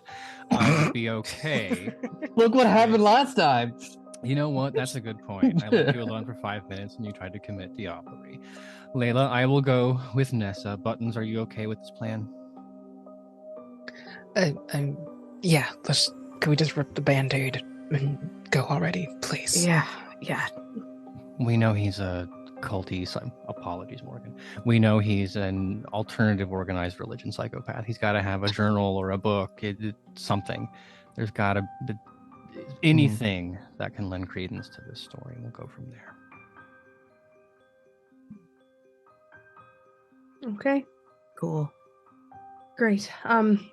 Well, and you'll see Morgan kind of put her ear to the door and listen, and she'll say, "Look, I have to keep moving. But I will stay low in the passageways. I can't go with you, but I can go around, and once you're ready and you can get into the mausoleum, I can meet you there." Okay? Yeah, that sounds good to me. Okay. Sure. All right. Could you bring a bite? If Albertine's been kept there and she's torpid, the first person to wake her up is going to be dinner. Yeah, that's my worry. Well, I mean, we can always think use the ghoul. I don't think that he's. I don't think that Thomas is the kind of guy to leave Albertine. Just. I don't know. Did you think that Thomas was the kind of person to effect a coup over the Nephilim? No, but my point was that I don't think he's the type to leave somebody, at least somebody of Albertine's power, unrestrained, I guess is the way to put that. He kind of has a thing for restraints. He does. Yankee. Be that as it may, if the intent is to release Albertine at any point, I wouldn't want any of the three of you to be what she decides to power up on before she comes tearing up the stairs to enact her vengeance or whatever. Anyway, Nessa, you can take care of it. The ghoul or whatever, we know you can handle it. Okay, awesome. I will I'll keep my eyes and ears open, and I'll meet you guys over there. Thank you. And at this point, she'll kind of open the door. She won't really give you a chance to say anything more, and in a flash, she's gone again. We should get out of this weird little hallway before people start asking questions. Yeah. Well, we're gonna. So who goes and does what their thing first? Well, so we've got so Buttons is going into Thomas's haven, correct? Thomas's room. And then yes, and then Nessa is going into the mausoleum. Leyla, you're going with Nessa? Or are you going with Graham to dinner? I was going to dinner because I am not sneaky. I am large. If Leyla wants to go to dinner, then I will go with Nessa, because an elder like Thomas's Haven isn't going to. Well, okay, don't want to put Thomas's Haven sounds less dangerous than a restrained elder in the basement. God only knows. And if Nessa's seduction doesn't work, we're going to need someone who can just demand the ghoul do what he's told. Well, and also, I mean, keep in mind the boiler room is through the maintenance door, which is in Thomas's Haven, so it's all kind of in that same. Oh, I thought that was in the chancel. Area. No, it's in the chancel is Thomas's Haven. Oh yeah, I had a different picture in my head. That's on me. That's totally fine. I know the names for the spaces are a little much.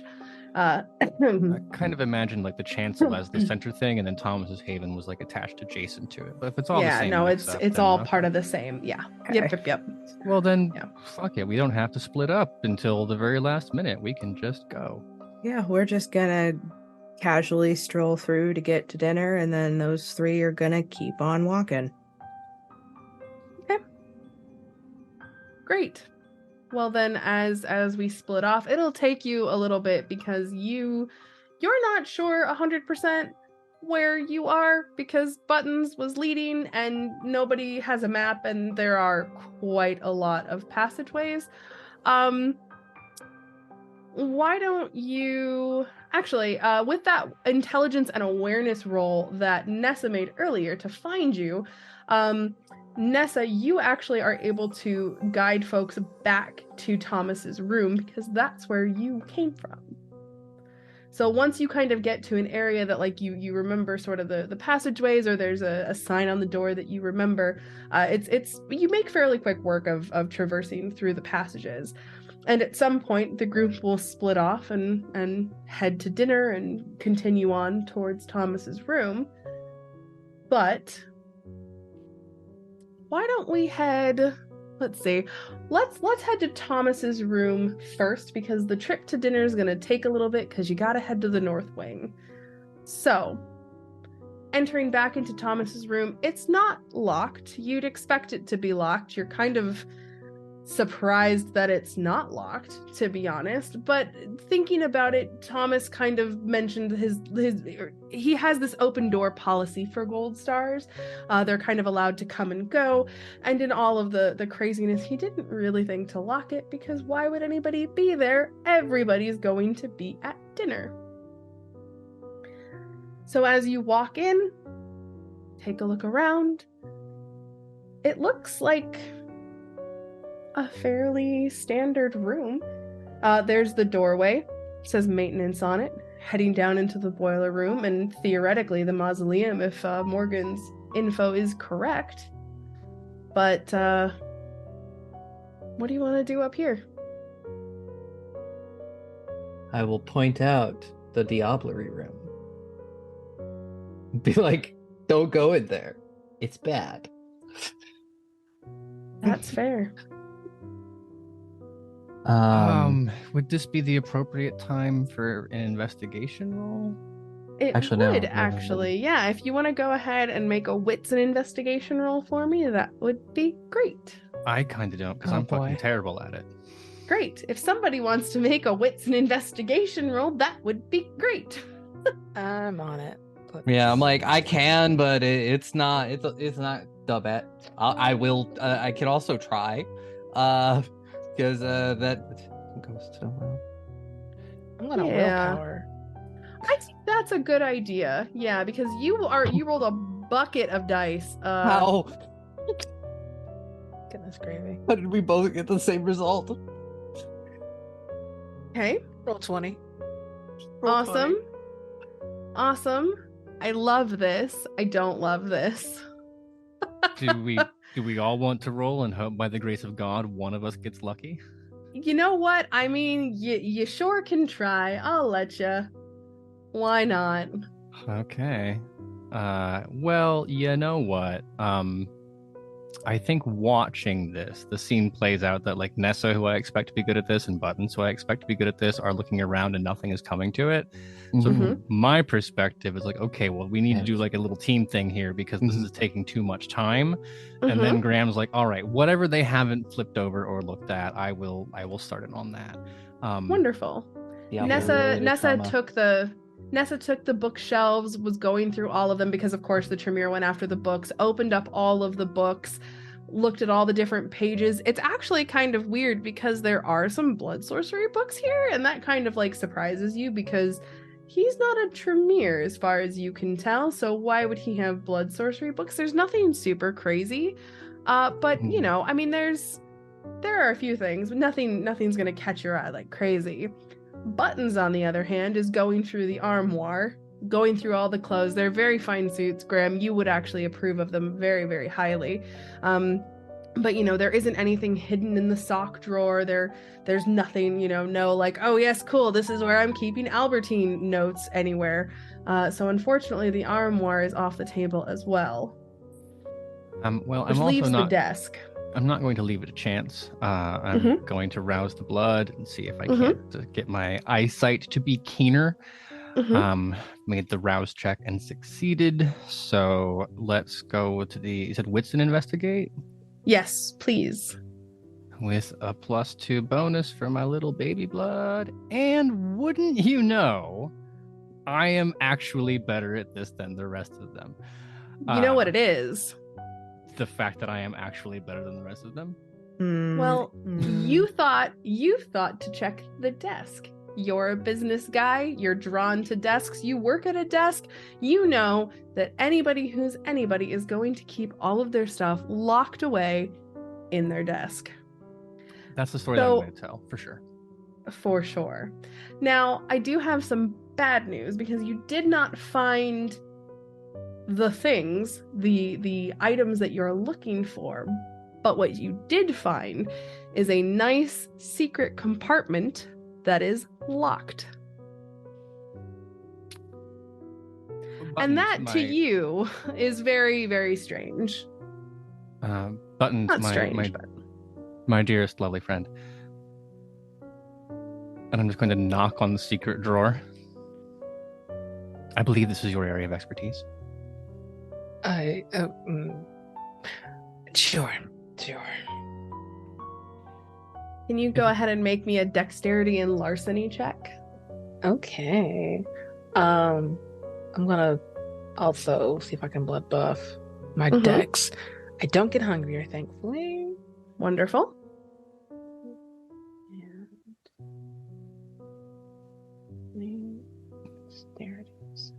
I mean, really, it's a testament to the kind of guy that he is. Like, I'm a secret desk drawer kind of guy. He's a secret desk drawer kind of guy. 4 successes. 4 successes. That is enough to pop this lock. It's not a super strong lock, and it's a fairly old, very obviously expensive desk. So it's not hard to get, but it is a little bit of work. You got to jiggle it just right. But it pops open, and as you pull out this compartment, inside are a series of letters. And as you start going through the letters, you'll pass them out to Graham, pass them out to Nessa, and start going through them. The letters are actually between Albertine and Thomas. And it becomes clear that they had disagreements over how best to run the Nephilim. And the correspondence ends with no mention of Albertine leaving the country, which, if you remember, is what, Becca told you was happening, is that Albertine is gone and running things from afar. And there's also a receipt in the back that includes an invoice for various restraints and chains. Holding the receipts to Nessa. I'm sorry, this isn't my area of expertise. Is this industrial or recreational? It's probably a bit of both. I learn something new about you every night.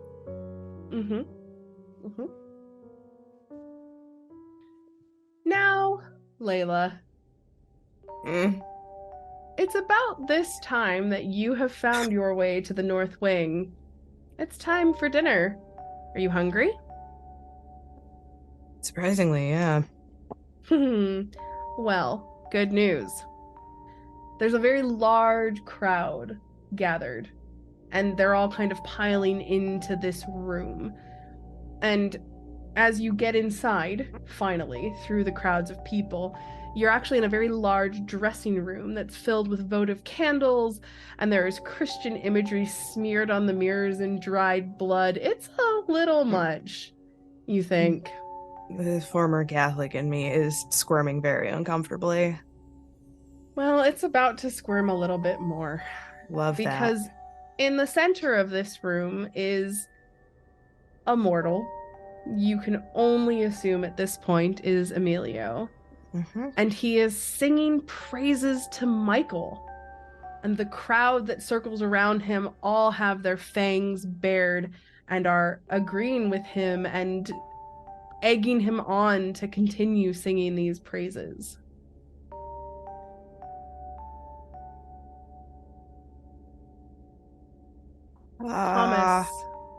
Thomas enters the room at this point.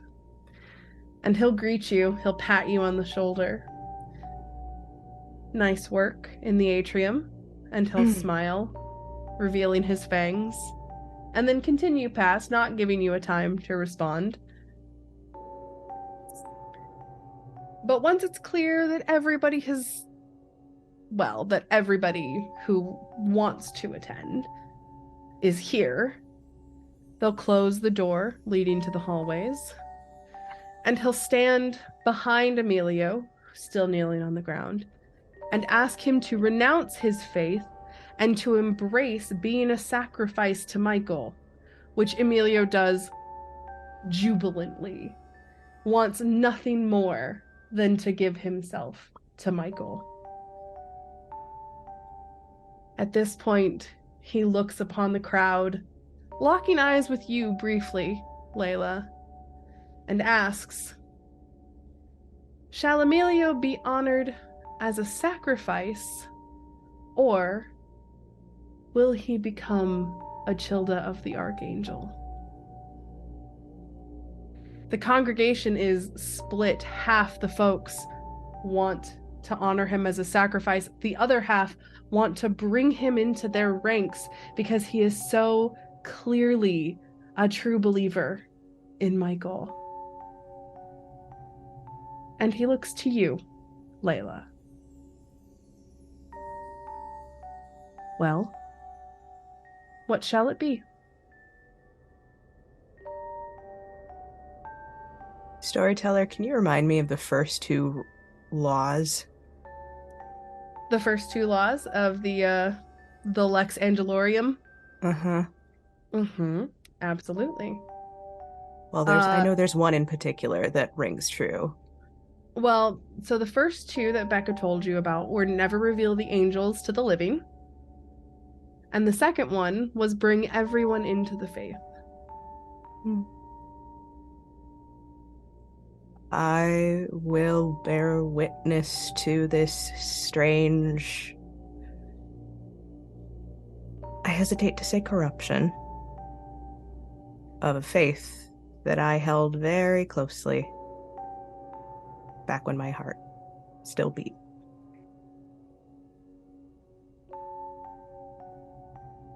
And I'll look up and I will say simply, bring everyone into the faith. Half of the congregation erupts joyously. And Emilio continues singing his praises to Michael. Thomas grins, baring his fangs, and is more than happy to abide by your judgment. And so he begins the process of embracing. Drains poor Emilio in front of you. Other kindred in the room join in. By the way, this is dinner, after all. And once dinner has ended, Thomas continues. You don't know how long it took you to raise yourself up. You don't know how long it took the rest of your coterie, but here it's obvious the process does not take long. Just a few minutes. And as Emilio raises up, you see bound in restraints entering from a side room, or rather, being ushered in from a side room. That loud, belligerent streamer from the atrium. And when Emilio opens his eyes again and spots the mortal, he wastes no time in having dinner of his own.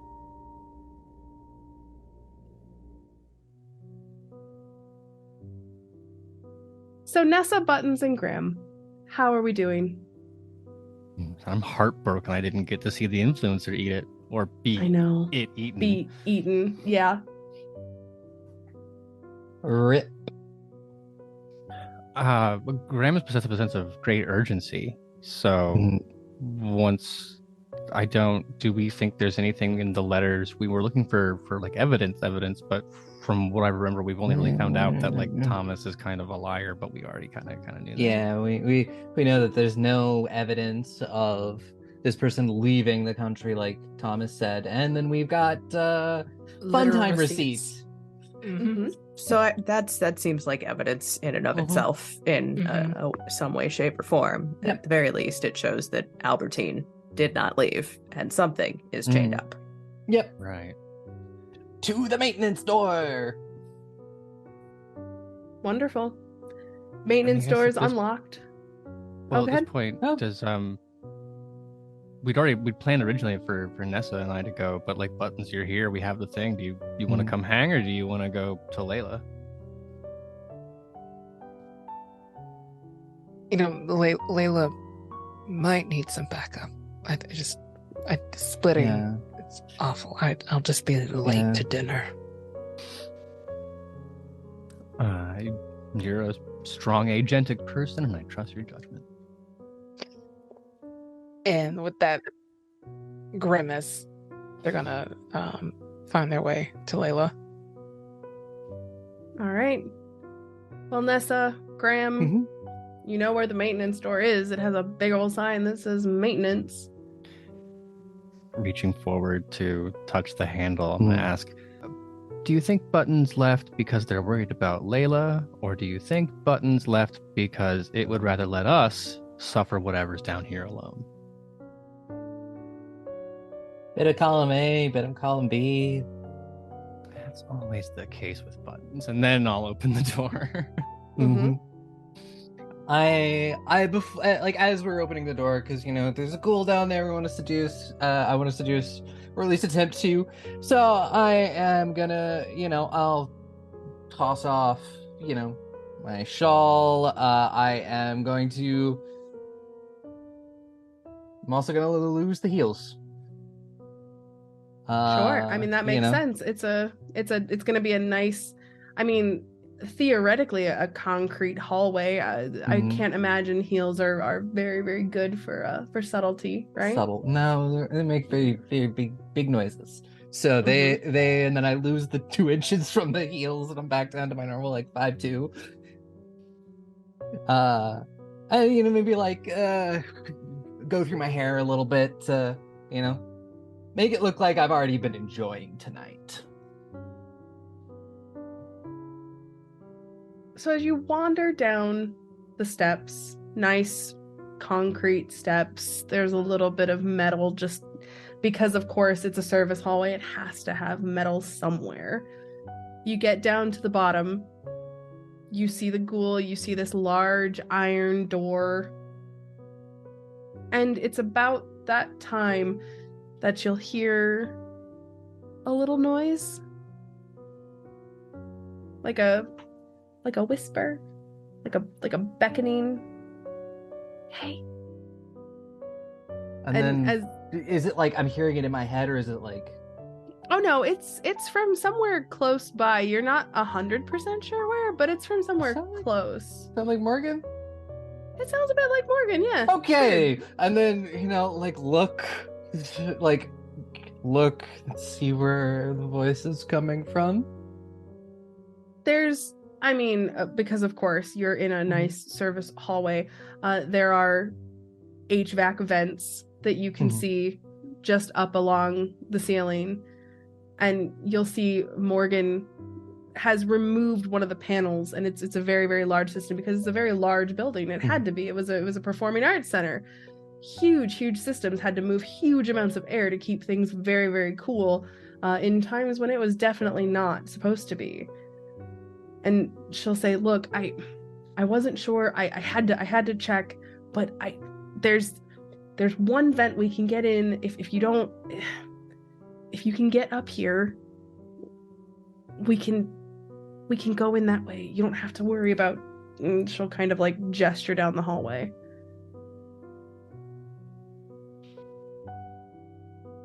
I think I might fit up there. I'm not sure Graham will fit in there. Graham is very tall. He's got the broad shoulders.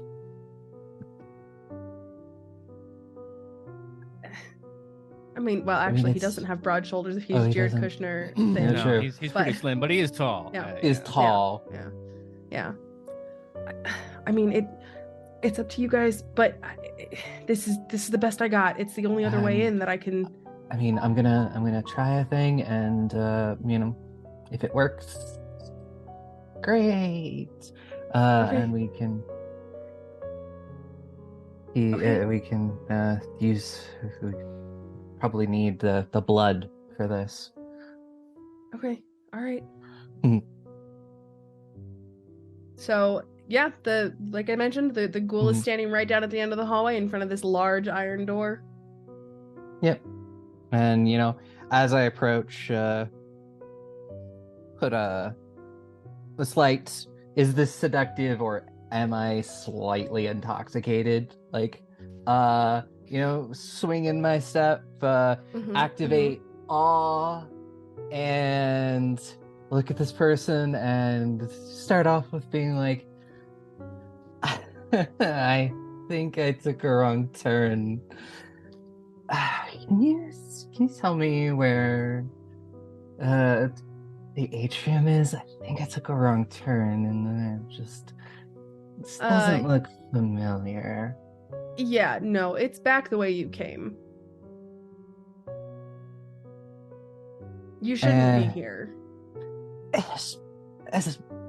It's been a night, and maybe I've indulged a little bit more than I probably should have. Yeah, I'm sure, but you still can't be here. Mm-hmm.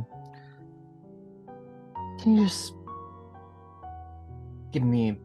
point me in the right direction? Yeah, back the way you came. And he'll point down the hallway behind you. Mm-hmm. And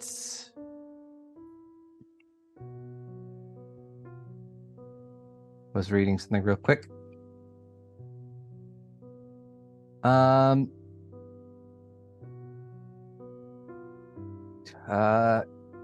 I roll any? Because I was thinking of just like trying to get him a little closer to me, pull him away from that door a little bit.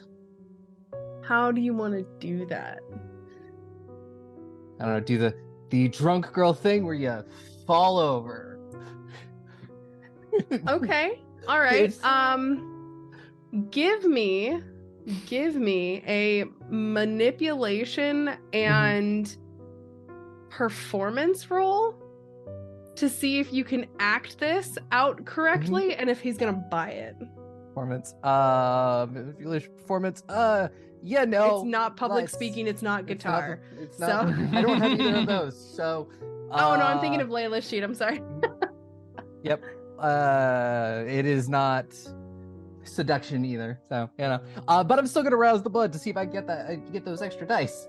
Well, I am up to hunger 3. Great, this is going wonderfully. I cannot possibly see how this is going to end poorly for you. There's not going to be any left for Albertine at this point. And you said manipulation? Yes, please. Manipulation and performance. With 2 extra dice.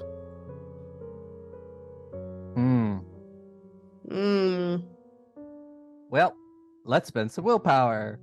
Yep. Reroll 2 of those dice. You only get to re-roll 1 because you have 1 success and 1 failure, and the rest of them are hunger. So you can only roll regular dice, re-roll regular dice. But if you'd like to save your willpower, you can use the gram word, and I'll just erase this man's brain. I mean, I still have some willpower. Only used 1 so far. Hey, have at it. Yeah, it's a one shot. Use all the resources. I want you to succeed. I mean, that's 3. That's 3 successes. That's what you needed to get this man to believe it. So how do you fall? What happens? Well, I've got the no shoes thing on, and is this just like completely empty, or is there just like you keep things down in the boiler room?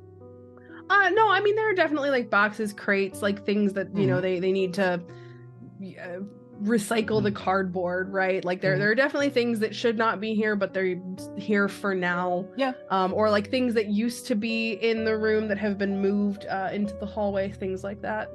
Well, I do, like I'm going to just be like, oh, back back that way, as I say, as I'm like walking backwards, and then just fall backwards over this like box or crate. Oh, this ghoul and is. Just falls backwards. It's just... He runs over almost immediately, and he's like, "Ma'am, look, are you okay? I can't have you here, but I also don't want you to be hurt. Are you okay?" And he'll come over and stand right above you and kind of like hold out a hand to offer to help you up, because clearly you cannot get yourself up. Yeah, going to do that, and take the hand in the drunk way, and just being like, yeah, New Year's Eve, Yeah, no, I know. Come on, let's get you out of here. Oh, and part of me is like, I should take a drink. Are you gonna? Yeah. I do the thing where it pulls me up, and then like kind of do a little bit of dexterity, and then suddenly I am just gonna like pull. He pulls me up, and then I keep that momentum going, latch onto him. Oh yeah, no, he totally believes this story that you are selling him, and as he pulls you up and you fall into him, he's just kind of like, all right, okay, and like starts to kind of like put his hand on your shoulder to kind of get you off of him, and then you bite, and he is, I mean, of course, just putty in the way that mortals are during the kiss. Oh yeah. And I'll just take one, really, because I don't want to I don't want to take him out completely for now. No, that's totally fair. And he'll be a little tired, maybe like need to sit down for a minute. Yeah, absolutely. And after I do that, pull away, lick the wound closed, and then just sort of look directly in his eyes and just go, it's probably better you forgot I was ever here, just in case, and used cloud memory. Perfect. He's a ghoul, but he hasn't been a ghoul for very long, so he's still incredibly weak as far as mortals go. And even though you're pretty sure he should be able to fight against this coming out of the kiss, all of his defenses are down, and his eyes kind of glaze over, and he just nods slowly and just kind of revels in the wonderful bliss post-kiss. And just pat on top of his head, and then just being like, okay, I got it. So it's about this time that Buttons will be reconvening with Leyla.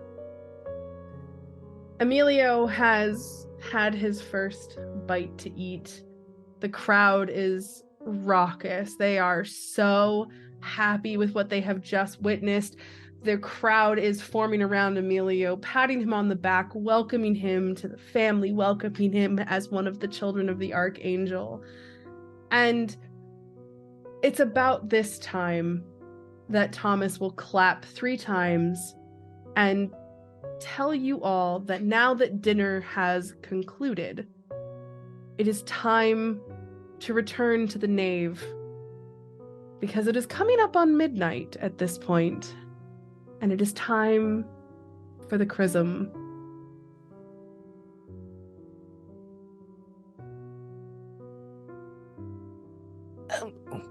What's a chrism? Is this a familiar phrase? No. Sounds like a disgusting portmanteau. It's not. It's just a lot just happened at the same time. Best to follow along, not to arouse suspicion.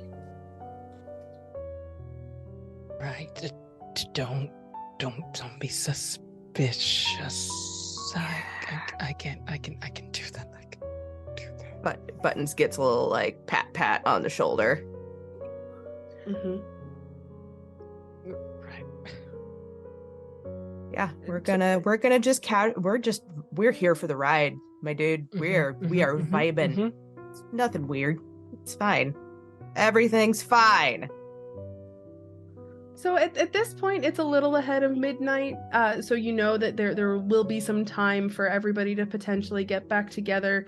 But as you enter the nave, you're a little surprised because the party is still very much bumping in here, and I don't know if either of you remember what Becca said about the nave. No. Things get. Mm-hmm. So have we cranked it up to 11? Is that what you're telling me, Storyteller? Oh yeah. It is front yard summertime slip and slide up in here. Everybody is wet and it is slippery and slimy, and you're not. It's probably best not to ask. From what? On a scale from 1 to Skip Mill's desk. Not quite that bad, luckily. You hope. You think. I don't know. Honestly, it's actually kind of weird because there are no black lights in here, but perhaps that's by design. Oh, thank God for that. If honestly, like you know how people tell you that ignorance is bliss? And I feel like if we hadn't just gotten all of that whole rundown, this would be a lot. Just sort of saying this quietly to Buttons as I sort of find a corner of the nave to look up into, looking up into the bosom of Jesus. Sure.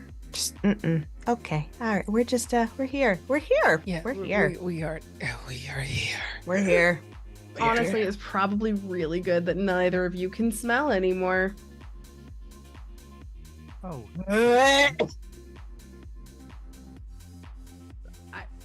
Sweaty bodies. What are you thinking of? My goodness.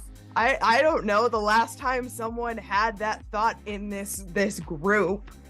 Aaron. Blame me. As you're both kind of standing there off to the side, trying not to get into the thick of things, just watching everything that happens, you both feel a hand clap you on the shoulders, opposite shoulders. Somebody's come up behind you. Buttons physically recoiling in that way that they are is magical for this moment, because if Graham had a twin, you might think this would be it, not in looks, but just in energy.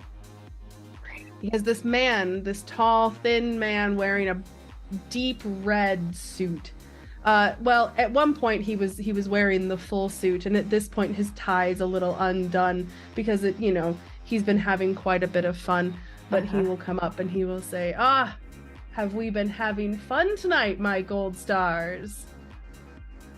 Yeah, it's you know what? It is not quite like anything I've ever seen before. I can certainly tell you that. I know, isn't it wonderful? Have we met? No, probably not. My name is Freddie. I'm one of the Nephilim here. And you two are obviously some of our gold stars. Who are you? Leyla Wright. Musician. Leyla. Love it. Wonderful name. And you, friend? They call Buttons Like on my shirt. Love that name. Wonderful name. Absolutely. I think you're missing a couple there. One or two. Well, it happens, right? Apparently. Indeed. Look, let's get straight to it here. I'm sure at this point you've heard about our trials, right? think it's a little late in the game for you not to know what's going on? No, I think we've picked up what's being put down. Sure. Well, I mean, I've got a fun one in here. If either of you would be interested. Is there a quota that needs to be obtained? Is it like one trial per person, which I'm hoping?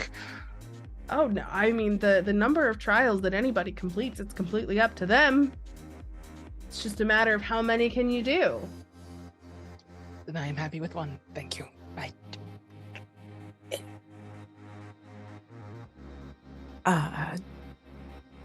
Freddie, buddy. Yeah, Leyla. Pal. Yeah. Is this other secondary trial here? Are we going to be in the midst of the fun? Oh, I mean, kind of, sort of. I mean, there are people here, right? And all I need you to do is go take a drink. That's it. Go feed, go eat, have a bite. Easy. I am a little peckish. Are you really? Actually, yeah, I'm a little hungry. Dealing with Great. prissy pants out there. I actually had to. The worst that could happen. I love this attitude, Leyla, right? I think you will go far. And he reaches inside his coat and he'll pull out a nice silver blade. And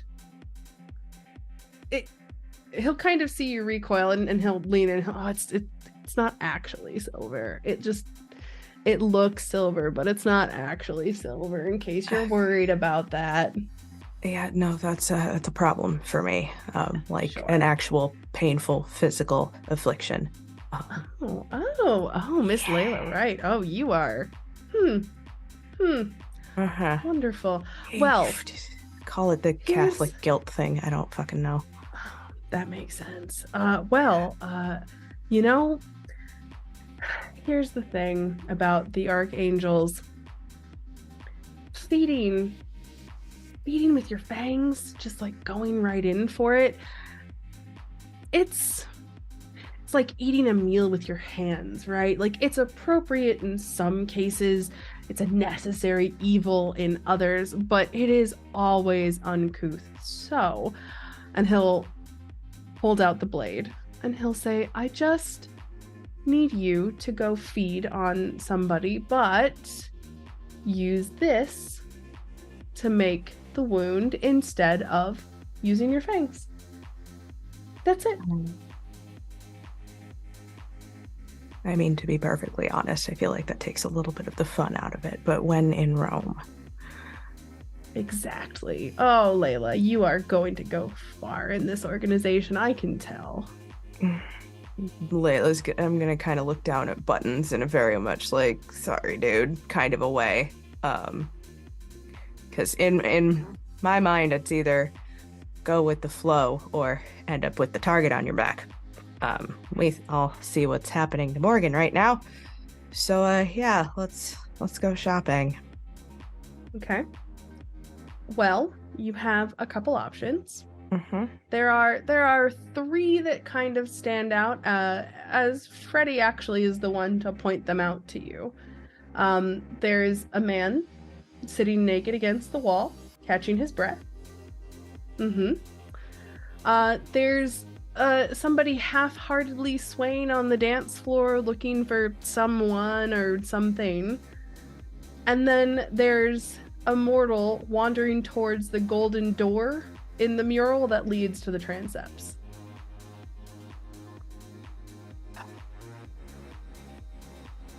Well, I hate any of those will do. I hate to leave a poor soul all alone on the dance floor. There's nothing quite so disheartening. Indeed. I will approach and I will pop awe as I do so. I love this. walking up to this person, it's very, very clear that, yeah, he's looking for someone. And he spots you, and his eyes are drawn to you, and he kind of walks over your way because you look like maybe you'd know, or maybe you've seen somebody because you look like the type who's got their eyes open.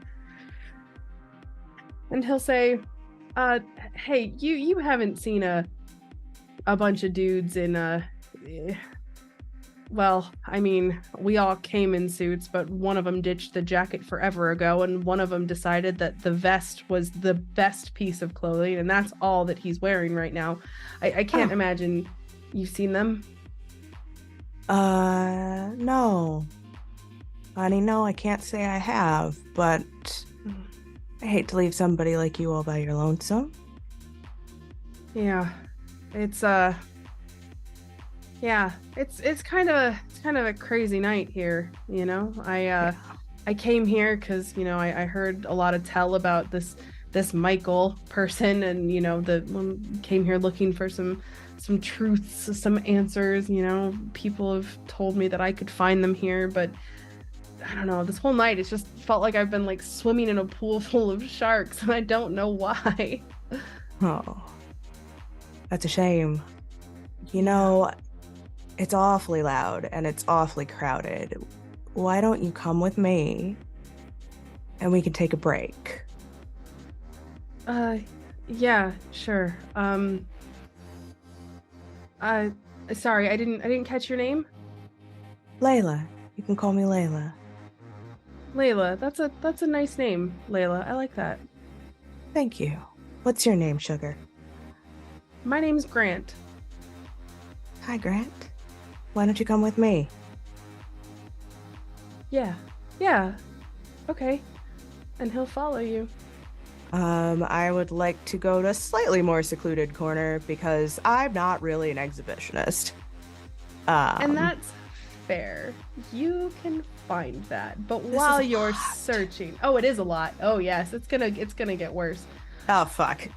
But while that's happening, Graham and Nessa, how's dealing with that ghoul going? He is taking a nice sit down on a box as he recovers from the kiss, and you forget that I'm there. I just had a nice pat on the head, and then I walk towards the door that he was guarding. And then I say I usually tell Graham that, yeah, it's cool now. I know that you've seen Graham's dissatisfied face in the past. So you're gonna be familiar with it when he turns the corner and sees the ghoul like not incapacitated. He's pretty incapacitated. He's not moving anywhere anytime soon. I mean, you only took a sip from him, and then you. I thought we might need more for our torport friend. I get that, but I snap my fingers in front of his face. Buddy. And there's obviously movement behind the eyes, but he's not really there yet. Okay, I will use compel and tell him to stand up. I mean, he does so. He's, again, absolutely in no position mentally to try and stop this. No, I imagine not. Does Nessa make it to the door, or is it secured? Well, here's the thing. There are 2 sets of locks on this door. One of them is a set of padlocks, and the other set is an electronic lock. Okay. I'm gonna ask the ghoul if he knows the code. He nods. Okay. I'm gonna compel him. Well, before I do that, do we have the key? So there's padlocks and then the code lock. He knows the lock. He knows the code for the lock, but for the electronic lock. But unfortunately, the padlock does need to be picked because only Thomas has the key, as far as he knows. Well, as far as he would assume, but he does not have the key. Of course, the one time I don't take corrosive vitae. What kind of padlock are we talking here? Like, nothing super crazy hardcore. I imagine with a nice little dexterity and larceny roll, you could very easily pick it. I was thinking more like a strength and beat the fucking lock off the door roll. Sure, you could absolutely do that too. It's that kind of padlock. Yeah. So first things first, and I'll turn to Nessa and I'll say, I don't assume that you want to do this, right? I'll look at my like noodle arms and just being like, yeah, all my strength. Be my guest. It's on me. Just wanted to call attention to it.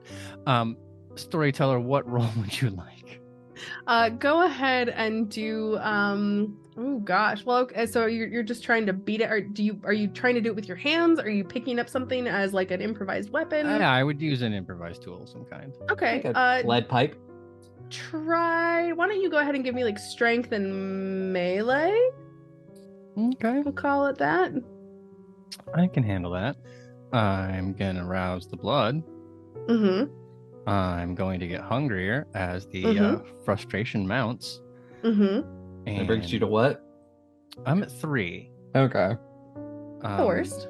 Which means, well, it is kind of the worst because I can't just, oh my God, I almost said suck the guard. I cannot just take a little nip from anywhere in this room. It would be significantly more difficult for me to accomplish that. Mm-hmm. So let's put those dice into the dice maker and only get 2 successes. Mm-hmm. So then we're gonna use some willpower to reroll the 1. Mm-hmm. Which gets me to 3. 3 is exactly what you needed. So it takes you a little bit of time, and I don't know if it's just that you didn't want Nessa to see you not be able to handle it, which is where you kind of pulled that extra little power from in the end. But you do manage to smash it off, and with the guard's code to open up the electronic lock, and a little bit of effort, because it's a very heavy iron door, you are able to open it up and get inside. I'm shoving the guard in before I enter.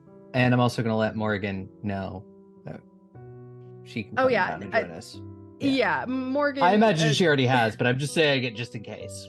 Yeah, no, she's very, very happy, especially once she hears that the lock's finally off the door. She'll pop out of the vent and she'll come down and see everything that's happening. You throw the ghoul in before you go, and there aren't any screams, there aren't any loud noises, any sort of altercation going on behind the door. So you assume it's safe to enter? Is there any lights in there or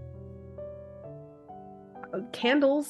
But I mean, you know, there are candles in lots of places in this space, so are they lit? Yeah. Okay. I'm looking for ancient vampires hanging out.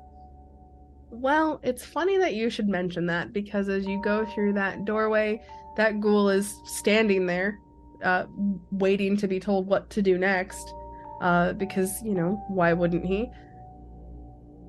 The whole room is empty, except for, well, Albertine.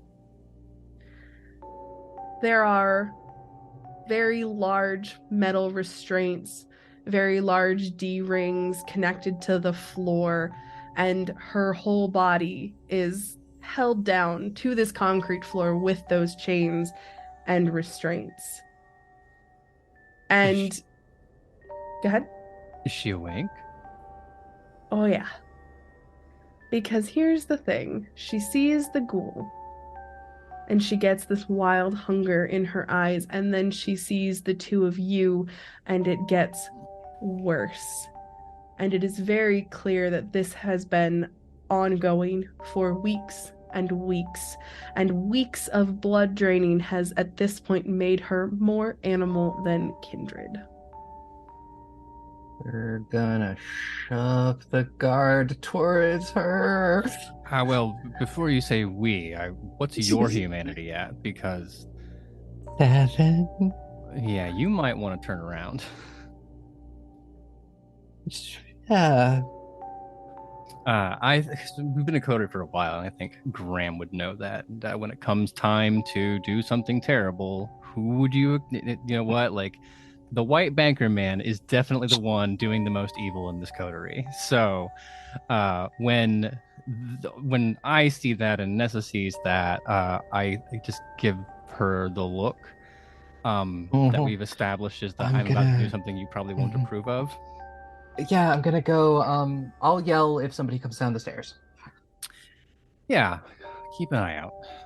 And then I'm going to Unsafe word is pineapple. I'm going to take the guard by like the scruff, the collar or whatever. Walk them towards. You said she's horizontal, right? Oh yeah, no, she is on the ground. The metal has her strapped to the ground. She's not going anywhere. Oh god, it's like feeding a baby.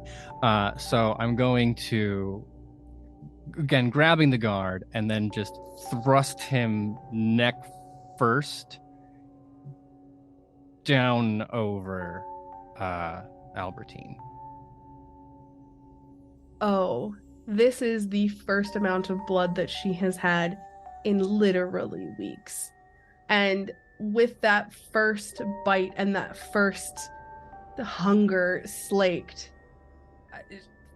first off, she does not stop, but her skin kind of starts to return to the color that you would expect, and there seems to be a little bit more lucidity in her eyes as this happens, and you realize that, cool, this is working, this is exactly what I want, but you also recognize that she's not going to stop until this ghoul is dead.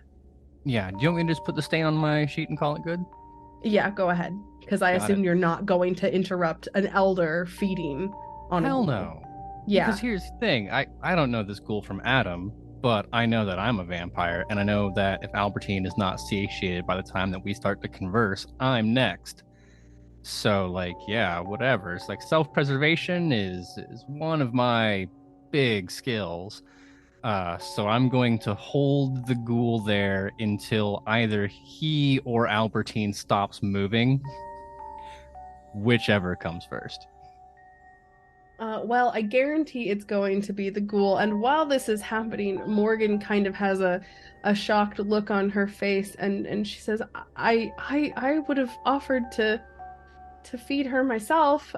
We didn't have to do this. Do you think she was going to stop?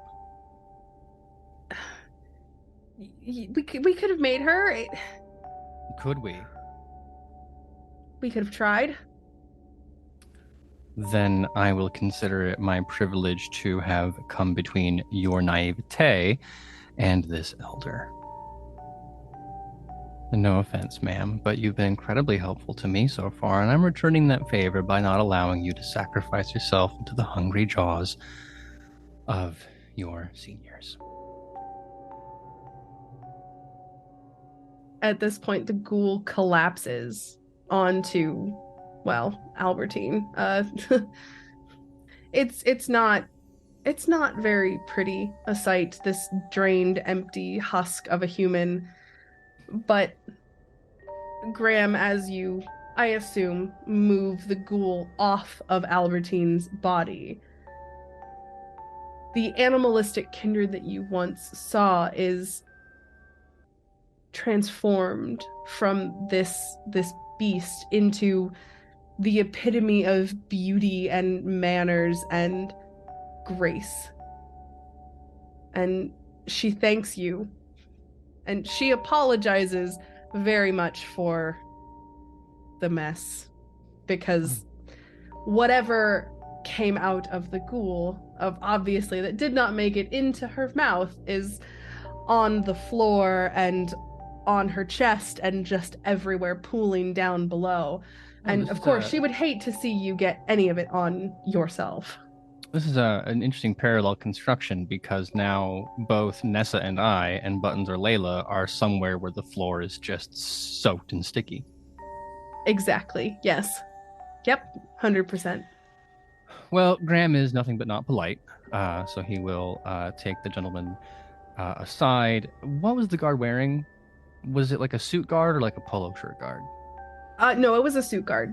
Cool. I'm gonna take his jacket off and then use it to with in not asking for permission, but in the sense of like presenting it, and then we can both understand that you're chained up. Would you like me to help you? I mean, there is the alternative where you could just take the chains off. You said they First. were like super down secured. I didn't think that was an option. Of course, it's always an option. It's just work. Did you see how much work it took me to open the padlock, and now we're in the industrial level? Yeah, I know it's gonna be hard. But I mean, fine, I can ask, and being polite and such. I'm sorry that your meal has turned out this way, Miss Albertine. You don't know me. I'm Graham Yates. I'm a friend of your associate Morgan here. I don't know that rescue you is the word that I would choose, but it seems you have unfinished business with a mutual acquaintance upstairs. Love to help you out. How can I do that? She'll kind of gesture down towards the bottom, and then you see there's there's a giant padlock similar to the one outside, and she'll tell you that I'm pretty sure that once you undo the padlock, you'll have to do a little bit of heavy lifting, but you should be able to get the chains off pretty quickly. Well, let it never be said that I'm not willing to do manual labor for a beautiful woman. It's not normally my thing, but we all make exceptions in time of great need. So you can either dexterity and larceny the lock, or you can try and bash it like you did before. I have kind of equal dice in both areas, but narratively, Graham is in the presence of someone powerful and won't want to like make a brute of himself. We have someone in the coterie for that, so I'll try larceny if it's all the same. But it will put me in the position of gesturing towards Nessa. And do you have a hairpin, ma'am? I mean, I would probably have one in my hair. Yeah. I do apologize for making you. I understand that takes a lot of time and energy to put those kind of things together. And I'm having this conversation with her as I am attempting to not even pick the lock. It's not that sophisticated. I have a dot in larceny. So I'm mostly just kind of jamming the hairpin around, hoping it catches on something and seeing if it clicks. Sure. Go ahead and make that roll.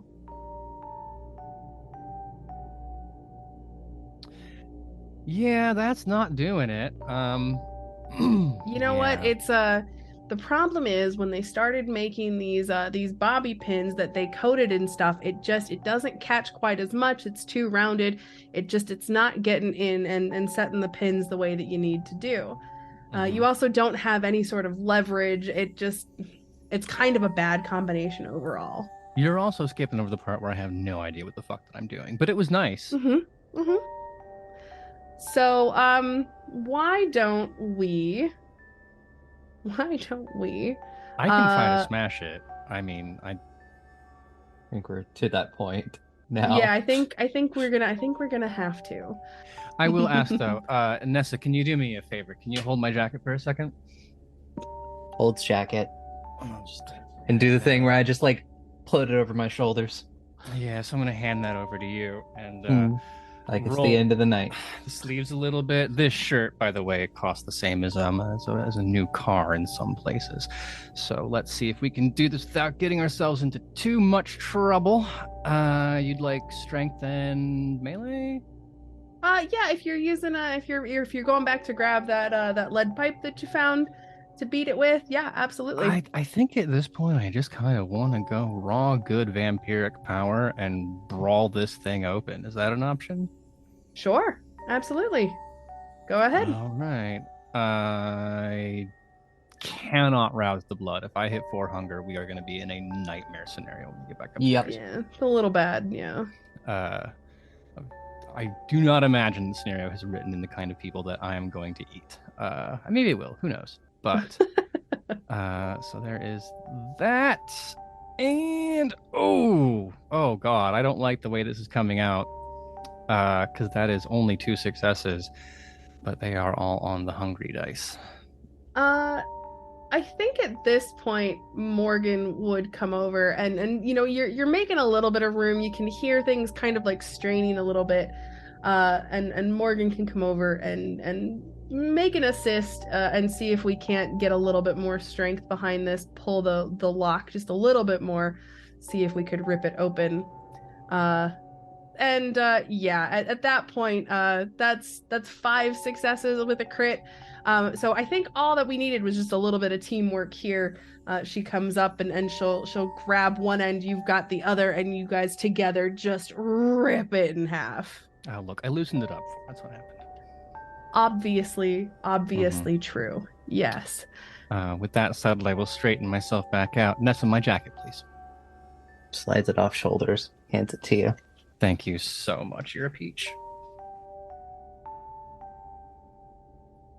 It's fairly easy work to get the chains off. It takes a little bit of time. They're very large. They're very, very heavy. But between the 3 of you, we can move them off. And Albertine will stand to her feet slowly because, of course, she finally ate for the first time in forever.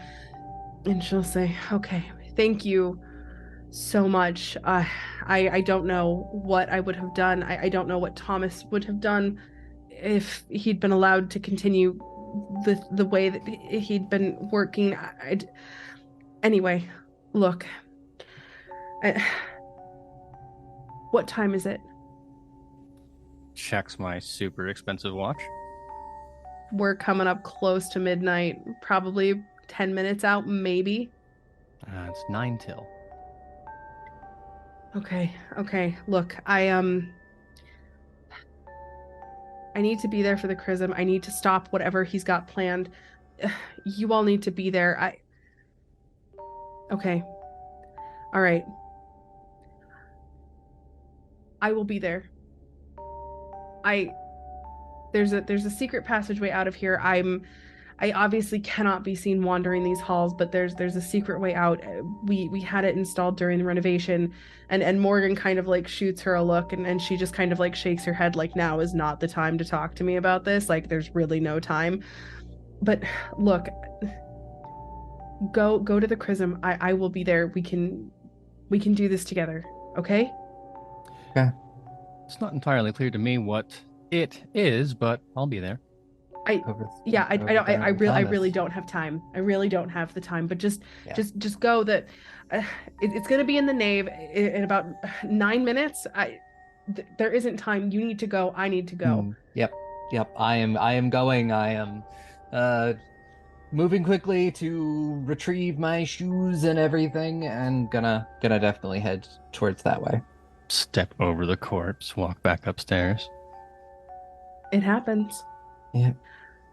Sad. He was so cute. As Nessa and Graham make their way back, heading towards the nave, you'll be able to find your way to the nave through one of the little transepts. You don't have to go the long way around, which is good because you only have 9 minutes. Leyla and Buttons. Leyla has wandered off with Grant, and Buttons, are you following? Are you keeping a close eye on Leyla? Are you standing amongst the writhing mass of bodies? What's the...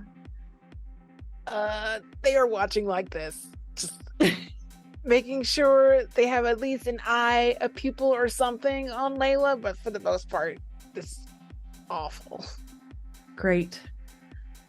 Leyla, you went to find a slightly more secluded spot. You don't want to leave the nave because you know that you need to be in here, and it's coming up on midnight. There's only a few minutes left to go, so you don't want to be too far away. So you have found a nice little secluded spot in the back corner, and Grant is very much enthralled with everything that you're talking about, the smile on your face, the sweet little words that you have to say to him.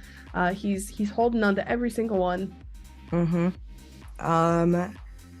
And using that and using my considerable strength, there will be a moment where I tower over him. And just quick, clean, and sweet, just nick and drink. Question. Are you going for a risky but effective cut or a safe cut? Safe cut. Okay. Can you make me a dexterity and medicine test, please? Oh boy. That's Okay. gonna go well. Gonna go off on a limb and say that you've only got dexterity. Yeah, but it's not bad. It's not bad.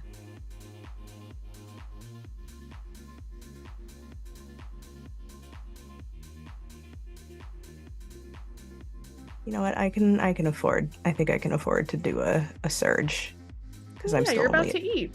I'm only at 2, Yeah, and you're about to eat. and I'm What's the about to problem? eat. I don't get any hungrier anyhow.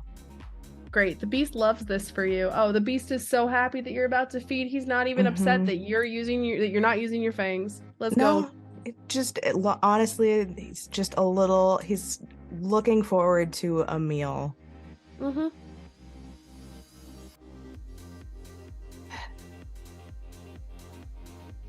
That is what, 4, 5.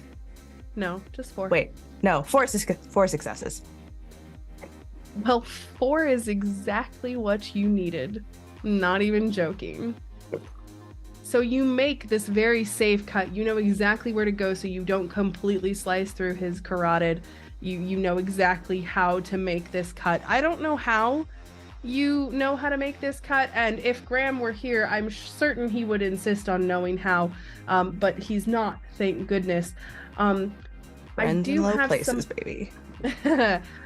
I do have some bad news for you, though. Oh, good. So you made this safe cut, very safe cut. Mm-hmm. The problem is, the knife that Freddy gave you was incredibly dull, which means that though this cut is safe, it is incredibly painful for Grant. Okay. But It's a good thing- that's... Oh, go ahead. Oh, I was just gonna say it's a good thing I have lingering kiss. There you go. So you make this cut and he cries out in pain, but I mean, is he crying out in pain? Is it like a good pain? Who really knows? It's really hard to tell. The lights are so dark and there's so much sound going on, and Honestly, I'd nobody... be surprised if anyone heard him. Exactly. So luckily the pain goes away as soon as you bite down and start drinking. And with your lingering kiss, which I'm guessing you've chosen to employ. Absolutely, because I feel bad, to be perfectly honest. You know what? Totally fair. Totally fair.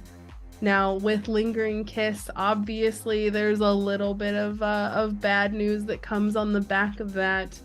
And he, basically from here on out, at least until he can make a resistance against it, it's going to be a little bit easier to have some control over him. Anything else charisma based that you need to do, it'll be a lot easier to do that.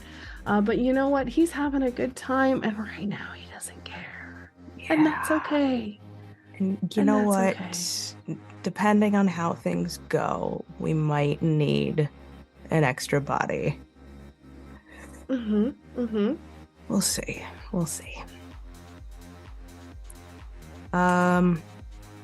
Yeah, I'll take myself back down to 1. Yep. Perfect. Wonderful. As you finish up, I assume you just kind of like leave Grant in a nice, safe place in the corner. And as you finish up, start heading back towards Buttons, Freddy walks up, claps you on the shoulder, and he is so proud of you. That was such a fantastic show. What an amazing job. If there's anything else that you need, you just let him know, because man, he is so impressed. I am nothing if not a performer, dear. Indeed. And it's right about this time that Nessa and Graham make their appearance, just moments before the big show. I would immediately make sure that we are gathered together. Ideally making sure that no one else can get on our backs. Yep. Got the thing where I'm like, I haven't even bothered putting the shoes back on. I just have them just sort of like slung over my shoulder. Did Freddy take the knife back?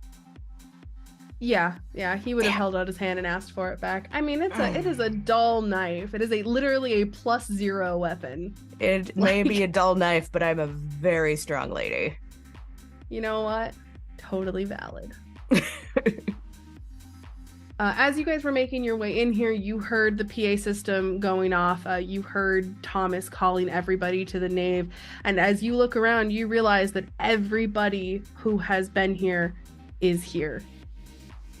Every single Nephilim that you have seen. Becca is here. Freddie obviously is heading towards the front. He's incredibly excited. Absolutely everybody that you have noticed is here, minus of course the 3 average looking people and the streamer. They're not here for some odd reason. Yeah, don't know why that is, but isn't that strange? But among the Nephilim, among the Kindred, you also find mortals, and the longer you look towards the front of this dance floor, towards the stage, you realize that there are mortals who are not mortal anymore and have met a similar fate to Emilio. And there are some who have also become dinner, as you see corpses littering just in front of the stage. And as the clock strikes midnight and Thomas walks out onto that stage and the music stops, he looks out over the crowd before locking eyes with the 4 of you.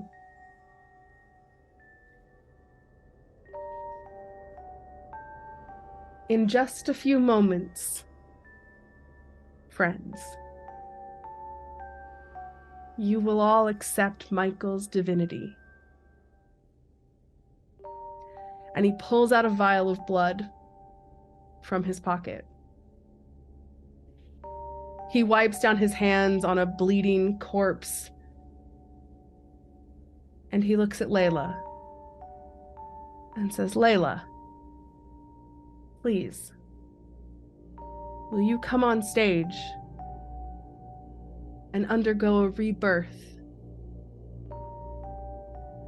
Michael's dreams are here tonight in this room, and we will reshape you into a glorious form."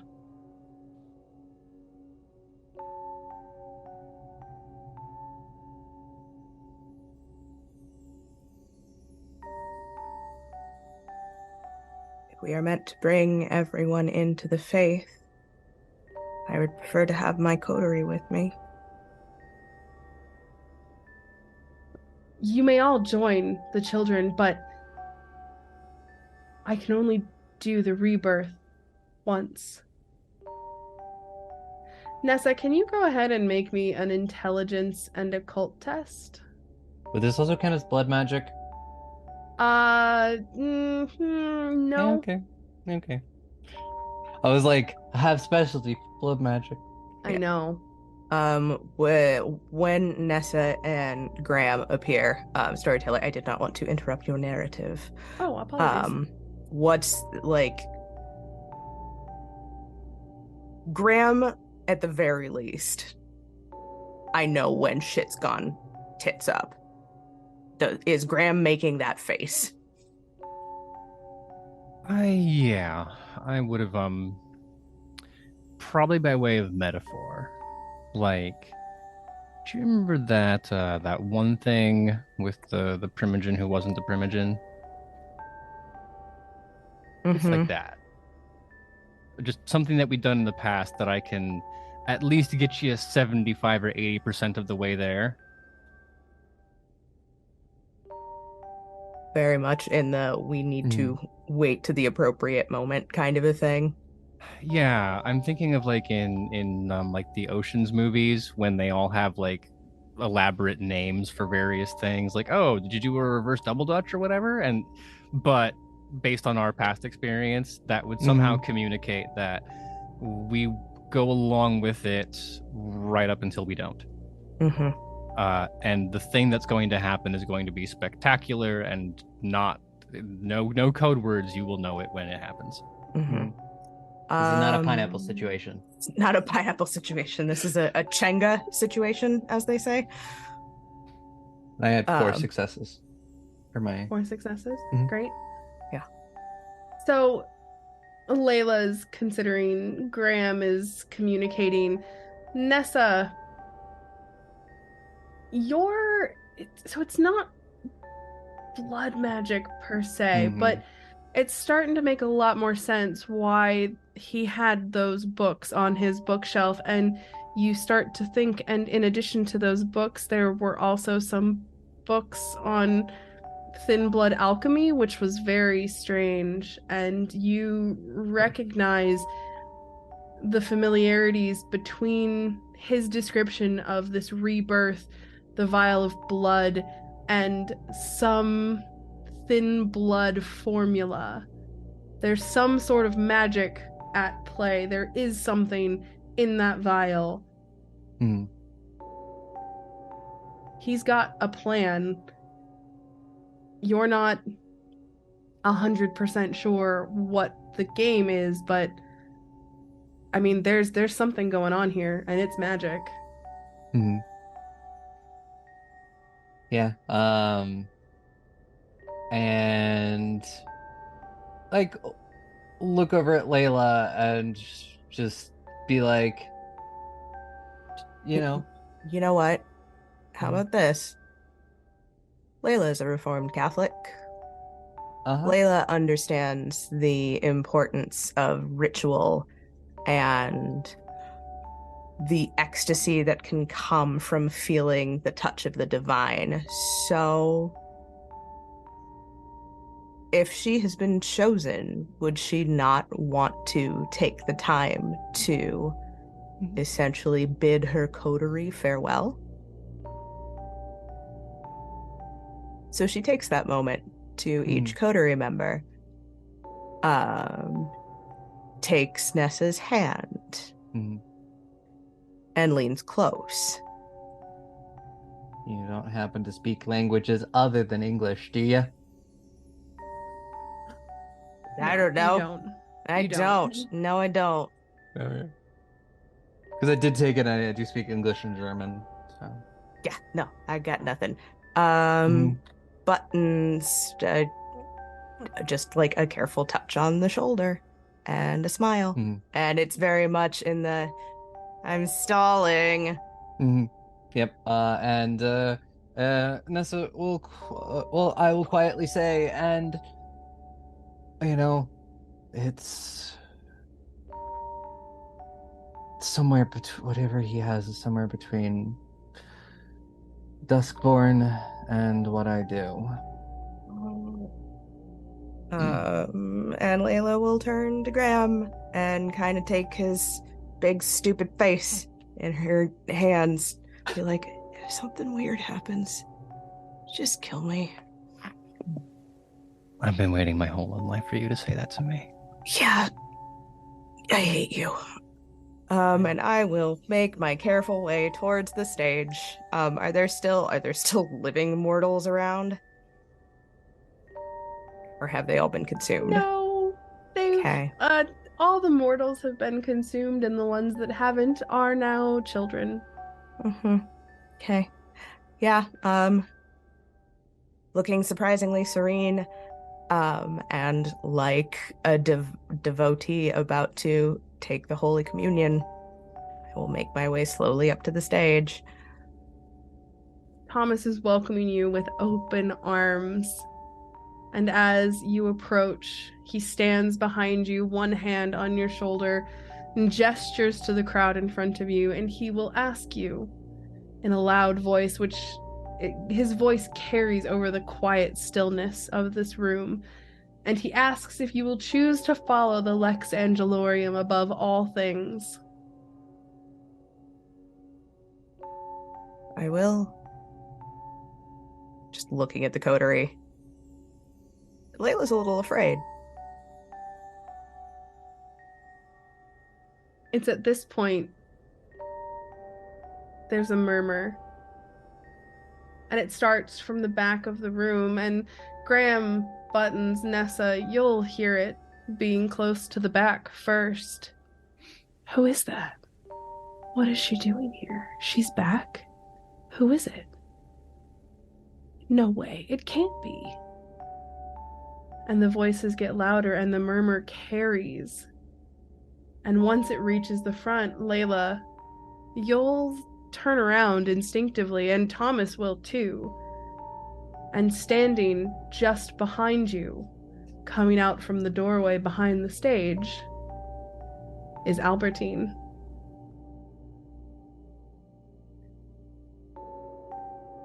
She told you she would be here. She told you she would stop it. I didn't know that. That's true. You didn't. It's like the thing with the thing. Yes, that's it. That thing with the other Thursday, 3 Thursdays ago. Yeah, no, Leyla sees this. I'm assuming you can tell that this is an elder. Oh yeah, it is obvious. And if it wasn't obvious at first, the literal movement, the literal blink of an eye movement that she does as she rushes towards Thomas is probably enough of an indication. She will grab him by the collar and push you aside, not forcefully, just enough to move you out of the way. I don't fight him. I don't fight at all. No, I don't expect you would. Ah! But Albertine grabs Thomas by the collar and lifts him up, demanding to know if he understands what he's done. Leyla, to you especially, Nessa, probably, maybe to you, as somebody who has experience with blood bonds. Leyla, of course, you being a little bit of a bond junkie, you would have noticed this as well, but it's clear that Thomas is actually bound to Albertine, and his blood bond cannot override the devotion that older Hurons have towards Michael and his descendants. So the crowd now breaks out into a fight as those who defend Thomas are against the ones who are defending Albertine. Oh, what do I have to roll to get the fuck out of the way of that? Yeah. Any non-believers at this point can very, very easily use this opportunity to get out, and you can absolutely follow suit if you wish. Oh, I want to see how it ends. I just don't want to be in Oh, between. Yeah. No, that's fair. That's totally fair. Yeah, no, Leyla, I'm gonna back up, like, against the proscenium to get the fuck out of the way, but I am hawk's eye watching Albertine and Thomas. Great.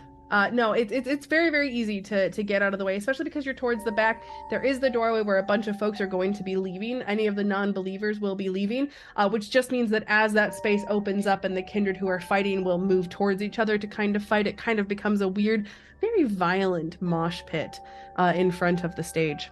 Yikes. It's a little strange, but it's not hard to stay out of the way. At this point, Albertine will see the three of you in the back. Nessa, Buttons, Graham. Obviously, she recognizes Graham and Nessa.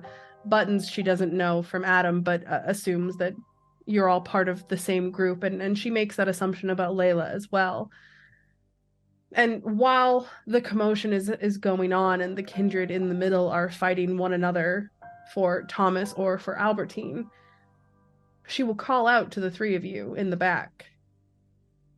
And she will thank you for helping her, for releasing her from her bonds, and says that you, the three of you, the four of you, because she'll nod in Leyla's direction as well, she will allow you all to choose Thomas's fate.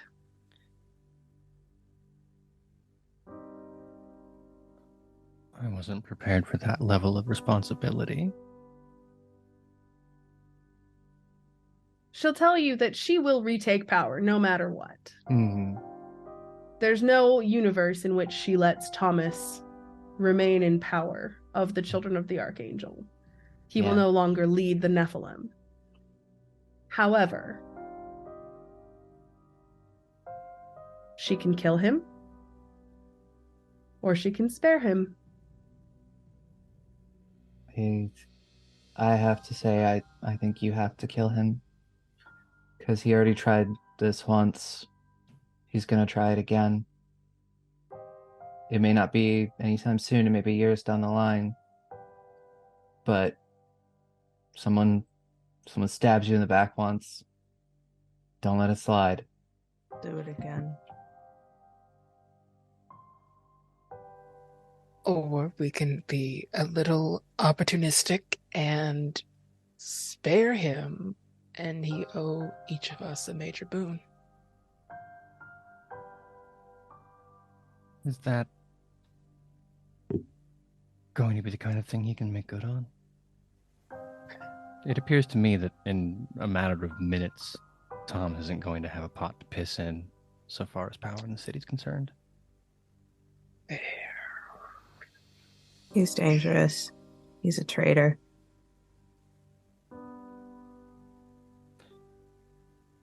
Yeah, our friend here finds himself in the unenviable position of having made an egregious error and not having any way to buy himself out of that mistake.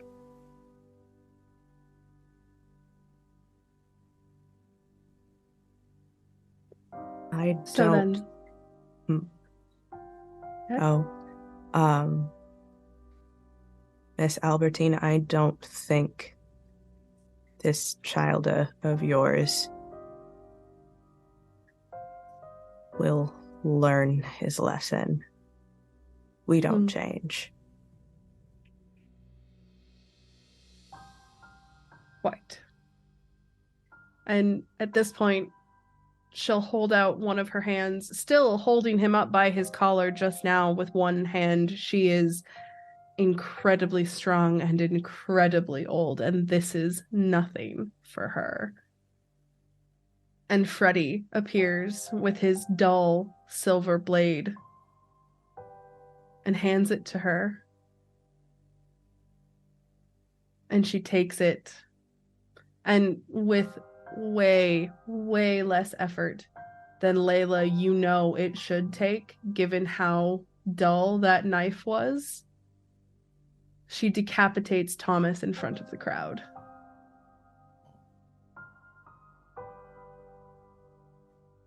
At this point, as the body descends into final death, decays, and turns to ash in front of you, she simply lets go and turns to the group, wiping her hands and tossing the knife to the floor.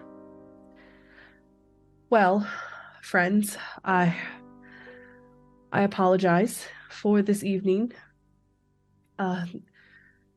Clearly, there's a little bit of work yet to be done, and she'll look over at the crowd as all of those who were bound to Thomas come to their senses and realize exactly what is happening, and the commotion in the room starts to quiet.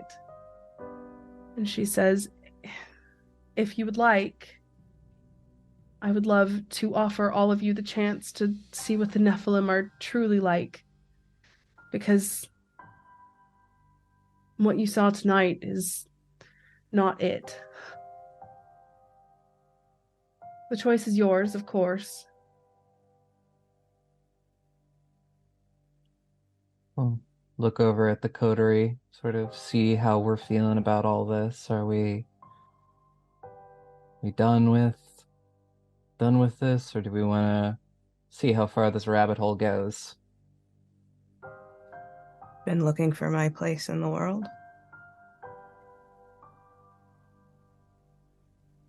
Might as well start somewhere. And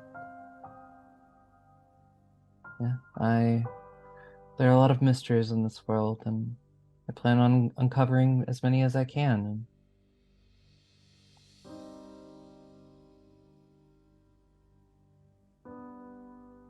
Graham, Buttons.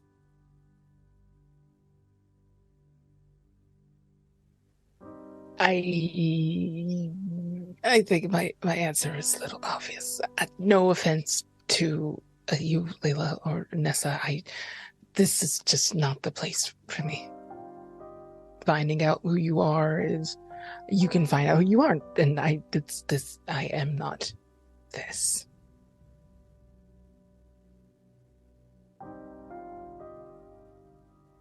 It's only respectful to entertain a counter offer. But I think there's still something that needs to be uncovered, more to be understood. I'm not willing to write it off, but you'll understand, given tonight's events, that there might be some trepidation that needs to be overcome. Perhaps we are allowed to take some time to think on it. Of course, I'm not asking any of you to join us now, but give us some time to clean up the mess and return as guests and see what we're all about. I think that's a good idea. We'll consider it. I appreciate that very much.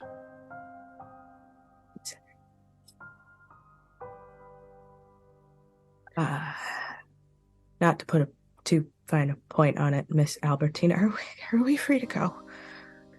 Yes, of course. Yes, we clearly have some work to do in here, and she'll kind of give a little side glance to the pile of corpses on the floor. That's going to be a sticking point for me, unfortunately. Yeah. I understand, and I hope to show you that we are better than that. We are more than that. So please, by all means, try and salvage whatever you can of this night while I attempt to do the same. And she'll gesture towards the door. We'll walk back down to join the coterie and try not to look like I'm about to run out the door. That was a lot. That was a lot. That was a lot. Yeah. That was a lot. That was a lot. Can we go? Can we go home now? Yep. Let's go. Thanks. I think as we exit, Graham will reach into his pocket and pull out one of the New Year's party poppers and just be like, and then put it back in his pocket. Leyla reaches out and flicks him on the ear. Well, friends, I have definitely enjoyed our time together, but I've spent a bit more of myself than I feel like was appropriate. And I'd hate to wake up tomorrow in embarrassing fashion. Now, my normal clientele have definitely gone to sleep, but I think the older child will still be out enjoying himself. So if you don't mind, I need to go ingratiate myself to a college-aged party so I don't wake up hangry, I believe is the word I heard you use earlier. Probably a good idea. Yeah. Don't do anything stupid. I've never done anything stupid in my entire life. That's a lie. You ended up hanging out with us. Well, coterie. When you're right, you're right. Get out of here, asshole. Looking over my shoulder as I double click the thing, or the fob. There hasn't been any paint involved, if you'd like a ride. Yeah, I'm very paint and blood free. Yeah, actually got out of that a lot cleaner than I expected to. Let's go. I am not tired, but tired. I don't know if we can get tired anymore. I'm tired. Yeah. Going to see if I can still steal. It's past midnight, but steal a kiss. Just get shotgun. That's fine. The coterie climbs. Oh, go ahead. No, and I think it's also probably coterie tradition that we give Buttons the aux cord. So as everybody climbs into Graham's car, Leyla in the front seat, Buttons gets the aux cable. Buttons, what song do you put on as the coterie drives off into the night? Just sending a you up text. Appropriate for like some Auld Lang Syne rendition. Auld Lang Syne is the perfect end to this starts playing as you start driving away, the lights still going inside and outside Sterner Hall. And you are left wondering what exactly the Nephilim have to offer you. But that's a question for tomorrow, and a story for another night.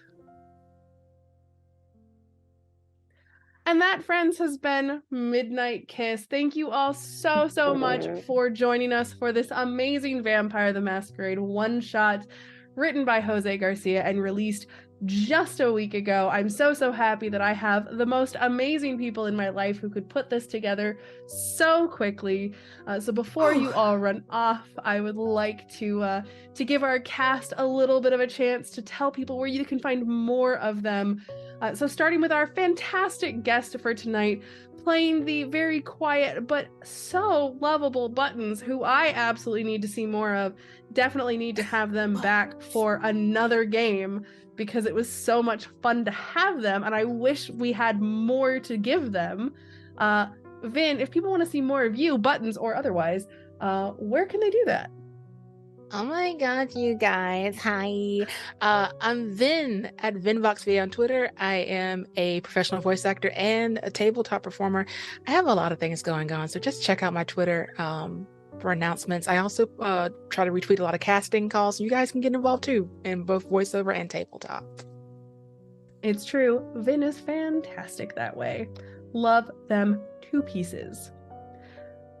Now, for Little Miss Nessa Langley, Diablerie didn't go so well, but that's okay because you made it out of the night pretty unscathed. Aubrey, if people wanted to see more of you, potentially more of Nessa in the future, where can they find it? Well, you can just generally follow me on Twitter at Mad Queen Cosplay, and there is, I maybe, have that fancy QCG thing in front of my name on the Discord now, so you can definitely see me doing a lot of stuff over here. So yeah, definitely check that out. And so just all of my stuff is on my Twitter. You can just go check that out. Absolutely. I know we've got a lot coming out of you in 2023 for QCG. It's gonna be so good.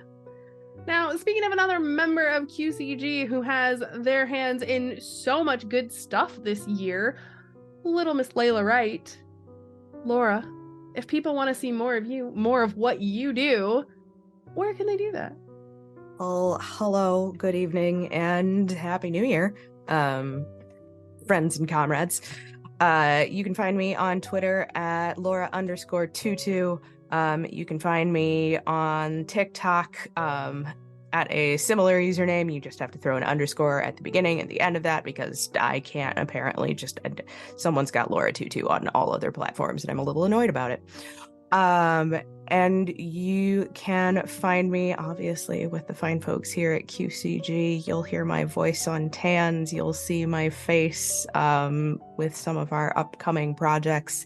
And you'll also be able to find me hanging out with folks over at Obsidian Brews and the Crimson Fox Tavern, which should be opening in 2023. Oh my gosh, as if you weren't busy enough keeping our social media in order or at least functioning, because God knows we can't do it. You have so much going on. Lastly but not leastly, the amazing Graham Yates, literally the epitome of Ventru, and my favorite Ventru on the planet. Aaron, if people want to find more of you, where can they do that? Oh boy. Yeah, well, most likely you can find me running games on Queen's Court Games at Queen's Court Games RPG on Twitter, Queen's Court Games everywhere else, including Hive, which I like more than Twitter. But if you're looking for me specifically, you can find me on at Aaron in Words on Twitter, posting mostly stuff about TTRPG theory and little rule snippets. If you like me as a performer, I am probably still now on Red Moon Roleplaying, doing our Warhammer fantasy game. That has been picked up recently to go through, I think, all 6 books. So that's going to be like 140 episodes by the time it's done. I will probably be bossing around literally everyone on this screen over the next few months as we play more games here on QCG. But if anything else pops up, it'll be on Twitter. Now, this is the part where you think you're going to get away, and you can't because we're not saying goodbye. My dear good friend, Queen of the Court V, where can people find you? I'm actually pretty easy to find, actually, aside from here at QCG doing a little bit of everything apparently now, including running games, which is like a weird change for me. You can find me on I love it. No, stop it. You're all the worst. You can find me on Twitter at V is for Vampire, because my name is V and I love vampires. I also am that's pretty much it. You can also find us on Patreon, which nobody else mentioned, but I do a bunch of art and stuff for Patreon. It is content that is exclusive for patrons. At least 2 pieces a month over there, sometimes more. They are amazing. They are wonderful. They're TANs related, most of them, but there are others coming along the way. And that's where you can see everything that I do. And it's pretty great. So, yeah. Anyway, this has been amazing. Thank you all again so much for joining us. Thank you for spending your New Year's Eve with us. If you're watching or listening elsewhere after the fact, thank you for coming and catching us after the fact. We're going to go and we're going to chat about this amazing game and probably all get out of our fancy clothes and go get into something slightly more comfortable. But until next time, we'll see you around. Bye. Bye. Bye.